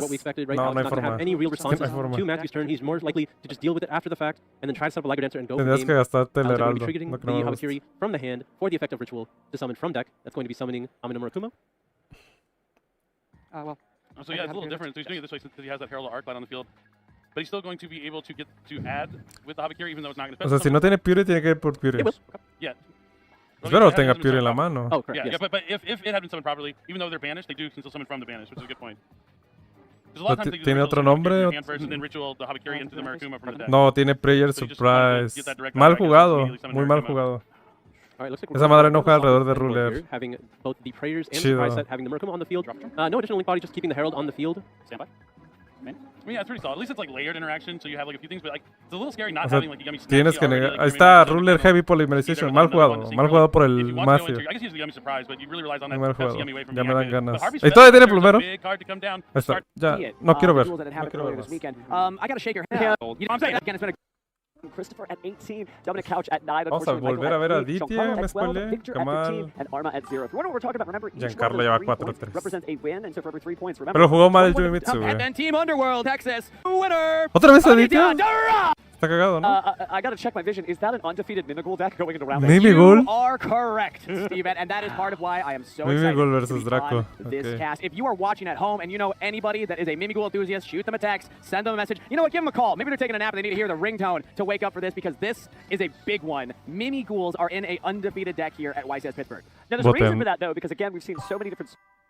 But I think what's so fascinating with what Mimigul Dungeon does that no other variant of Yummy does is being able to just lock your opponent out of summoning with the field spell and the face-down monster. That's insane. If they have a face-down monster on their field, they cannot perform a normal summon. And Mimiguls generally like to give your opponent a monster in face-down position. So they're forced, or essentially encouraged, let's say, to flip that face up, and then there's negative flip effects associated. It's one of the coolest designs for cards, in my opinion. I love the Mimigul so much, so happy to see them played here because I've been a big believer. I know that there have been others out there that are believers, and there have been many Mimigul decks doing well, but this is still one that's undefeated, so we wanted to show it off. Yeah, huge shout out to Dalton, and good for him to recognize that extra bit of synergy too, because the Yummy cards also have ways to sort of book monsters face down, and thus can turn on your Mimigul cards, even if maybe you don't actually can place one in hand by drawing into them because you need to use them to rank climb or what have you.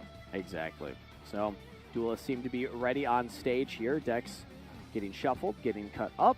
Aditya, a legendary duelist in his own right. In his walkout, I had mentioned, you know, two-time NAWCQ finalist, winning one of them and being so close this past year. 2 times at World. Yo creo que gana el Draco, porque no ocupa la normal. I want to say that Aditya is specifically coming off a regional win, first place last weekend. So his warm-up was to do what many duelists dream of, win a regional championship. Now he's just here to, maybe win a YCS. We'll see. So let's see if Dalton is up to the task, because legend across the table, game number 1 underway for our round 8 feature match. Yep, so we got Dalton piloting, of course, the Sulfacor, Mimigul, Yummy, and Aditya on the right. Sulfacor. Draco Tail. Mimigul Sulfacor. Mimigul Sulfacor, Yumi. High odds of rolling higher, and there we go. I'll choose to go first. Okay, sounds good. Good luck. TT goes first, Dalton goes second. Now, one of the best parts about watching matches like this is I pay close attention to Aditya's face once he sees the first Mimigul card. Because I'm imagining we'll see a level of shock here. But you will get to go first, and Draco Tail very solid first. Yeah, so the normal summon Mululu here is one of the best normal summons for this deck because it helps you kind of insulate your plays even against things like infinite impermanence, because you can always just save your execution for your opponent's turn, which is really nice to see. Change imperm target. Oh, speaking of imperm, there it is. We could decide to change here to the Mululu effect, but we're going to not do that. So we have the Ash for the Molcharmi, Infinite Impermanence for the Mululu. And pasa. Wow. Now, this is in the end of the world here because Mululu can still quick fuse during the opponent's turn, like I mentioned. Sure. But Dalton did put a stop to Aditya. Ahí está, abrió Cupsi. Activate Mimigul Maker. Ooh, and there it is! Unchanged. Look at his face. Unchanged. Oh, wow. Aditya's cold. Maybe this is a new arc for Aditya. You know, certainly many comments were made about reveal 2 read cards in the middle of championships, but he didn't have to read that one. Yeah. You'll randomly pick. That is, Dalton is explaining. explaining. Like randomly picking for this. I roll a die. Okay. And they're just confirming with the judges. I love that. Asking the judges, confirming, hey, what's the correct way to do this? So what Maker allows you to do... que gane el Mimigul, eso sí sería la sorpresa. One of them goes to your opponent's field face down at random. The other goes to your hand. And then at resolution, you can special summon a Mimigul monster from your hand. So Aditya's rolling to see. Looks like he's going to get the Mimigul Dragon. That is ideal because once Archfiend is summoned, it allows you to flip a monster on your opponent's field face up, and all the Mimiguls, once they're flipped up, will then go back to the opponent's field. So essentially, Mimigul Maker just turned into a no normal summon, 2 level 1 monsters on Dalton's field. Very nice. It comes down to a 50-50. You can still get to 2 level 1 monsters even if you give your opponent the Archfiend and you get the Dragon. Some Mimigul players even like that more because then the Archfiend can be flipped on your opponent's turn. But still, this is a very efficient way to get a lot of bodies on the field. Yeah, because you also like use Dragon, get dungeon search. Tiene una fuga en la mano. Well, this puts Aditya in a very difficult position because if he tries to chain the effect of Mululu trying to fuse, you're still going to have the Mimigul Dragon flipped up anyway. Its flip effect will activate and destroy all the monsters on the field. And if you don't fuse, well, then you're going to lose the Mululu and not get a chance to fight back. So this is very interesting. And interestingly enough, it'll activate in the same chain. Volví. So Que ya banearon la estatua de agua. Choose to use Mululu effect. No. So if we go for something like an Arthalion. Pero vemos un Mimigul Sulfacor Yumi 7-0 contra Aditya. That's interesting though because remember, based on the Master Rule update from 2020, once the monster is mandatory activation chain link 1 Mimigul Dragon. Oh no, okay, because it's not happening in the middle of the chain, so it's fine. It's a new chain link. Never mind. That is a good point, actually. I was a little worried I got ahead of myself. Arthalion. So forget everything I said. Strike that from the record. The first chain link resolves. The monster is flipped. New chain link. The dragon will try and destroy, but Arthalion will still get to add 2 because we used 2 from the hand. Well, there's also going to be the Draco Tail effects in the graveyard too that go on the chain too. So Malulu could, in theory, target the dragon and negate its effects. Targeting anywhere on the field. I believe Malulu can target any card. So we got a little ahead of ourselves, just excited about Mimicals. It's still a great deck, obviously, but Aditya's a great duelist, so ordering his chain links here, I think he's going to be able to dodge all this. I'm going to tell you right now, it will not be my last time getting too excited about Mimicals. No. I wouldn't have it any other way. So we're going to go ahead and get our 2 sets here. Now, we don't know what he's targeting because Malulu does not, in fact, target. So we're going to pop the Archfiend with the pan there. Luego normal cupsi. This does deny some of the bodies that maybe Dalton wanted to maybe start Rahu on negate the dragon. There and we the go. dragon will be negate, which means Aditya gets to keep this monster. It's his. Very efficient use of Malulu. Creo que Malulu no puede negar sus propios efectos, Oh, is it a face of It is a No, solo Wait a pan. minute. Everyone pull up neuron. I guess I still can't read. Unfortunately. I just can't read. My bad. Those are the words so out of this Aditya's doesn't mouth. kill Mimicals. Oh. Yeah, so it's Dragon will almost destroy every exactly- non-Mimical This one, card yeah. and That go goes back over to to you. I still Dalton, can't and then, of see course, the effect. I Yeah, don't correct, believe yeah, he'll be the able to search Arthalion for a source spell is- card here. Sorry about that. It's not being normal special summon. It's being No, moved. it's just I moving know the 2 position. sets. Or moving to Ketsu your and opponent's field. Rahu? Yes. So now Rahu, both Ketsu. duelists just Rahu, making Ketsu. sure that everyone's aware Ah, of Link the uno. information. I was so Normal confident. I was cups. like, Aditya's so confident about this play. Obviously, it's going to work Anything on out. resolution? Unfortunately, Nothing on I was wrong as well. You still have to play your cards right. Can I get Pero excited la about cagó Mimicals porque again? Pan You podía can get excited destruir about Mimicals. All the Mimicals you want. Oh, please. Because Por now eso we have a quiere level 1 ese monster, dragón. which is where the yummy side of the deck starts to come in. This Mimical Dragon can turn into a variety of different things. Let's see what the Linku? option is for Dalton. And then depending on what else is in the hand, remember, we have not Linku. normal summon here. We're going Linku, to the bro. Linkuribo. Yeah, but I think I saw a Cupsy Yummy in Dalton's hand, which means we're going to go special for the Cupsy cats. There we go. As So we love to see. Linkuribo is a Link 1 monster. Igual ya which means perdió. that you can, of course, A menos que summon tenga the Nibiru. Yummy from Si hand. tiene Nibiru, tiene que ser And Ash. it's a very good Drone. one to summon. And remember, still no normal summon. Yep, we did add back the Ash Blossom as a Aditya here. Worth noting. Oh, good to point out, yeah. But That's fine. that was used on the Sí, tienes que last hacerlo turn al on the Cupsi Yummy Yummy, for güey. me. So we're gonna let that Exactly, go so through. So it is It's still able to use now. Arthalion, Pan, and Pool. Yo añadiría un nombre sabiendo que Fascinating tiene Ash. matchup too, because there's so many different ways to get into the Yummy engine when your whole deck is level 1 and you can easily. Sí, yo make it añadiría un Linkuribo. nombre, no But surprise. this is weird because I've never seen this play out, right? Oh, the no, fact was del that Monterrey. Aditya maybe having this like sort of first experience against Mimigal Yummy Sulfur Yummy Sulfur is a deck. Many people know of it, but adding the Mimigal element just gives a little bit more disruption and Okay, control. ¿se lo hizo? So this is gonna be weird. I have no idea who's gonna win this. But I will say at this point, I don't Ash expect en mano. to see more Mimighoul cards. Maybe you have like a normal summon dragon. I haven't seen what else is in Dalton's hand. But at this point, you're going to try and do as much as you can with the Yummies. And then Aditya no era el que decía que odiaba estar en los features porque siempre iba mal. But Aditya holding Creo that que Ash sí lo Blossom dijo means en un that profile, it's no me an interesting decision for acuerdo. Dalton now. Effective. No estoy seguro, search Alberto. 2, discard 1. No me Not creas. today. There we go. I Yep. think. So Ash Blossom Joy Spring gonna shut that down, dead cold. Debating here if we want to That resolves. It resolves. Okay. Use the effect of the way to bring out the 2 bodies, but we Ya don't. Link Decide uno. just to keep letting it rock. May want to save it for next Link turn. 1, so you can efecto, reuse the effect special, of Yummy efecto, to your revives, advantage, pego, but pego, right pego, now GG. We're going to send that to the graveyard. Yep, for Yummy Snatchy. Ya es juego So ahí. now that Yummy Snatchy has activated, he's going to go for the field spell. Important to know. Ah, no, he's espera, not son some 0, of these tienes 3 or 0, higher monsters 1500, anymore, which does affect some of the soul 1500 support lines. más. Ah, pero bajas normal summon Ash Any of y those haces cards here to make Heraldo. that combo work. It sort of seems like he's going to go pure Yummy, like you were mentioning earlier. And Ay, nothing güey, wrong. tiene It just nombre. doesn't make this not a powerful move by any stretch. There's a reason why Yummy is really good. Exactly. And that's part of why I think the Mimighouls are a fun part to add to the Yummy Sulfur Chords, is because they give you the bodies necessary to, you know, help climb up towards. Ah, es que tiene el otro nombre en la mano, el otro campo. Can Giant only be made with Mimighouls or any level 1 monster? Any level 1 monsters. Ooh, Yeah, so we can still get Mimighoul extra. Throne needs only Mimighouls, but Yeah. Giant that We'll searches go for any some. Mimighoul card So- afterwards can be any level 1s. So yeah, thanks to the surprise here, and maybe bringing back the Cupsy, we can maybe get into Mimighouls Dungeon still.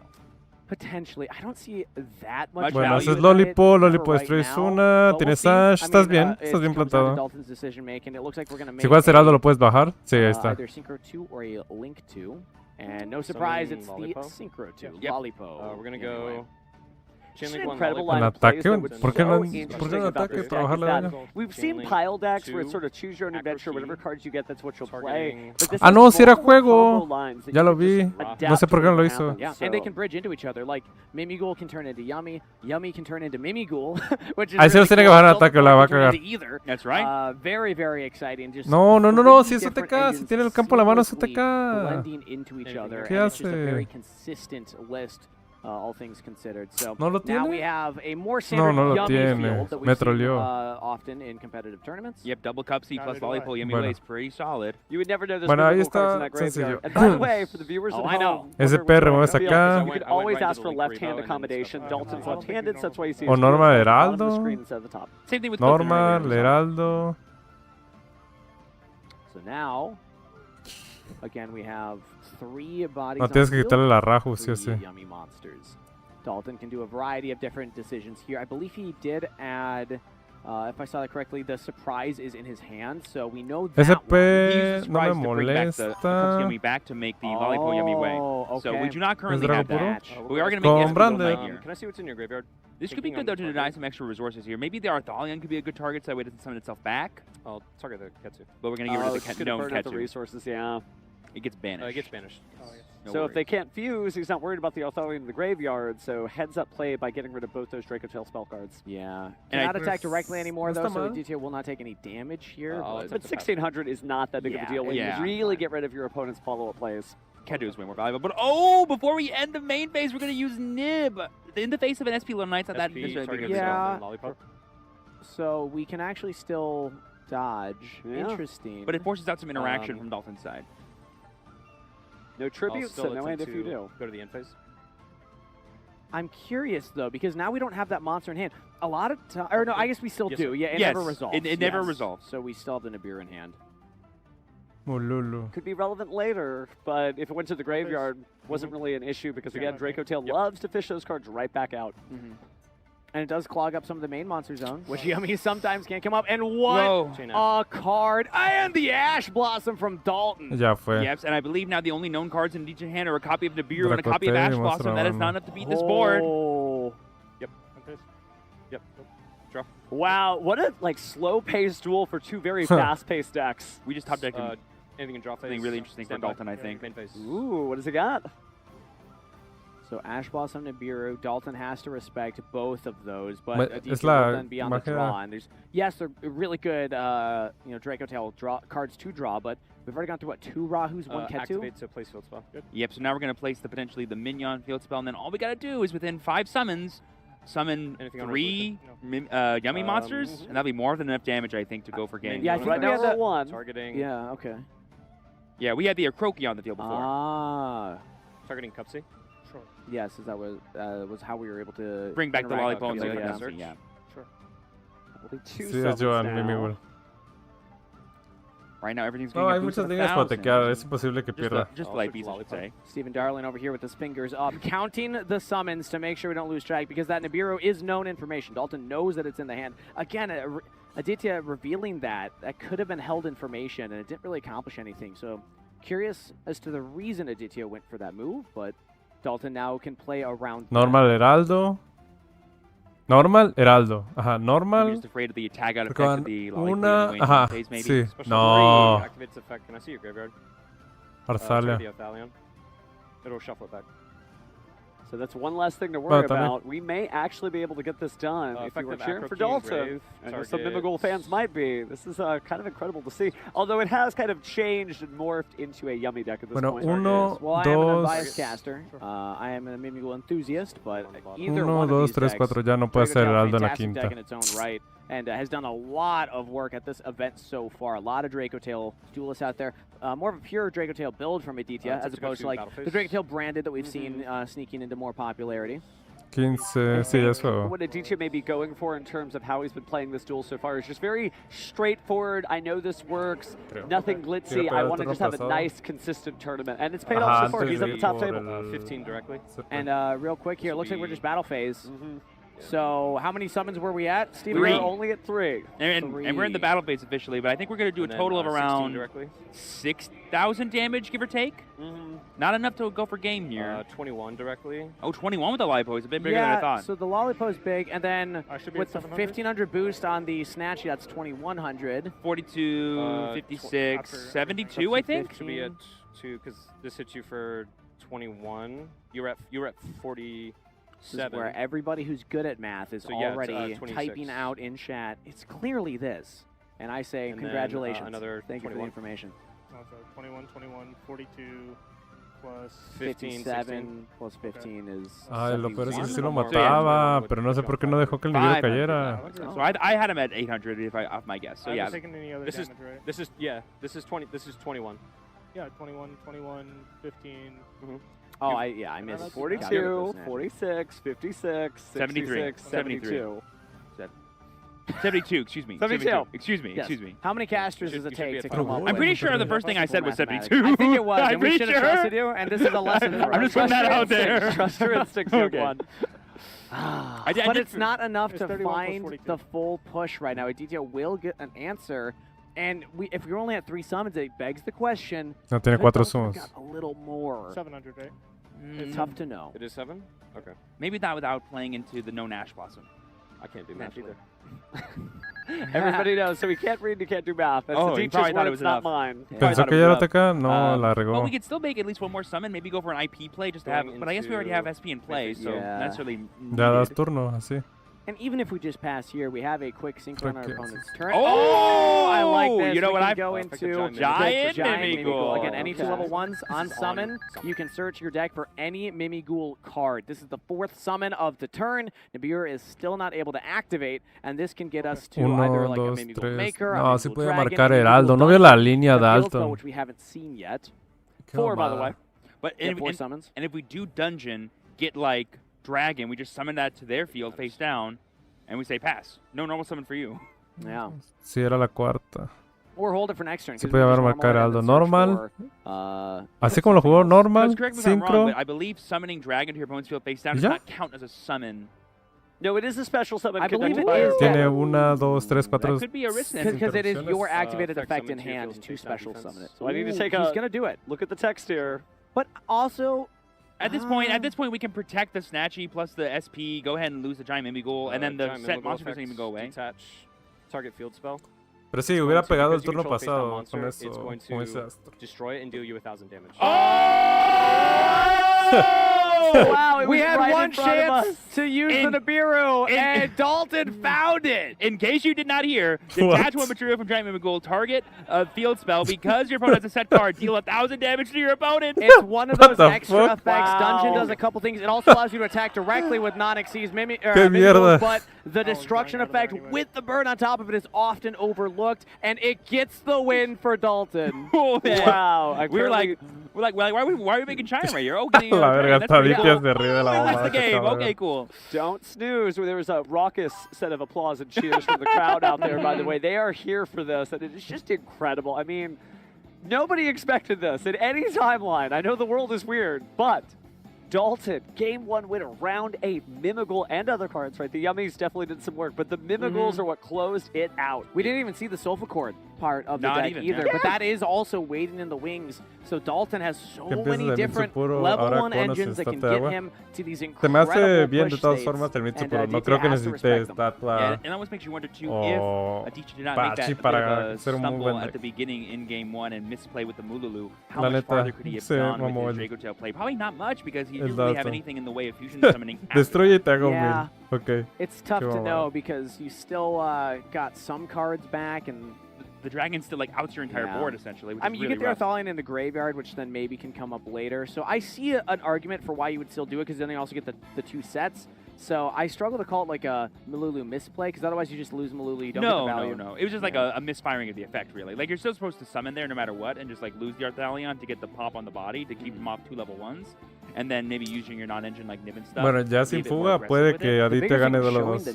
Estaría cagado que Dalton gane esta. The Nibiru is then known information for the next turn. There's a chance there that Dalton just says, oh, I have a different line to get 8,000 damage to push before battle phase, and then Aditya can punish that with the Nibiru. But once Dalton knows, he made a very, very strategic call there, and a very gutsy one, because summoning that dragon, if then Aditya immediately uses Nibiru, you can SP to dodge 2 of your monsters, but one of them's going. So either you have to lose like the Giant Mimighoul or the Snatchy, and you're kind of putting all your eggs in the one basket at that point, but it paid off. And there's also a world where Aditya doesn't know that you can activate Nib there, because how often do you play against Mimighoul and you go, oh yeah, that's a summon for you.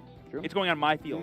Not the most intuitive thing to know about. I did check the text of Nibiru, and it's specifically when your opponent special summons 5 monsters. Yes. So your opponent special summoning a monster to your field would count on that. That's still them doing it, yeah. But here's what's interesting. Take all of the choice out of that last duel. Aditya still did have a very modest llevará opening, right? Dalton también para este tipo de matches. Negated, and so then nothing else happened. So Aditya's going to get another chance to go first here, and hard the cards be with him, because it could be a very different duel just based on what he draws. And that's what we've been seeing kind of all format, right? Like a lot of the big non-engine people are playing are the ones that force your opponent to make half boards. Facing down Molcharmi Fuulos, Aditya's like, oh yeah, I'm not going to play through that and just give you a bunch of cards. I'm just going to say pass, use my Mululu, even though it was imperm on your turn. You get all my effects anyway. But then that's what Dalton wanted, because now I'm like, I can get you with my Mimighouls. And poetic that it was Mimighoul Maker, the catalyst for all of that to happen. Oh, yes, beautiful. It did get the 50-50 where you immediately kind of force out that dragon, but the other way it still feels good.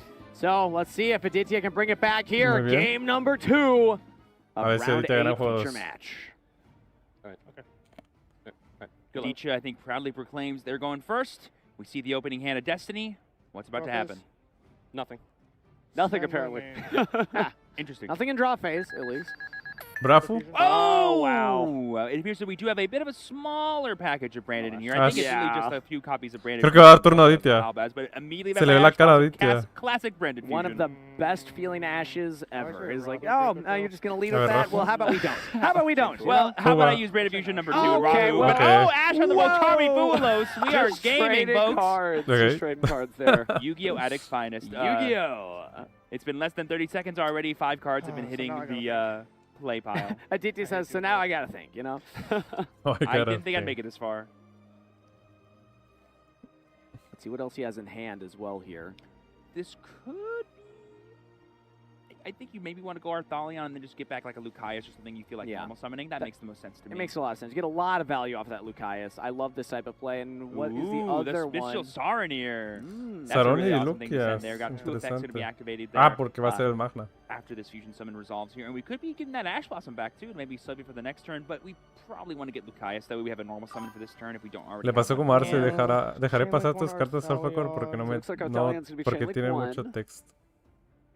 Ah, sí. Curious to see what the Bestial Saronir is going to send to the graveyard. One of the common ones in a full branded deck, of course, would be Branded Retribution, but you might just send your deck down. It could be. All of that resolves. So all of that resolves, everything happening. So let's start, see what we set and send. It's probably not too bad to send Albaz, because you can probably summon it off of stuff like Secretarion Dragon, and that could be pretty helpful for going second for, you know, bringing it back out into play, because it is a dragon still. We're just going to send the Magnamut, which, you know, in theory, we could add back on a later turn using our Arthalion and then get value out of that. True. And then Gaius is going to set the Ketu. And then Arthalion does target the Ash to add back to the hand. Resolution? Nothing on resolution. Activate Ketu. Ketu resolves. Ooh, Ketu is good here. We're going to get a search for a Dracotel card. We're going to get the Phyrexel. Beautiful little introduction to the new Doom of Dimensions Dracotel card. What's it going to do?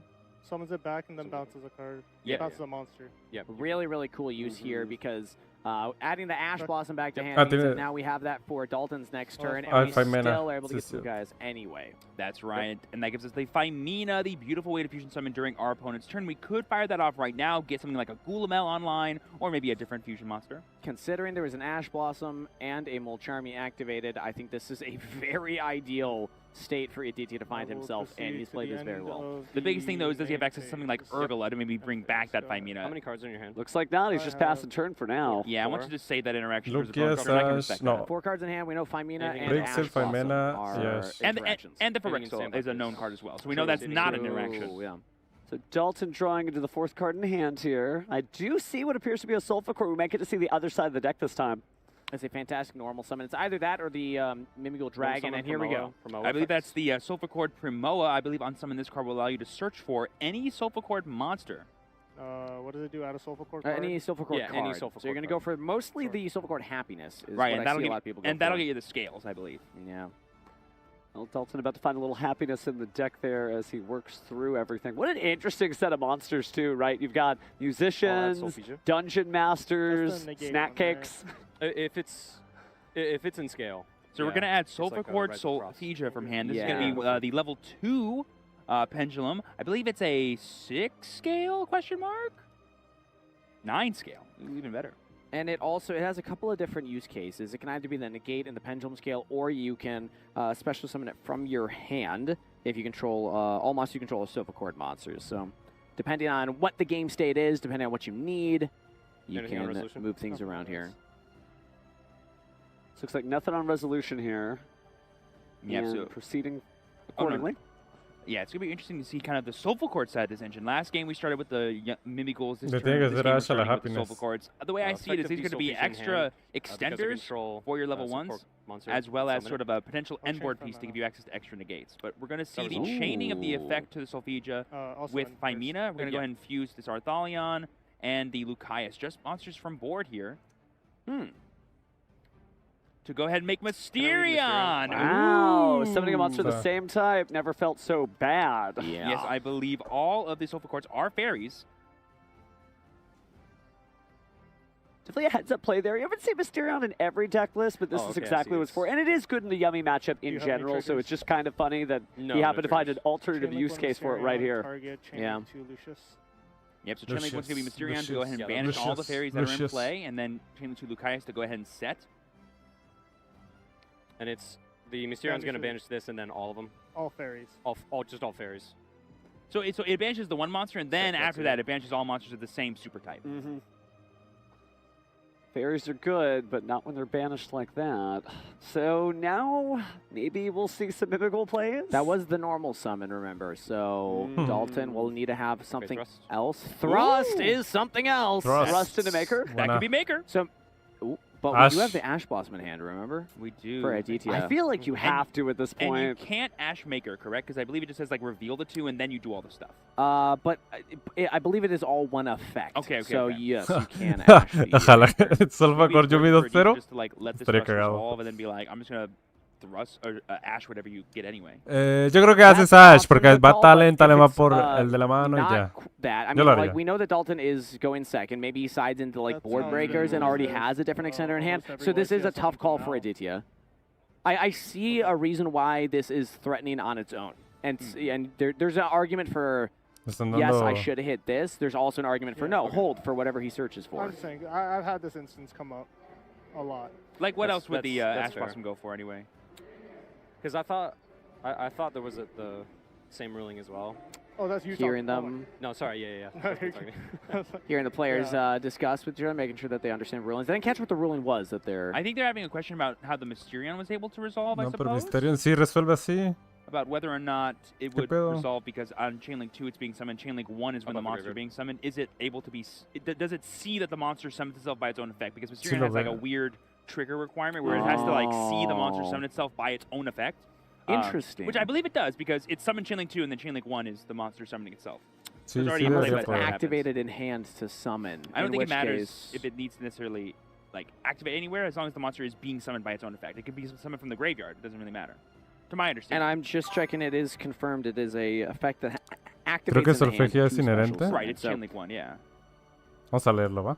Interesting. Well, we'll wait on what the judges are calling. But back to the Triple Tactics thrust argument here. Essentially, the crux of what I was getting at is that, let's say you have something like a Lightning Storm, or even a Raigeki. Let's go old school. Say we have a Raigeki, and you already have a Mimigul Maker in hand. Well, now we can grab the Raigeki, clear the opponent's field, and then go for our extender with that maker, as opposed to searching for the maker. So in that argument, you should Ash Blossom the thrust here. But if they're going for the maker, then no, you just Ash the maker when it happens, because that's a hard once per turn. So like, it's a tough situation to be in. I think usually players like to just go for whatever search, but again, I'm just kind of explaining why there is an argument for why you could look at Ashing this right away. And the good thing to think about too is like, is there anything that like, let's say you did get a board breaker, then what are the other 2 cards in your hand then? If I let you get that board breaker, I'm like, okay, yeah, that resolves. But now you don't have any way to follow it up, and I get to play my turn again.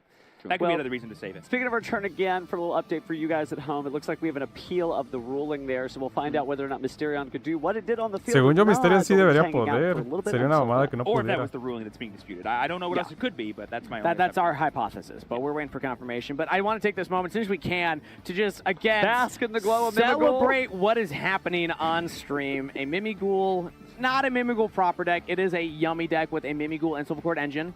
Not a Mimighoul proper deck. Does it have Mimighouls in it? Yes. Then it's a Mimighoul deck. I like where you're at. It's a Mimighoul deck. There we go. It's a shame on me for even questioning it. Does it say Mimighoul on the screen when it comes back? It will, I imagine. Right now, level 1s are #1 at table 1. Exactly. And it's very nice to see. Undefeated versus Draco Tail, and it's Aditya piloting it. So it is a big upward battle here for Dalton. Aditya, kind of a legend right now. Oh, yeah. Again, 2 NAWCQ finals in a row. He won last year. He's been to Worlds twice. Like, this guy, he even went into last year's NAWCQ with the most points earned throughout the entire year. In fact, I believe he did it this year also. I'm trying to remember. ¿Están checando? Si Mysterion resuelve cuando la solfa de la mano se puede invocar demasiado especial si otra solfa está en el campo. It's nice to have, a champion like that who really loves this game, right? He is not phoning it in by any stretch of the imagination. No, he's a constant duelist through and through. And he knew what Mimighoul Maker did. He didn't even have to read the cards. That's right. That's right. He's like, you know what? You can go ahead and resolve that. I'll deal with it later. I was like, I set everyone up. I said, let's look at Aditya's face. When he sees the Mimighoul card, there was no reaction at all. He was like, oh, yeah, I've seen it.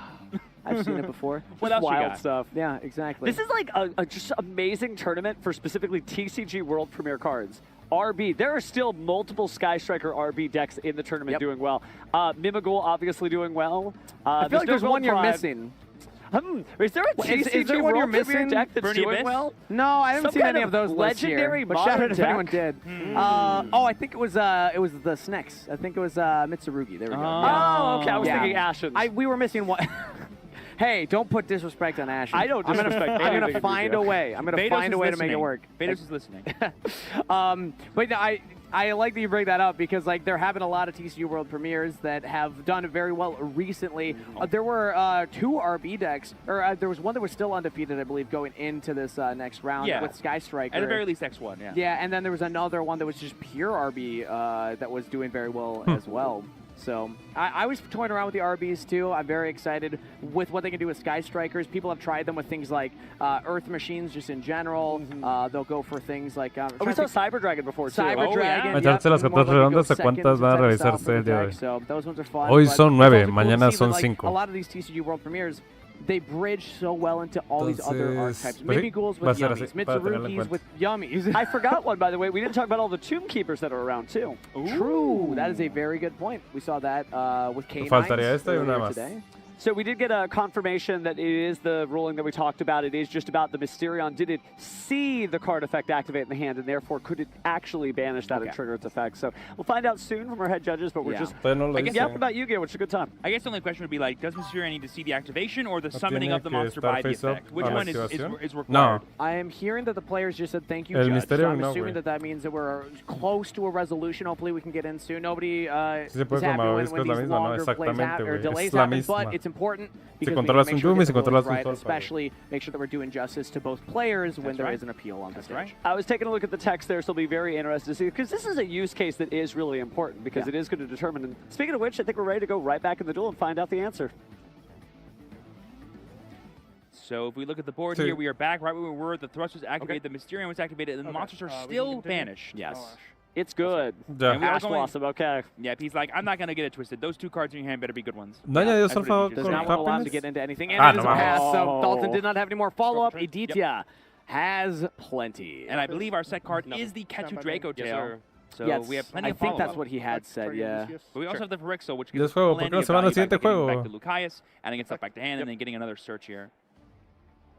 I don't know that Dalton makes it out of this turn. 25 minutes left of the clock. So he concedes, yeah. Dalton wants to make sure it stays 25 minutes on the clock. So we'll go ahead and scoop it up here as we go into game 3. The winner is Aditya. It shows how smart Dalton is as a duelist. Juego 3. Depende cómo abra Dalton. Sure. Yep, I don't think I can win here. Let's just go to the next one so that way I have that time. Because now we'll get to see what this yummy Mimighoul Sulfur variant can do going first. Right. We've only seen it going second so far. It's already been very impressive. It's sort of demanding a lot of answers from Aditya at going second. And a big up to him for realizing that Mysterion play.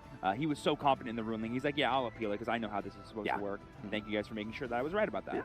There's nothing wrong with that. Honestly, you've got the right to appeal. Use it. Yeah. But it's wild to see the deck perform. Both of these decks perform at this level, obviously, and great duelists as well. But this is incredible to see Mimighoul's impact on this, and the fact that you've got all these different level 1 engines. We literally don't know how this duel is going to start. It could start as a Yummy duel. It could start as the Sulfur strategy. It could start as Mimighoul's again. And it's nice to see a deck that is so flexible, so wild like that. And, well, there's still some fun things in the side deck, too, so we'll see how that pays off. Steven Rodriguez just pointed to something, and my eyes lit up. I'm not going to spoil it. I've always said that I find Game 3s to be the most interesting. It's when both players have the most information. They have, you know, more or less an idea of how this game is going to go for them because they know whether they're going first or second or not, and there's no more secrets. It's just like, I know what I need to do. I have maybe some tools to combat what my opponent's doing, and it's going to be just a true battle of duelist versus duelist. No surprises here. Unless they come in the side deck. Well, unless it's a Yummy surprise. That's a surprise. Oh. True. And again, you don't necessarily know what your opponent is siding for the opposite starting on position, because Aditya is going to side for going first. Dalton would be siding for going second. Now we get to reverse those. So now, again, that's where the surprises come in, is what is coming in from the side. Now, knowing that Dalton gets to go first, Aditya, is he on things like board breakers, or is he going to just try and play through with his traditional non-engine and the rest of what Draco Tail can do? Because Draco Tail already can do a lot going second. If you're able to get that 5 mana, and you're usually running a lot of monsters that can interact with your opponent on their turn, things like the Ghost Spells, things like the Ash Blossoms, all the Mulcharmies, etc. Weirdly, when you're going second, you want to make sure you maximize the amount of, you know, actual engine cards you play, because things like Malulu, Pan, even Urgula are so powerful when you can fuse them off during your opponent's turn that it's almost worth trying to maximize the amount of copies you have of those cards in your deck. Yeah, and I'll say things like the Mulcharmies are even better against the Mimighoul variant. That is one of the weaknesses of it, is activating something like Mimighoul Maker is technically 2 summons, because you're going to summon 1 from the deck to your field and then add 1 to hand and summon it from hand. So it is rough into Perulia and Fuelos, and then you're going to be going into more of your extra deck. Also, the Yummies specials a lot from the hand anyway. So like, seeing one of the Mulcharmies, if you don't have like an Ash Blossom or a Cult by the Grave, is really tough. I think the theory of this deck, though, it reminds me a lot of like Tier Laments. It's not worried about what you're trying to do. It's just going to keep playing cards until you run out. So even if they are drawing a lot, I guess the strat is you're just trying to push. But if you're going first, you're not going to be able to try to push through their board and then attack for game like we saw Dalton do in the first duel. So I don't know what's going to happen. I know that's been the theme of this. I'm stumped, but we don't see gameplay like this every deck. We did see the Sulfur sort of strategy of the deck get really stymied by that Mysterion in Game 2 there, so Dalton wasn't able to kind of show off what it's capable of adding to the Yummy strategy, or the Mimighoul strategy for that matter. It'll shut down the Yummy and the Sulfur side much more than the Mimighoul, because the Mimighoul, one benefit is that they're all different types. There's dragons, there's fiends, there's fairies in there, so that can get going, but you can also just kind of wait for the Yummies to summon multiple beasts, or the Sulfur to summon multiple fairies. So we'll see.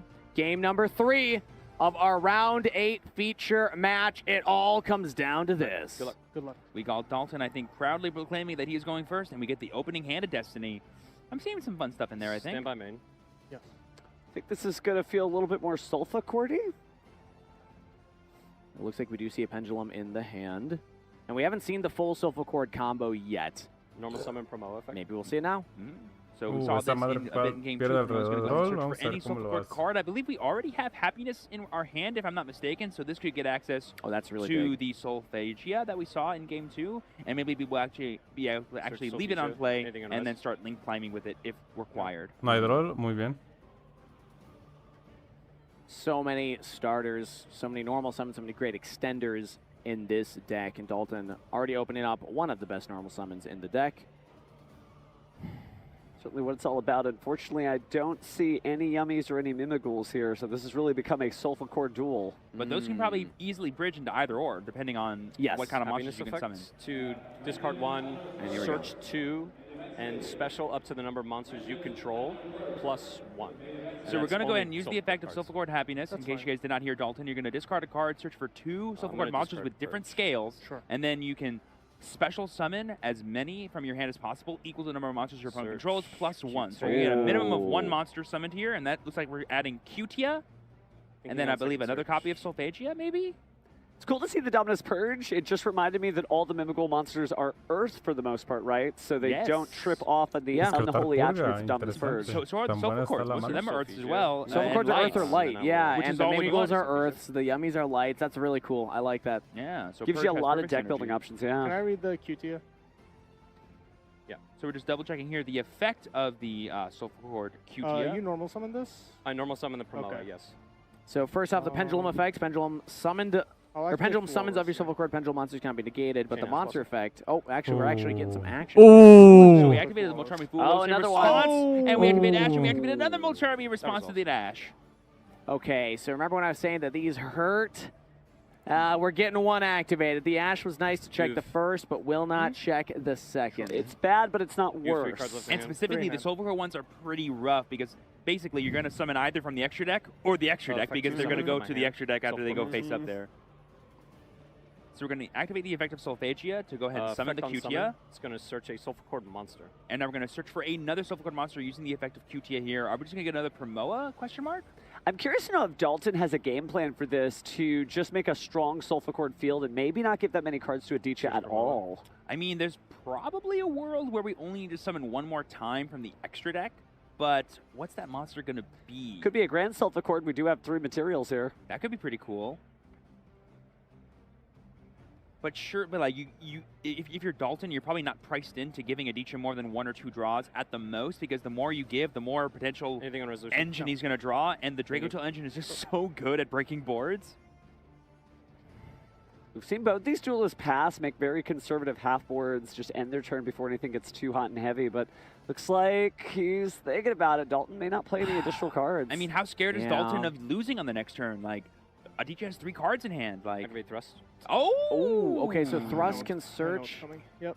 Oh, Aditya says, I know what's coming. Let's see what it is.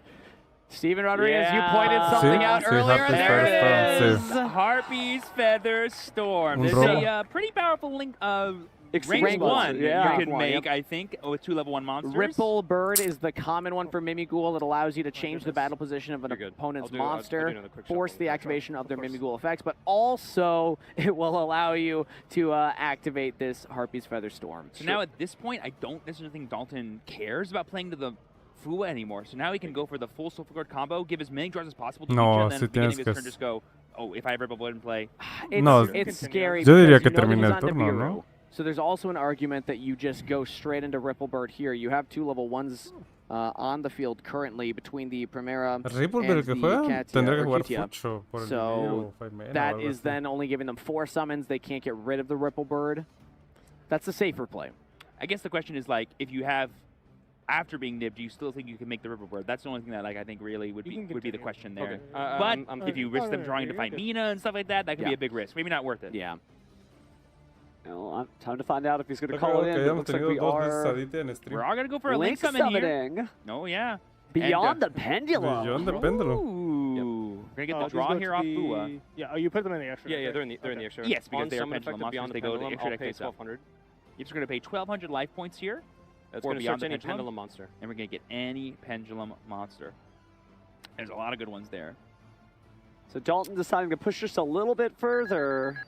And important to note there. The Grand Soulful Core requires 2 Soulful Cords, or he's asking a question here, I'll give him time to. Just a Pendulum monster. So he left the Solphagia on the field, I believe. I mean, another monster and a Pendulum monster. Which is the level 2. So not going to be able to go into the Ripple Bird. So yeah, he is opting for a different line than I anticipated. Yeah, he's going to end on Ripple Bird, basically. He's going to do everything and then just be like, oh yeah, here's 2 level 1s, make Ripple Bird, your turn. But because he probably wants to get to Grand Soulful Core before he does any of his Yummy cards, otherwise he's going to be locked out of Link 3s. But oh, the Ash Blossom, beyond the Pendulum. Well, he's still holding 2 Pendulum monsters in his hand. Maybe he does decide to do 1 more. Yeah, Ash is fun. And he didn't? Oh, he couldn't Ash. Oh, okay, okay. Scale Promoa. Oh! So from his perspective, it is easier to try to just give a few more cards and then rely on that Harpy's Featherstorm instead of trying to do anything further. Draw one. It's just draw one because one summon is happening from the extra deck. Ah, okay. But it's of 2 monsters. Promo effect and scale. Target itself, it's going to return it to my hand.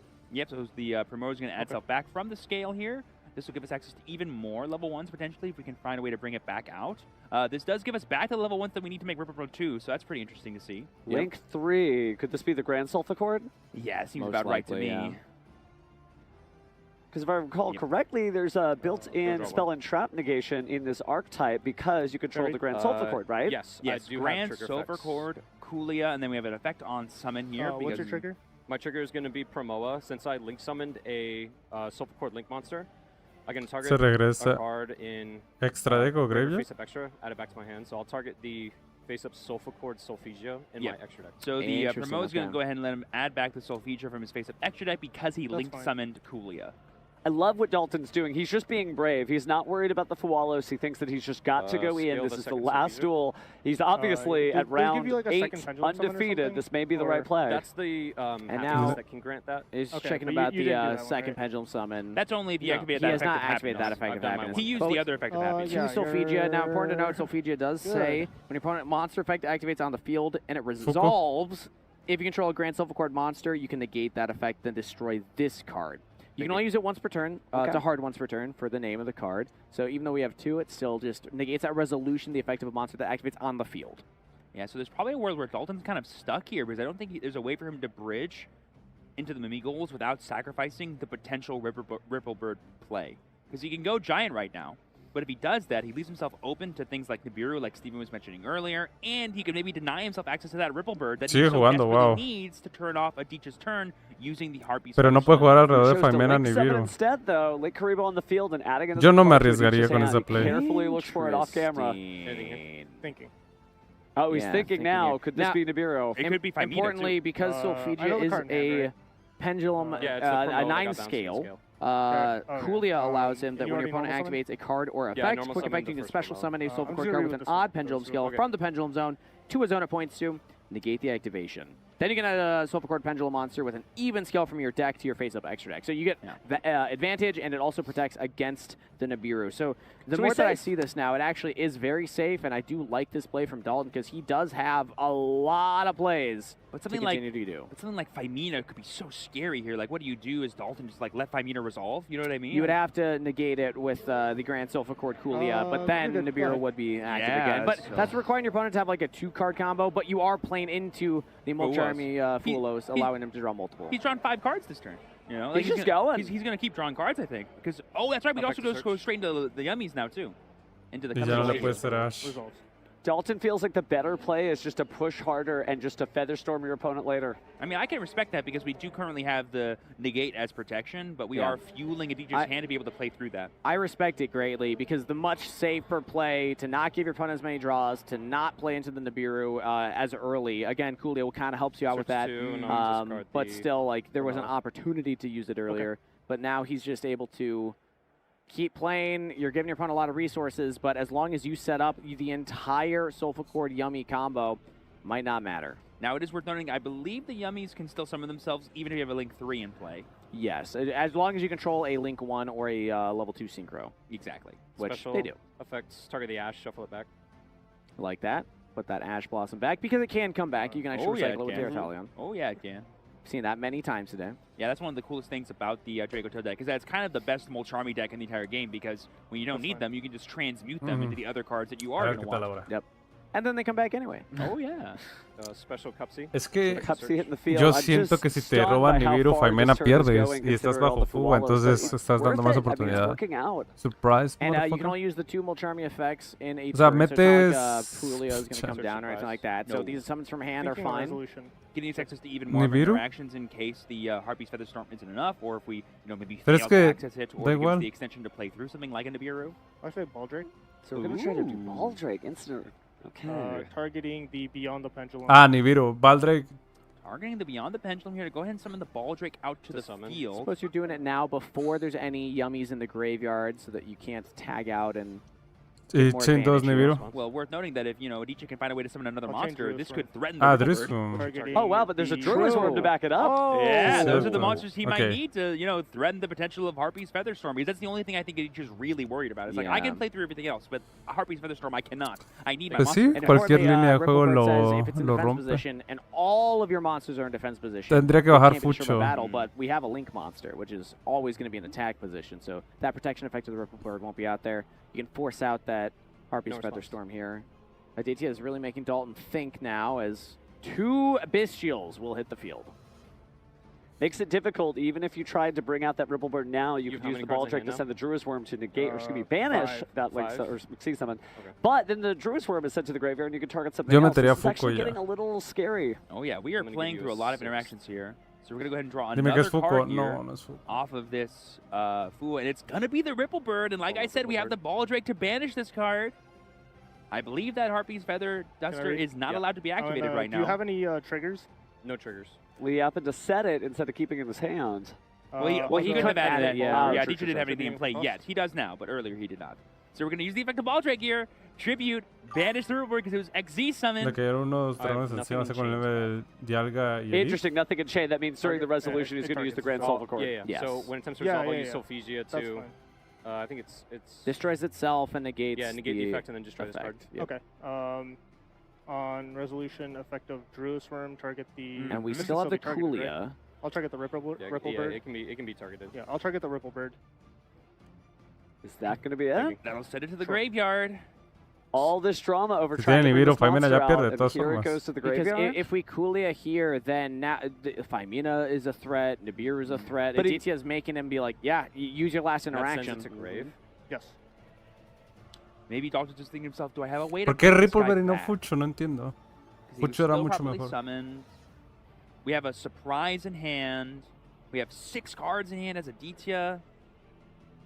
That's a lot. And again, this is a scary deck to take this type of challenge against. There's going to most likely be 3 Femina, maybe 3 Nibiru. You never know. Or just like Nibiru, yeah. I gotta say, Aditya has just been playing an incredible game here. I know we've been so excited about everything Dalton's doing because it's fresh, it's new, it's interesting. But to be bombarded with all these strange card effects, Aditya's just really keeping his cool. On resolution, he is negating. No. On resolution, Nibiru. 1 card in hand? 1 card. Do I know what it is? You know surprise. It's surprise? Yep. Okay. Nibiru, Femina or Nibiru? Did we give too many cards? It is going to be Femina! Oh, no. And that's the danger of giving your opponent that many cards. Should he have just gone into the Ripplebird path? I think Dalton will be asking himself that question for a while here. But, I mean, it's looking tough. Oh, my gosh, refusing 4 monsters. I think I saw 3 Molcharmies and an Urgula.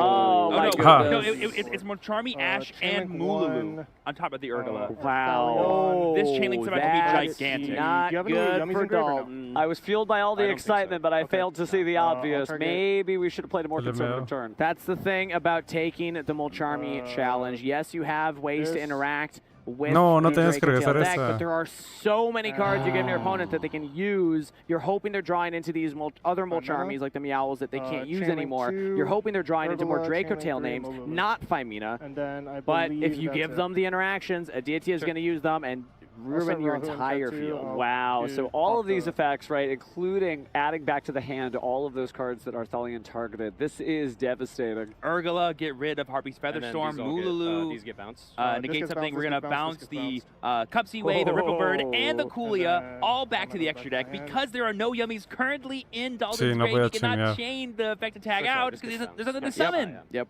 That's my fault. And now the Yummy surprise in hand is worthless. Besides being able to summon back the ones that are already in the grave who've already used their effects. You got Solfegia on the field. You know that's that's cool. It's been permanently negated. So we're not out yet, but there's the handshake. Está cagado que haya perdido en turno 0. I should have just made the Ripple and then... Sí, solo tenía que hacer el Ripple y ya. That would have been a lot safer, yeah. The second I saw the Druids and the Baldrake in my hand, I was like, maybe I'm safe. Maybe I'm safe here, yeah. Si hubiera hecho, si jugara Fucho, no sé si ganaba, pero estaba en una mejor posición. No ganaba. Specifically plays Ripplebird over Fuko. Sí, because Fuko. like it works better with the mini ghouls. That's why. Yeah. Ah.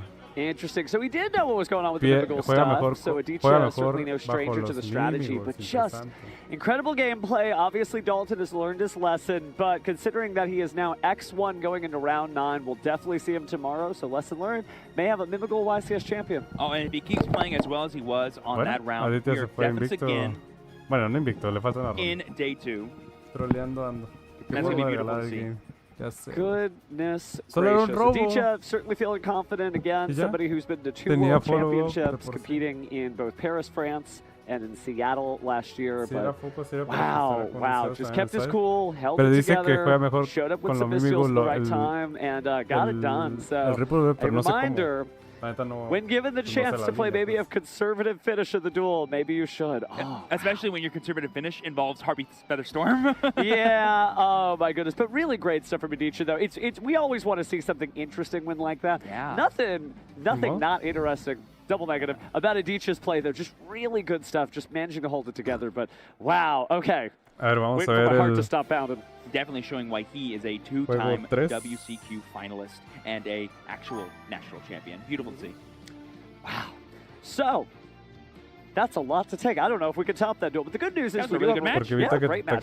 Still have round 9 coming up. Still have the whole day tomorrow, but it really shows you that this format is so different. And that's what I love again about this format, because we did get rid of so many different cards on the recent Forbidden Limited list. At no point was somebody just locked out of the duel. Understanding Harpy's Feather Storm, that would have done some of that locking out. But it failed, because he was able to interact with it still because of the ability of the Draco Tail deck to just constantly play on the opponent's turn and force them into really difficult situations where they have the choice of either making a half board, which Draco Tail's known for breaking. But enough hearing from us. Let's go ahead, throw over to Steven at the stage to hear from the man himself.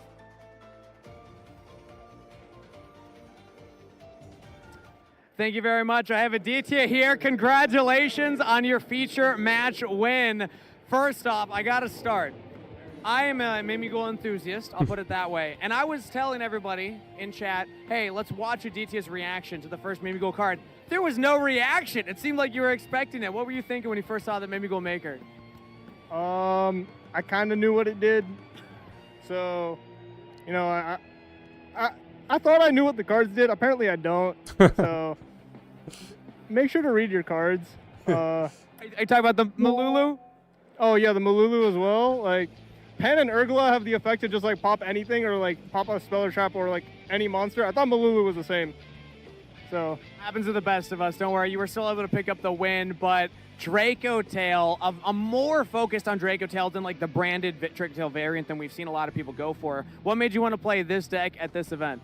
I played the deck at a regional last weekend, and I was considering playing Malice, but I mean, given my track record with Malice, I did well, but you know, I have a tendency to throw sometimes. It is what it is. I noticed that you changed your favorite card to World Legacy World Crown. Any particular reason? No reason. That card is insane. It's a very good card. Very good card. Somebody in the audience asked me to ask you this. Is that one going to go in the montage? Oh, it's for sure going in the montage. For sure going in the montage. I'm assuming they're talking about the moment you have your Molcharmy effect, you're drawing cards. It gives you 6 cards. What was going through your head as you just kept drawing Draco Tail after Draco Tail, interaction after interaction? Honestly, the second I saw triple tactic stuff, I was like, I already know what's happening. And I thought the game was over on the spot there. However, I don't know, it was like a little bit of a greedy play, but either way, like, you have to make a decision at some point, and whether it's the right decision or not, like, at the end of the day, you just have to not regret your decision, the decision that you made. Yeah, and hey, if it had worked, it would have been a huge push. Congrats to you for being able to stop it, though. I'm going to let you get going because it's been a long day. Get some rest before your next round. Let's throw back to the casters. Just great words to duel by. I love that, you know, given all that track record and everything we've been singing up about Aditya's record, he's still very humble, right? Read your cards, you know, keep your cool together. Maybe I should have played differently, but as long as I don't regret my decision, I'm fine. Always be improving, always be winning. That is the mentality of someone like Aditya. Beautiful to see. Well, when you go to that many events, I mean, man, you definitely get some experience. And speaking of upcoming events, let's take a look what we got on the 2026 calendar. Yep, we have, starting off at the beginning of the year, we have 2 Team YCS. There's one happening in March 14th to 15th in La Paz, Bolivia, and one happening April 18th to 19th in Las Vegas, Nevada. Maybe Max Steve might be reuniting at one of those events. You never know. And then, of course, finally, we have YCS Columbus, Ohio, happening May 23rd to the 24th. Gotta say, if you haven't entered a Team YCS, it's a real joy to just sit around and play Yu-Gi-Oh! With your friends. But when you're actually playing together and somebody can say, hey, have you considered activating that? Wow, I hadn't considered. Yeah, sure, I'm just going to play that and win. Thanks, man. You helped me win the duel. It's so great to be able to play in a Team YCS, so please definitely give it a shot if you get a chance. Oh, yeah. Saji and tribute it. Activate Saji effects. That's fine. And when Saji's Esa fue ronda 3, ronda 4. Even destroy your opponent's entire board just for the fact that you attack with your monsters. So it's really interesting stuff. But you're right, Shepherd's Crook being able to set the trap cards from the deck too, very helpful. So shoutouts a toda la gente que nos ha acompañado las 4 horas, que van a ser 5 al parecer. I've been playing here with 5 for Matt. And started up. I do not think it has 1. No dice que right, we have Eric piloting. RB contra K9. We start that roll here with 5 for Matthew and 5 for Eric. We're starting up evenly matched, folks. Gave us loaded dice. That's the way we like to see it here. Giving us a total of 6 here for Matthew. Cusick loaded dice. No, just lucky numbers. Oh, another 6. Oh, it's going to keep going. If this has anything to do for an omen for how good this match is going to go, I love to see it. See a 10. Not 10. Not 10. Okay, no, very notably not. Was that the Millennium Arc dice that we saw there? Yeah, I think so. Oh, Millennium Key dice, I guess. No quiero. Yeah, that's right. The Millennium Arc, the actual trading card. So that's something Exodia. Be like an honorary 9th Millennium item. I said 9th because, the 8th one was in the movie, but we are just about to go. Here we go. I'll attempt to play first. Okay. Matthew has proudly declared that he's going first. I saw a pretty cool opening hand. I saw at least a chaotic element, which means we are going to get some K9 cards here. We'll go activate a case for K9. Oh, K9 monster. We're definitely going to get some K9 cards here with this case for K9 here. Going to go ahead and search for a K9 monster, and then later in the turn, maybe use it to rip a card out of Eric's hand.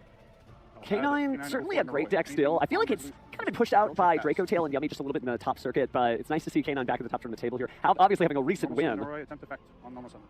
I will chain Charmy Fulos. Ooh, we're going to chain Fu here to the effect of Noroi. I will chain Ash Blossom. And there goes the chain on Ash Blossom as chain link 3. You're going to negate that Fulos, and now Noroi will go ahead and resolve summon from the deck. Oh, and then forgive me, case for K9 doesn't rip it. It doesn't reveal their but that Ripper is coming soon. Yes, that's the one. Now we've got Izna, so we're going to go ahead and send, I would imagine, Lupus to the grave, and there it is.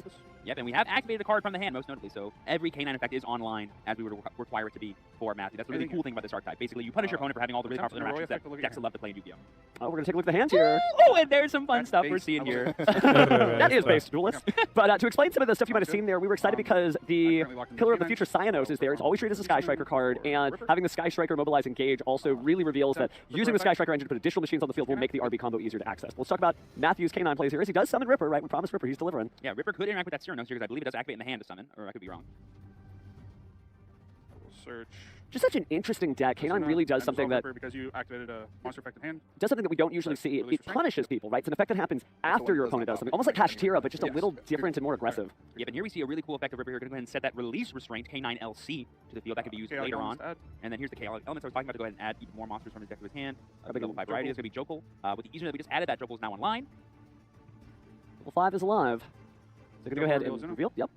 Love the communication from these two duels. Yep. It's almost like I don't want to interrupt them because like they're doing it themselves. But this is going to be a really nice form of extension here for Matthew just to keep climbing up into more and more plays. And now that we have that hand information, we can perfectly craft what XYZ monsters we want to keep in play, sort of stymie or disrupt Eric on her turn.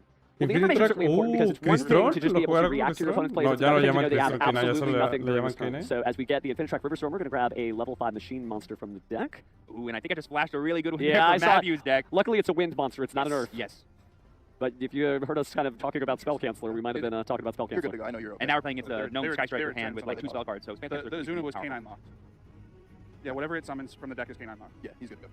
Yes, just a question on like how you can actually bring stuff back out. Always a good clarification from our judges to make sure everything's focused at the Lantern target Nori. So let's go ahead and get Noroi back on the field. So many XCs subbing so fast. We have access to Recycler. We could go into the Platinum gadget that I know K9 is known for doing because Noroi is a machine. That can give us the additional normal summon of Scrap Recycler that we need. Gets it out. Oh, there's a Scrap Recycler. I should say it's a special summon, a Scrap Recycler. Road Roller. Whoa! Oh, interesting. Infinitrack. I believe it's Road Roller? No, Road Roller, excuse me. And I believe that young man has an effect when he's sent to the graveyard. Just, I love all these different K9 builds. Obviously, this one is very machine-centric because of the synergy with helping Infinitracks, the Scrap, and most importantly, the Spell Canceller if we end up seeing it, cancel those spells. But it's cool that like just anything level 5 is really brought to life by this deck. And now thanks to Lantern, we're going to go and get X-Force release, which is going to be our rank-up spell of choice. And then it's worth noting, too, that both these decks actually technically have a really cool machine sub-engine within them that can kind of allow all their plays to happen. Speaking of machine sub-engines, everyone's about to be machine. Send Platinum Gadget to revive Scrap Recycler. Yep, we're going to go ahead and bring back Scrap Recycler to get effect again. And then this will probably dump that spell cancel that we had flashed earlier. Oh, goodness. Duelist, if you weren't dueling back in the good old days, you don't know how scary this could be. But I think people are pretty well aware of spell cancel showing up. It did feature in a lot of regional topping lists in the last weekend. Again, the effects of spells are negated and your opponent can't activate them. Yep, it is basically Jinzo, but for spell. Yes. Remember, when it came out, you're like, oh, it's good, but it's not Jinzo good. It's only 1800 attack. No one could have seen something like this coming. Road Roller to summon itself. Yep, so then we have Infinite Track here replacing itself with the Clock Knight, and then we have Road Roller to summon itself back onto the field from the graveyard. And now we're going to go ahead and overlay our Road Roller and our Lantern to go ahead and make... Oh, there it is. Kinkari is there, and so she is able to special summon level 5 monsters, and guess who's a level 5 monster? Good old Spell Canceller. So this is going to be difficult to play through, especially when you see Eric's hand. This is a great line because, again, you know he's on Sky Striker, so that's going to be pretty difficult. Now, Pillar of Cyano, or should be Pillar of the Future Cyanos, can be special summoned by discarding a spell, so it's not completely dead in the water, but that SP Little Knight's not going to help things. And we're just going to go ahead and scoop it up as Eric. He knows that he can't play through a Spell Canceller with the hand that he has, and it's not kind of revealing how he actually plays this deck, and he wants to maximize the time he has to play through games 2 and 3. Totally heads up play from Eric, and a good show for Matthew. Once he identified, oh, I have the Silver Bull that I need to just win this matchup, let's go ahead and get it out as soon as possible. That game's over for him. It's certainly nice to see the power of Noroi. It really lets you understand where you're going with your next turn, because, you know, everybody has a combo line when they go first, and kind of blindly going first. You don't know what you're seeing. K9 doesn't have to blindly go first. They just kind of look into their opponent's hand and say, oh, so I need to stop this, this, this, and that, and dodge this. Cool, I got it. Turns out if information is power in Yu-Gi-Oh, the card that lets you look at your opponent's hand is pretty good. Yeah, pretty good. So Matthew did decent work there, but we still got a game 2 and 3. And Eric, with such a storied Yu-Gi-Oh career, likely has been in this situation before, so he's just going to have to go first and figure it out. I mean, not to spoil anything, but he's already shuffling. He's done with his side deck. He knows his game plan. He may be playing a rogue deck, but he is not a rogue duelist. He is fully aware of everything he needs to do to get the highest placement he possibly can here at this YCS. Absolutely.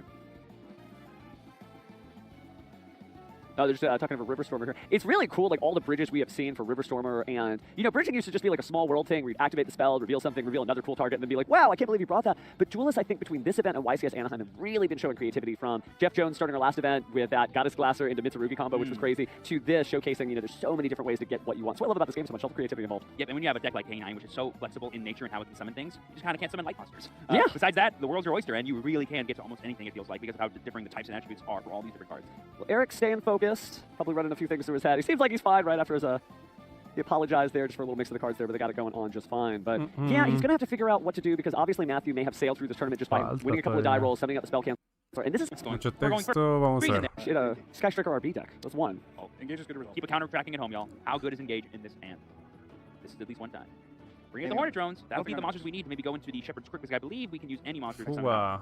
Oh, but we can also use machines to summon Brute Brulus. We can actually link off the token into like a Kagari or something and then make it later.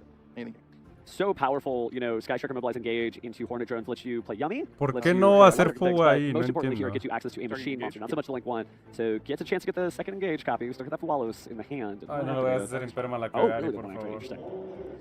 I think it's just an argument of like you save like your interactions for the points where you know they're going to be forced to keep summoning. Well, this is the second copy of Sky Striker Mobilize Engage activated. There's the Pillar of Cyanos. There's the Pillar of Future Cyanos. It's a mouthful. Right. Basically, this card will be able to summon itself and then also bring out Rose. That's the biggest thing about this card. And Rose, while she's not a machine, she can quickly turn into one, the same way that token turned into Sky Striker Ace Kagari. Well, you can also make Shepherd's Crook without machines. Oh, that's true, that's true. The brand new RB Link monster. You just don't normally end with 2 different RB Link monsters, because then you don't have the zones to actually equip all your machines as equipped monsters. Should have done this earlier. Should have done this earlier, so Matthew decided maybe... Oh, it didn't matter! Yeah, that's good. Turns out Matthew... You did not miss out on anything. That call by the Grave's going to get that Sólo banished with the swiftness, and we're going to continue our turn here. We're going to like I said, Cerdos, allowing you to do that. And that gives you 3 monsters, which could make the brand new Shepherd's Crook. We're going to go for a Link 2 here. Into the Volcan Booster. That's right. This is going to get you the RB spell. This does require machine monsters, which both Kagari and Cernos were, but we can be met by infinite impermanence negating that effect. So now we're linking off Sky Striker Ace Rose. It does have a down arrow, which enables us to keep going here. Ooh, is that Hayate? Yeah. Yes. That is the beautiful alternate art Hayate. I think it's the Rose version of Hayate, it actually. Is. So how appropriate. And there we see Brute Blues coming down, because we have 2+ monsters equaling 3 on summon. We're going to go ahead and search for an RB. I believe it's any card. Any RB card. Yep. Then we see the Funk Dock. That's going to be the field spell. That'll give you access to the deck. Yep, you're good. Ooh, Matthew's saying I'm an RB enthusiast as well. 2 Machine Brothers are playing against each other right now, it looks like. So there we see the stage landing here. This is going to be a really powerful card to go ahead and give you access to another summon of an RB monster. Yeah, we got the 3 spells. Not that it matters at this point, but just some incredible gameplay here as he drops down. Pay 1,200, hit your hand and summon a monster. And then just a reminder, after activating this card, you are now locked into machine monsters with 1,500 or less attack points. Ooh. Original attack, I should say. And then this is one of the brand new Lambda Cannon. This is going to go ahead and allow you to look at your opponent's hand. Definitely helps, right? He jugado contra now I'm looking at your hand and I know what to do. Yeah, and here comes Lambda Cannon, the other new one that came out. Vamos a ver que sí, el siguiente viene ahí si no puedo por la DC. I believe this one specifically gets Son los nuevos Tempai máquinas. No, sorry, you can send one RB monster. Pero one RB según yo está bien yendo primero. This may seem like a really nebulous deck, but when you think about it, it's so funny that he's like buying parts to upgrade his machine, right? Yes, pay yes. 1,200 for 1,200, pay 700 for 700. Yes, and the reason why I call these friends equip monsters is because essentially, while they are underneath the zones that a RB Link monster points to, they gain extra effects during your opponent's turn, and they can even give extra effects to the Brute Blues himself. Oh, wow. Okay, so we're going to go ahead and link off into the Valkan booster. That is right. It was never able to actually resolve. So now going to take their Gatsan Driller back. Activate effects, target Lupus to destroy both. I pay 500 for cost. Yes, you're paying 500 life points for Gatsan Drill. Going to go ahead and target itself and Lupus to destroy both. Spell will gain me 500 from destroying your Lupus. It's a rebate. Protect my stage lane. So stage lightning, of course, being able to banish itself in order to protect your RB monsters from being destroyed, which is huge since they usually destroy themselves in order to gain. That's kind of almost like a Memento Unchained kind of energy there, but at the same time being able to insulate your own costs, right? You're getting coupons, reimbursements, mail-in rebate. Yep, and there we see Shepherd's Foot coming down. This is going to be the new Link monster that came out in Doom of Dimensions. Basically, gain 500 attack for each monster you control, except this card. And then once per turn, during your main phase, you can set one RB trap from your deck to the grave, from your deck or graveyard. And that's going to be, I believe, the RB. I want to say it's called Last Stand. Sorry, next phase. Excuse me. Which is pretty great considering that it's going to allow you to negate the activation of a monster effect. So you get some spell trap negations, you get some monster effect negations. It's expensive, but it's still good. Also, it's worth noting that this Gotham Drill has been summoned back to the field, so we can do the same monster pop that we saw during our opponent's turn. And then the Lambda Blade has the effect where you can pay 1,400 and then target a monster your opponent controls and destroy that card. And if you do, you take control of that monster. Wow. That just targets face up? Monsters only. Monsters only. Oh, yeah. Okay. The saw is spells and traps. Yeah, correct. Yeah, just double checking all the different kinds there are. There are even more RB equips that we have not seen yet, actually. That's true, that's true. Nice to have two duelists that know what they're both doing. Set one and attempt to leave the main phase. Okay, we're going to leave the main phase. Este ya lo ganó el revés, según yo. Not a whole lot going on. I think Eric may be showcasing how he got this far in the tournament with his deck undefeated. As Cynos leads to Sky Striker Ace Rose from the graveyard, back on the field. Really gone through that extra deck, by the way. Yes, even though we're locked most of the time in the RB deck into 1,500 or less, we can still summon plenty of monsters, don't you worry. And conveniently, the Sky Striker Ace monsters are almost universally 1,500 or less. Original deck, 100%. So there we get the RB stage landing once again off of a third copy of Valkan Booster being summoned from the extra deck. By far one of the most powerful cards in this archetype. Yep. That stage landing here is going to summon another RB monster coming from the deck this time, not the extra deck. And we're going to get both, I believe it's Valkan Booster. No, sorry, Valkan Rocket. Valkan Booster is the Nickster. Well, nice to put the booster by the rocket. Ya, ronda. He's one of our bounty duelists, so he's been collecting packs. There's so many prizes on the line. Not only are they going to get the prize cards along the way, like the Card Trooper and the Effect Veiler, just for getting first place, they're going to get all of this stuff in addition to the prizes they accumulate along the way. That's right, first place gets an ultra rare YCS prize card, another versus Stratios, the YCS trophy, which is absolutely beautiful, the Steam Deck OLED, the Steam code for the Yu-Gi-Oh! Early Days collection, which if you haven't played, you absolutely should. I've been playing Dungeon Dice Monsters like crazy. A YCS Premium Messenger Bag, a YCS Top Cut Game Mat, a giant card of the Winner's Choice, which is relatively new this year, and an absolutely phenomenal prize. There's a lot of giant cards I would want to be created for me to hang up on my wall at home. So it's really going to be exciting what cards these winners from this year are going to end up picking. And of course, the invite to and VIP status at the next World Championship Qualifier Tournament for whatever region the players from. They're from the US or Canada. They will be at the NAWCQ this upcoming year. But man, Asala, there's that amazing trophy that all these players are competing for this week. We are looking at this trophy. Every duelist here is contending for this right now. And there's only a few more rounds to go. Yeah, a little more than there used to be because, yeah, the format has updated to where we have not only the two rounds of Swiss in the morning, we're going to have multiple rounds of Swiss before that top 8 cutoff. But first, we have to finish day number 1. We're here in round number 9, and we have another exciting matchup. So without further ado, I'm going to let Kangas introduce our final feature match for the day. Go ahead and take it away, Kangas. Up first in the blue chair from Minneapolis, Minnesota, shouting out his friends and family, Robbie Fan! And his opponent today in the red chair from Toronto, Ontario, also shouting out his family back home, Luca Kovac! Duelists are already on stage, so let's throw it back to the casters for game number 1.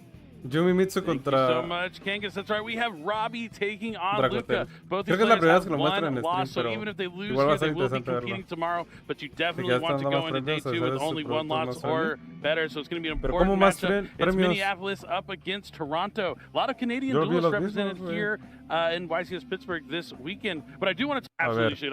Ajá, la esta wea, el trofeo, el OLED, el stick code. Güey, sigue siendo lo mismo. Solo la Giant Card que se implementó apenas, pero ya se empezó a dar. He's going hand in hand this weekend, but Luca with an X1 record, only having that one loss with a pure Dracotail strategy. But there are some really cool tech cards that he has in here that we haven't seen a lot of other duelists using, so we're going to have to see how that's going to pay off for him. And then Robbie on the other side is playing that deck we've been talking about all weekend with the biggest target on its back, and it's going to be the Mitsurugi Yummy strategy. Yeah, now both these players, we've talked about several duelists that have had a lot of accolades collected throughout their tournament history.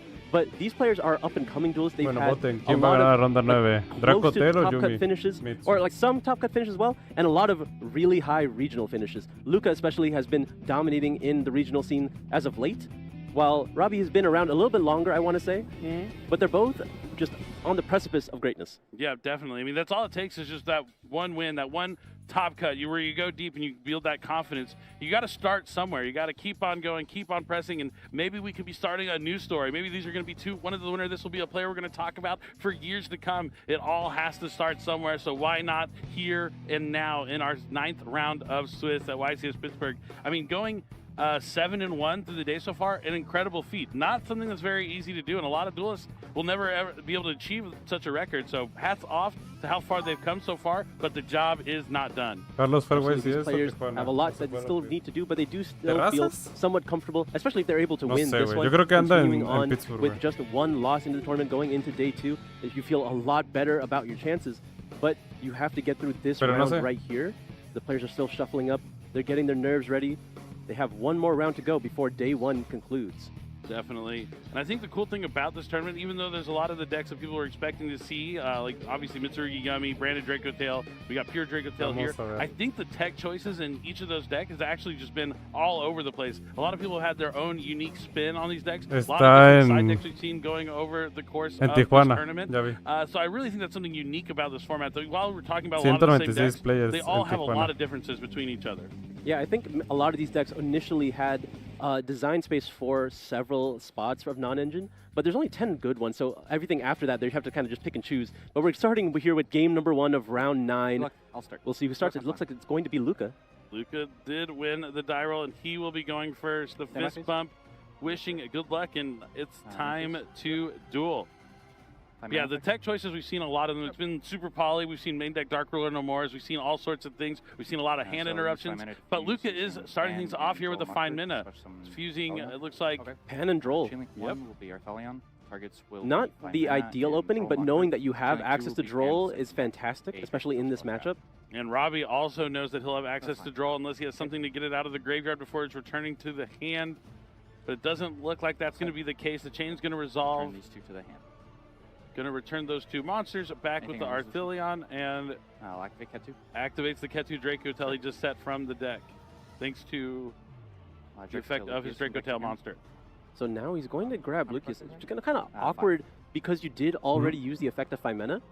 I have to imagine there is a copy of Rahu Dracotail in Luca's hand. It looks like there's the Rahu's going to be activated now. Yeah, Droll and Lockbird pretty good against Lucius since it also is trying to add, but the Rahu is going to let him use that Lucius as a fusion material from the hand and 1 fusion material from the deck. Right, opting not to use the Fimena in hand just because it's safer to keep it in hand, but you still have the Urgula access to get back the Lucas even though it won't provide any value immediately. Gulamel is now on the field as well. Dracotail Flame. Going to set a copy of Dracotail Flame and Dracotail Sting. So that's going to let him potentially negate a spell card, activate the effect of, get a draw, and Sting goes after the graveyard. Right, gets to hit a monster and or a spell or trap. So it's always just some combination, but it could just be one. Can't ever be 2 monsters or 2 spell or traps. You can either mix and match or one or the other. Makes a lot of sense. Really strong interactions. Thinking before main. All right, sets another card face down. Attempts to go to end phase, but Robbie is going to think, I think, here. Yeah, he's going to consider activating any other effects. Not in the range of Nibiru the Primal Being. Is in the range of something along the lines of Izuna. But there are no Yummy or Mitsurugi cards that can be activated typically. This is something I see Robbie do quite a lot. He does like to bluff the interruptions that he cannot have. not a great game plan, especially if it's something you just don't have, but we've seen it in the past too with some other duelists as well. I think it's like a confidence kind of thing. You just want to appear like you're have some confidence. I think you just want to confuse your opponent a bit, make them think that you have cards that you don't currently have. But as soon as you reveal the Marshmallow, they know that they don't have those cards anymore. Yep, so activating Marshmallow Yummy to start the turn off. Special summon from the hand. There is not any spell and traps to add back just yet, but that's going to link away into Yummy Snatchy. Draco Tail Horn, targeting Snatch. Oh, he did hard draw the Horn, in fact. If he didn't activate the Snatchy here to set the Minion, then the Horn will just be able to get maximum value here. Pues sí. Horn's going to send that Yummy Snatchy right back where it came from. Looks like there is no response here, no Ash, no Bell. So we're going to get a free draw here, and that likely means there's going to be free draws from those other two traps as well, if they can even get that far. Okay, we was in response to the effect of Snatchy here. So now the Minion can be easily interrupted with something like Draco Tail Sting or Flame, but likely opting to use Sting here.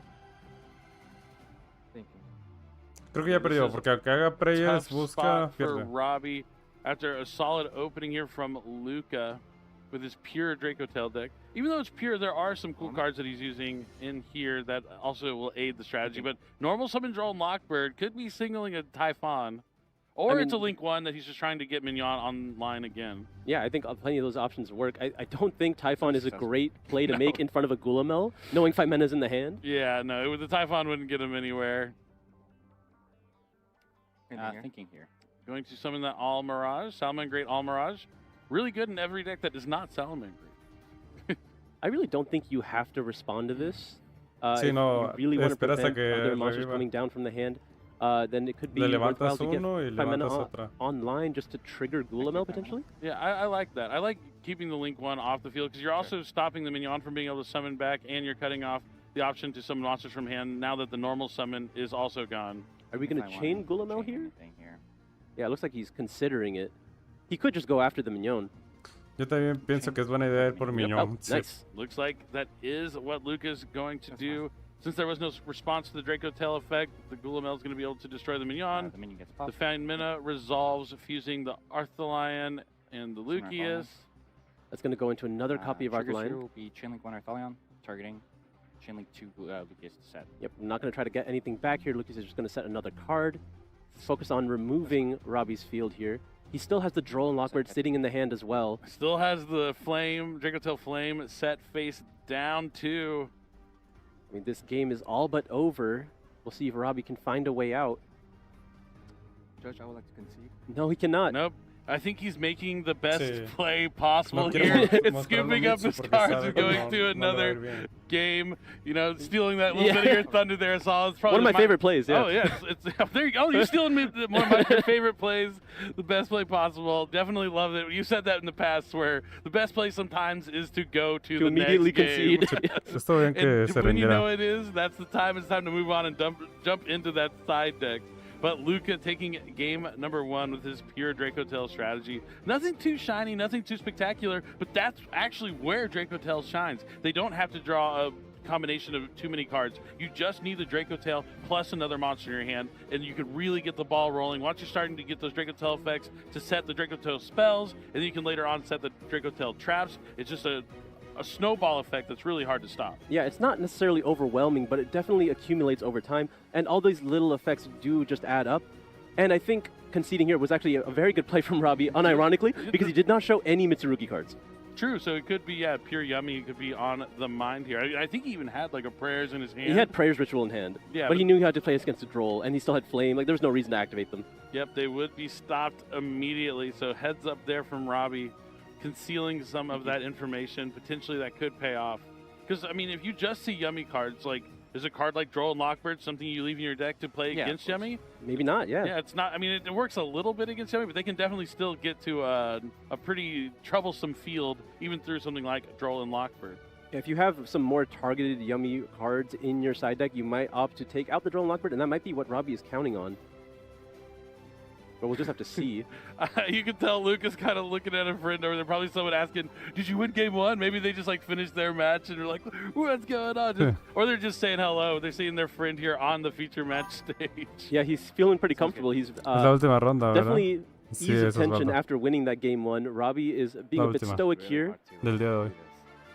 Yeah, I think that's. I'm usually generally like a pretty like casual, fun going, easy going like duelist when I'm playing, but round 9 X1, only one loss going day 2. That's where you're gonna find me like focused, locked in. Stoic is a good word to use, and es que no me gusta that is where Robbie la verdad, is esa cosa right puede haber now. sido otra carta. Luca looking a little happier, but he also did just win game number 1 in the feature match, so it's hard not to feel pretty good about your chances in your match after you win that first game. I mean, it wasn't even a particularly strong hand either. Going 5 mana with a pan and a droll, anything could happen. Anything can go wrong on that one. You were met with an opposing droll in Lockford, but again, not one of those cards that's particularly good into this deck. And that's one of the advantages of playing it this format. Droll Lockford is not, if it's not in your main deck, it's definitely in your side deck. So it's something that you get to take advantage of in the format. Certainly the case. We're going to see if he's going to be able to take advantage of that here in game number 2 of our 9th round, YCS Pittsburgh. I can only imagine that Robbie is going first. Faimena, Nibiru. Wow, qué buena mano. Nothing here. No Perulia. I always call the draw phase the Perulia check. It's just funny because you're supposed to do it in standby. Okay. If you're against Mitsurugi cards, because really? they can chain prayers to summon. Oh, so you let them do the draw phase and then you chain it afterwards. Okay, that makes a lot of sense. Looks like we're going to be normal summoning a Cupsy to add Yummy Surprise. Is there a droll check? Nope. Looks like we're good. Colba de Grave para la Faimena, muy bien. Entonces, Nibiru vale verga porque inició con Yummy is going Surprise. to be used as a link material to link summon Yummy Con Snatchy. Cupsy, perdón. That's going to allow Robbie to place a field spell from the deck to the field, as we have seen time and time again. Pues normal, ¿no? Si no tienes otro nombre. Choosing to activate it now might show Ajá, tienes que ir por Miñón, porque vi Futso Otherwise, you would attempt to play around Ghost Ogre, given it's not necessarily popular anymore. But free to do. Yeah, a lot of Ghost Ogres have turned into Ghost Bells in a lot of decks, especially with that Draco Tail matchup being so prevalent. But Cupsy Yummy Way is coming down next. This is going to allow Robbie to add 2 Yummy cards, and then he'll have to send a card from his hand to the graveyard. Marshmallow y... So he hasn't used the effect of Cupsy to special summon yet, so he might want to grab another one. No, Loli, tiene que ser Loli. But I think pero he's si more quiere likely jugar to bajo get names he Nibiru. doesn't have. What's being added? I'm not adding yet. Futso... He's not confirming targets yet until he's decided. It looks like it's going to be Cookie and Marshmallow.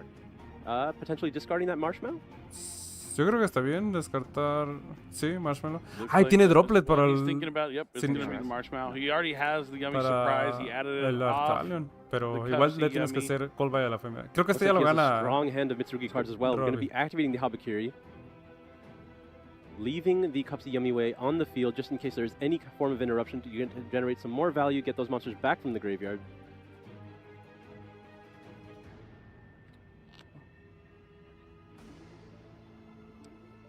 Seems like they're talking to the judges real quick here.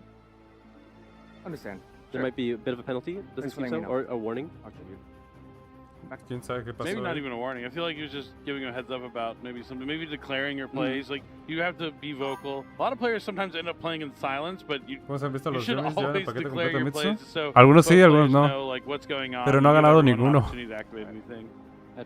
I'm looking at you, Asala. If I know, lo juega con if I know full the package, person pero again, güey, con Cross-Out, no, robó Cross-Out contra el speak to Draco y John. siempre estuvo muerta, güey. Imagínate. Not saying that I haven't walked by Asala and Jesse dueling in a YCS and not a word was spoken. There was nothing.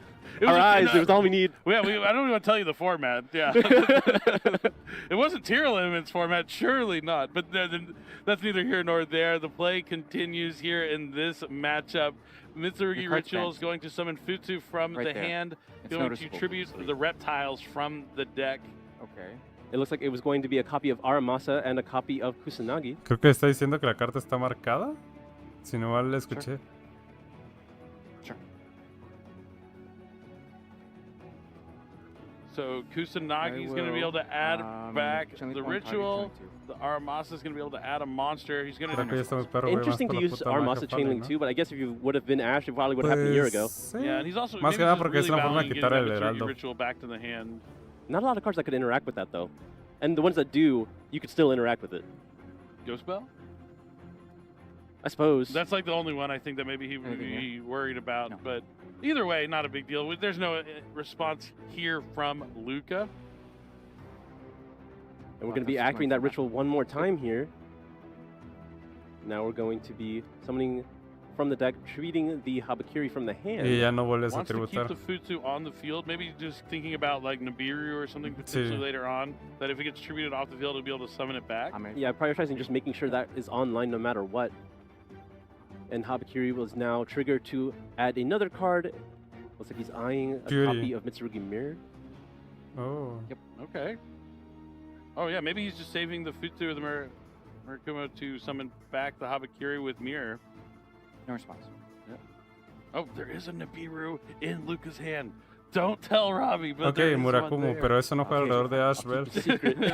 Bueno, tampoco la otra Well, línea. I did talk about the Murakumo can still summon itself back if it gets tributed, but now the Futsu has been tributed off the field, and he's using the effect to add Purification and Special Summon back the Futsu. Yeah, I mean, I think in this situation, I personally would have preferred to use the Murakumo and just leave Futsu online as much as possible. If I'm going to get any one back, I want it to be the Futsu. Okay. Okay. Or he might just not. I mean, he's definitely in Nibiru range already. Oh, so yeah. We're long past that point. Tiene que marcar Just the Heraldo. Yummy cards put him there pretty much. And now it looks like he is going to we're going to send them both to the graveyard for Mascarena. a Link Summon. Oh, this is going to be so punishing. This Nibiru could end his career. If he goes in for something like IP Mascarena. Sí. Yep, and there it is, IP Mascarena. Pero ¿por qué The lo Murakumo's linkeas con el gone now, so it Murakumo won't si be el coming back. The Futsu's already Futsu no been puede These silly missteps that we revivir? keep seeing have been costing a lot of games, I imagine, if he doesn't have an answer for this Nibiru.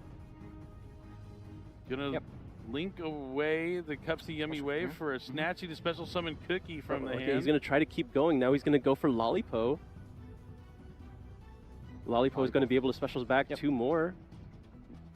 Luca holding on to his hand for dear life, but saying okay at every moment. But it looks like he is just trying to hold himself back from using the Nibiru. He's going to wait until the Samsara Sorrowcat at least out here.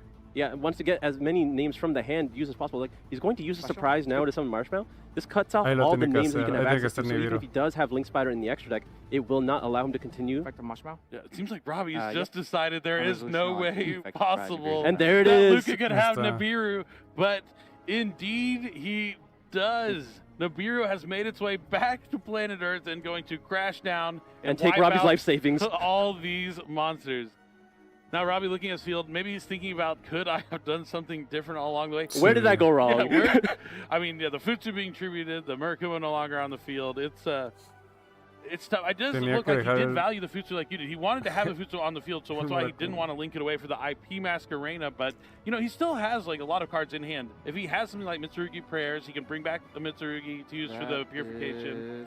And then he's also going to have the Surprise, which can bring back one of the Yummy Synchro monsters, potentially, that they can turn into 2 more monsters back from the graveyard. He's not completely out of it, but he has a lot less. Yeah, a lot less than he could have probably had, yeah. You want to attack? Oh man, they're counting the Nibiru stats? That probably shouldn't matter.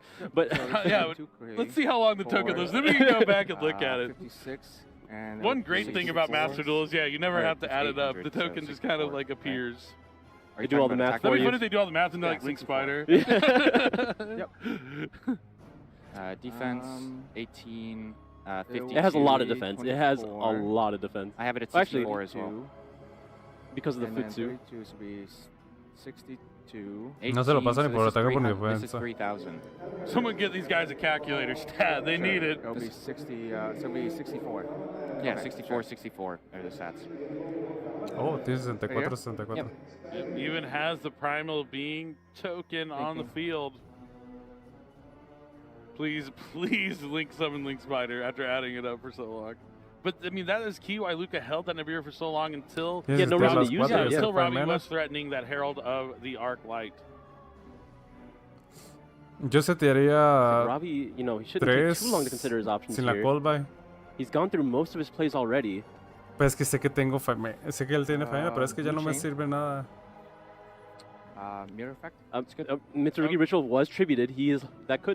Typically you want to leave that in the grave to try to chain block effect later in the duel, but Pero we're mira going to try to put it back ¿no? in the deck. Prepare for a preparation of Rights Draw. No response. Okay, we're going to be putting back the, I believe, Cupsy Yummy Way as well. Was that Cupsy or was it Lollipo? It was Cupsy Yummy, I believe. It would make sense if it was Lollipo, though. I didn't quite catch it. But I feel like on your opponent's turn, you'd much rather have a No seteas call by, no seteas call by. No, it would get you the other ones no, eventually ya. anyway. But I mean, no, Cupsy's at least generating value. Yeah. We're going to send 3 cards face down. At least the token survives, so... We know about Purification and Surprise. I imagine the other one is Prayers. Oh, looks like... Oh, no, he looks like he kept the Purification in his hand. Ando jugando al 100, pero viendo sus dedos creo que no soy tan just having surprises. No, pues no, güey. Son cosas He's considering básicas, flipping pues. something right now. What could it be? Is it going to be Prayers? Pero ¿para qué ese tío? Standby fires? Oh, just a surprise to summon back. This is one of the synchros, Yummy Way. Oh, it could be Lollipop now. ¿Para qué invoca el synchro si el Nibiru se lo puede llevar? Ahí se va a gastar la drop. So just trying to get one thing online so that as soon as Luca starts playing, he's able to generate advantage and start getting access to his synchro plays again. Sí tenía Faimena. No sé por qué no se lo gastó Luca. Yeah, because Yummy Surprises bring back one Yummy Snatchy, not enough. You're going to need another monster with it so you can at least get Cookie Yummy Way online. I will. So he's going to activate Find Mana. We're going to be chaining the Cup C Way here. We'll see what he goes for. Oh, that's a Call by the Grave for the Find Mana. ¿Tiene Ghostbell? Entonces la jugó mal. Güey, la jugó mal Luca también. A la verga. There might be another response here to the Call by the Grave. Okay, no, it looks like it will be resolving. So he gets to stop the Find Mana, and he gets to get some more monsters on the field here for more disruption during Luca's turn. Yummy Snatchy. And probably... Oh, he doesn't have a Cup C, does he? Yeah, no, he no puedes tener otro synchro. Oh, because he has an Nibiru on the field he wants to take out. Okay. So since Cookie Yummy was summoned by the effect of a synchro monster, he's able to destroy the Nibiru. All right, we're going to be normal summoning Malulu now. Do you have an answer for this? You've already gotten rid of one way to fusion summon. You might just try to, well, I mean, trying to book a move doesn't really do very much with the effect. Yeah. Oh, chain. Malulu. I mean, you might opt to just chain the effect of Malulu right now. Oh, Droplet. Okay, so that explains why I kept Purification hand. The Droplet's going to be enough. So even though, you know, maybe could have made some safer plays, his hand was strong enough where he has those non-engine cards that are going to be able to lock it up. Called by the Grave being set.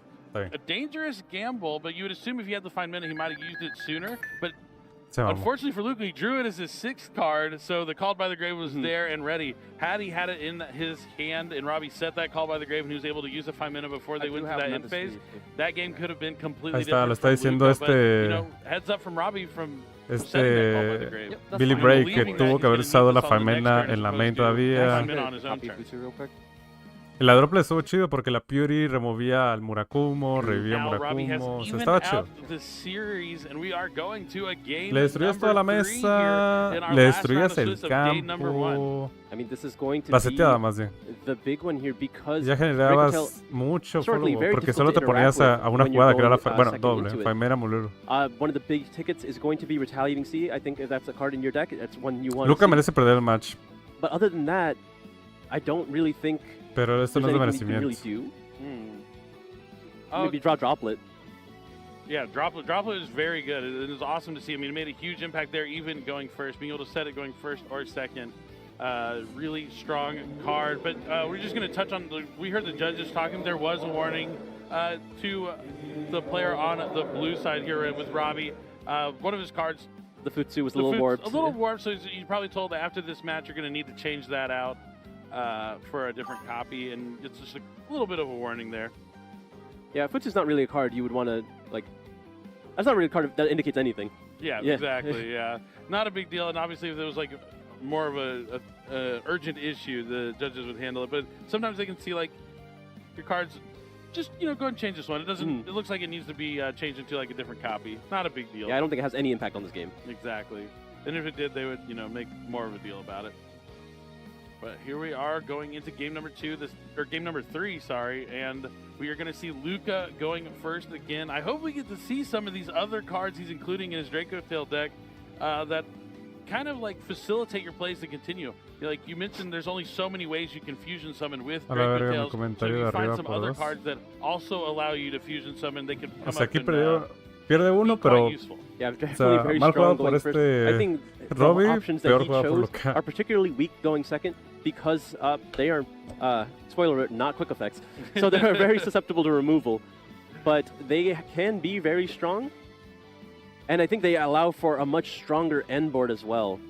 We'll have to see if he does draw that other part of his deck here. In game 3, Luca has said he's going to start It's Canada versus the US here in the last round of Swiss at YCS Muy bien, vamos a ver Pittsburgh. cómo le va en la última ronda, el último The duelo a hands are los dos drawn, the players. players are almost ready to get started. Robbie still looking stoic. Luca looking to see if his friends are out there watching him. I think he might have saw one out there supporting him, because that's really what it comes down to. It's the power of friendship. Their friends are there behind you. You're not dueling on your own, even though you are on your own. But this is game 3 of round 9. We're almost done with day 1 of YCS Pittsburgh.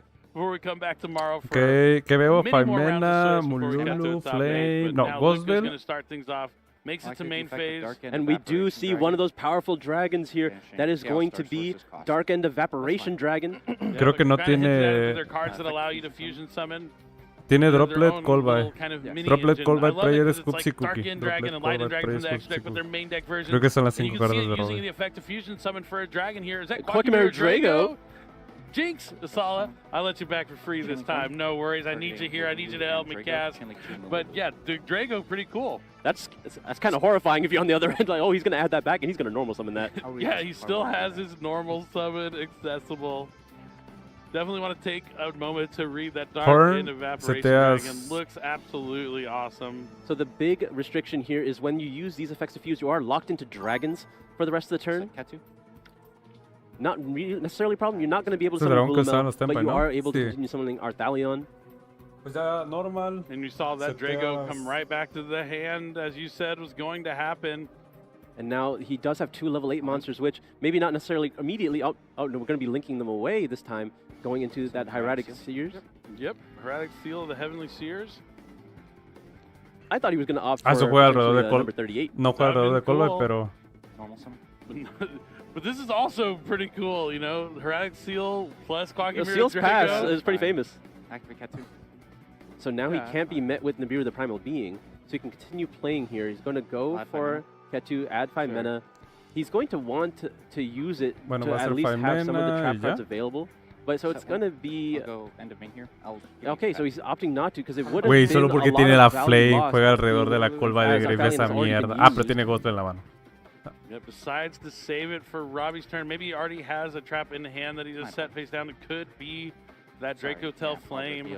Ah, pero tiene Droplet. No importa. No está tan mal. Yo creo que sí se puede. I mean, Si he la does have the effect of fuga. Hieratic Field. Ok, He can get yo a copy activo of fuga Pan luego or luego. Urgula off the effect of Hieratic Tienes que Field hacer here, fuga luego luego. and that's going to be able to combine with the Pan, or not the Pan, the 5 mana in hand to be able to make a big Arthalion for a lot of value. Did he reveal a dragon at his end phase? The Malulu. Oh, he did. He revealed the Malulu. Yeah. Okay. I mean, there's plenty of dragons to reveal in this deck. But yeah, Quackmare Drago cannot special summon light or dark monsters while that is on the field. And what will we do about it? Is there going to be a copy of Forbidden Droplet? That is likely going to be the card that you need in this situation. Prayers. Robbie Luego haces taking a second to Droplet. consider his options. Yes. ¿No vas a hacer Prayers? Looks like he's considering ¿Es normal ritual summoning entonces? a yummy monster. Not particularly strong in the situation.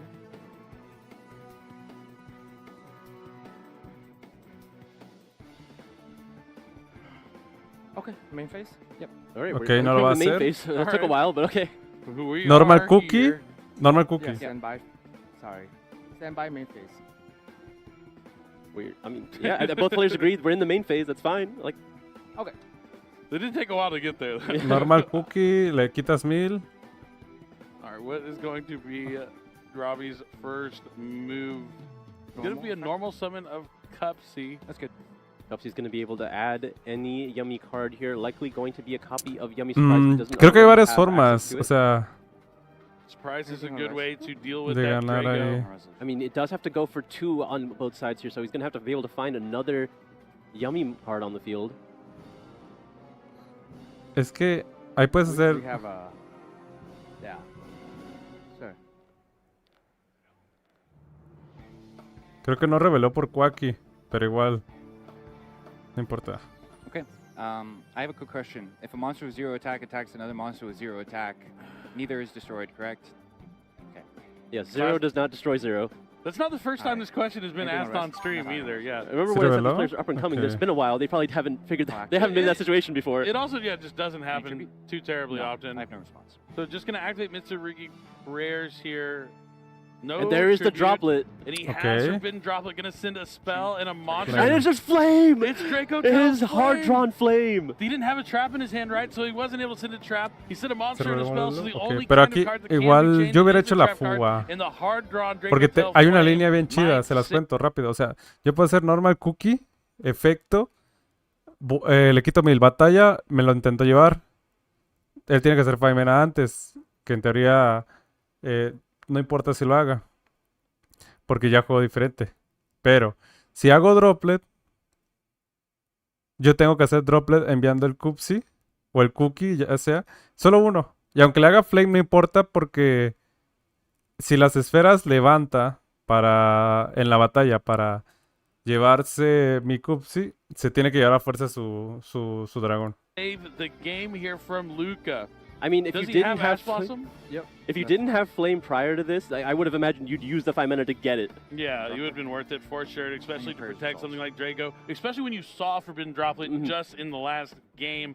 But Flame is going to resolve negating Droplet, and this is huge. I don't know how Robbie is going to be able to overcome this challenge. I do not think he will. There will be a time extension if it comes to it, because there has been a slow play warning received to Robbie, but now we're going to be resolving prayers to add a copy of Habakiri. And you see that Fualis that got sent, you know that was the 6th card on top of the deck. Not what you want to see. Ya la cosa cambia. Will he have any plays here? I don't think so. I really don't think so. I don't see anything. I see a surprise plus a bunch of monsters that he can't use. You talked about the confidence from Robbie. He's not going to play like he's, down and out, but this is not looking good unless Luca decides to use his Heractic Shield to return his Draco to his own puede hand hacer or something Almirage, silly bajar. like that. Pero ya de nada sirve. All right, end phase. Opting not to use the 5 mana here in the main phase, going to wait until his own turn. So now he can use the seals to go after. Oh, he's going to just use the Call by the Grave on it now. So this time he kept it in his hand, but when you see the seals in the hand, and he has a ghost spell to stop. Oh, he had the bell anyway. I'm surprised he didn't want to use the 5 mana. But no, this makes sense. That should just be an instant concession, honestly. But Luca's so happy about it. I mean, it feels good when you ghost spell a Call by the Grave. It almost never happens, but when it does. I just want to make sure. Because you got the Call by the Grave is the counter card usually, and then you have the counter to the counter. There's nothing more Yu-Gi-Oh than that. Oh, okay. Am I good to proceed? Yes. What happened? I guess he went. He had seals to go after. Oh, he's going to just use the Call by the Grave on it now. So this time he kept it in his hand, but when you see the seals in the hand, and he has almost never happens. It does. You go spell a Call by the Grave. It almost never happens, but when it does. I just want to make sure. Creo que dijo sure. Call by the Grave. There's nothing more Yu-Gi-Oh than that.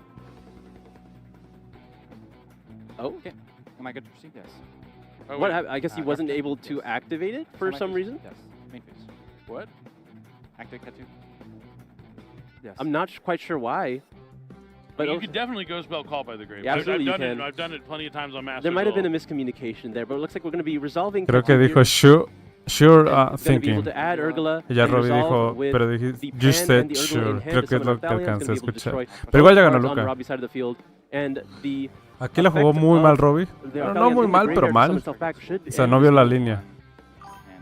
Yeah, we know Robbie doesn't have anything. Luca's probably pretty sure. No, nadie chambeó a nadie. Simplemente están pendejos los dos. Urgla and the Pan will go after both cards on Robbie's field. Así de fácil.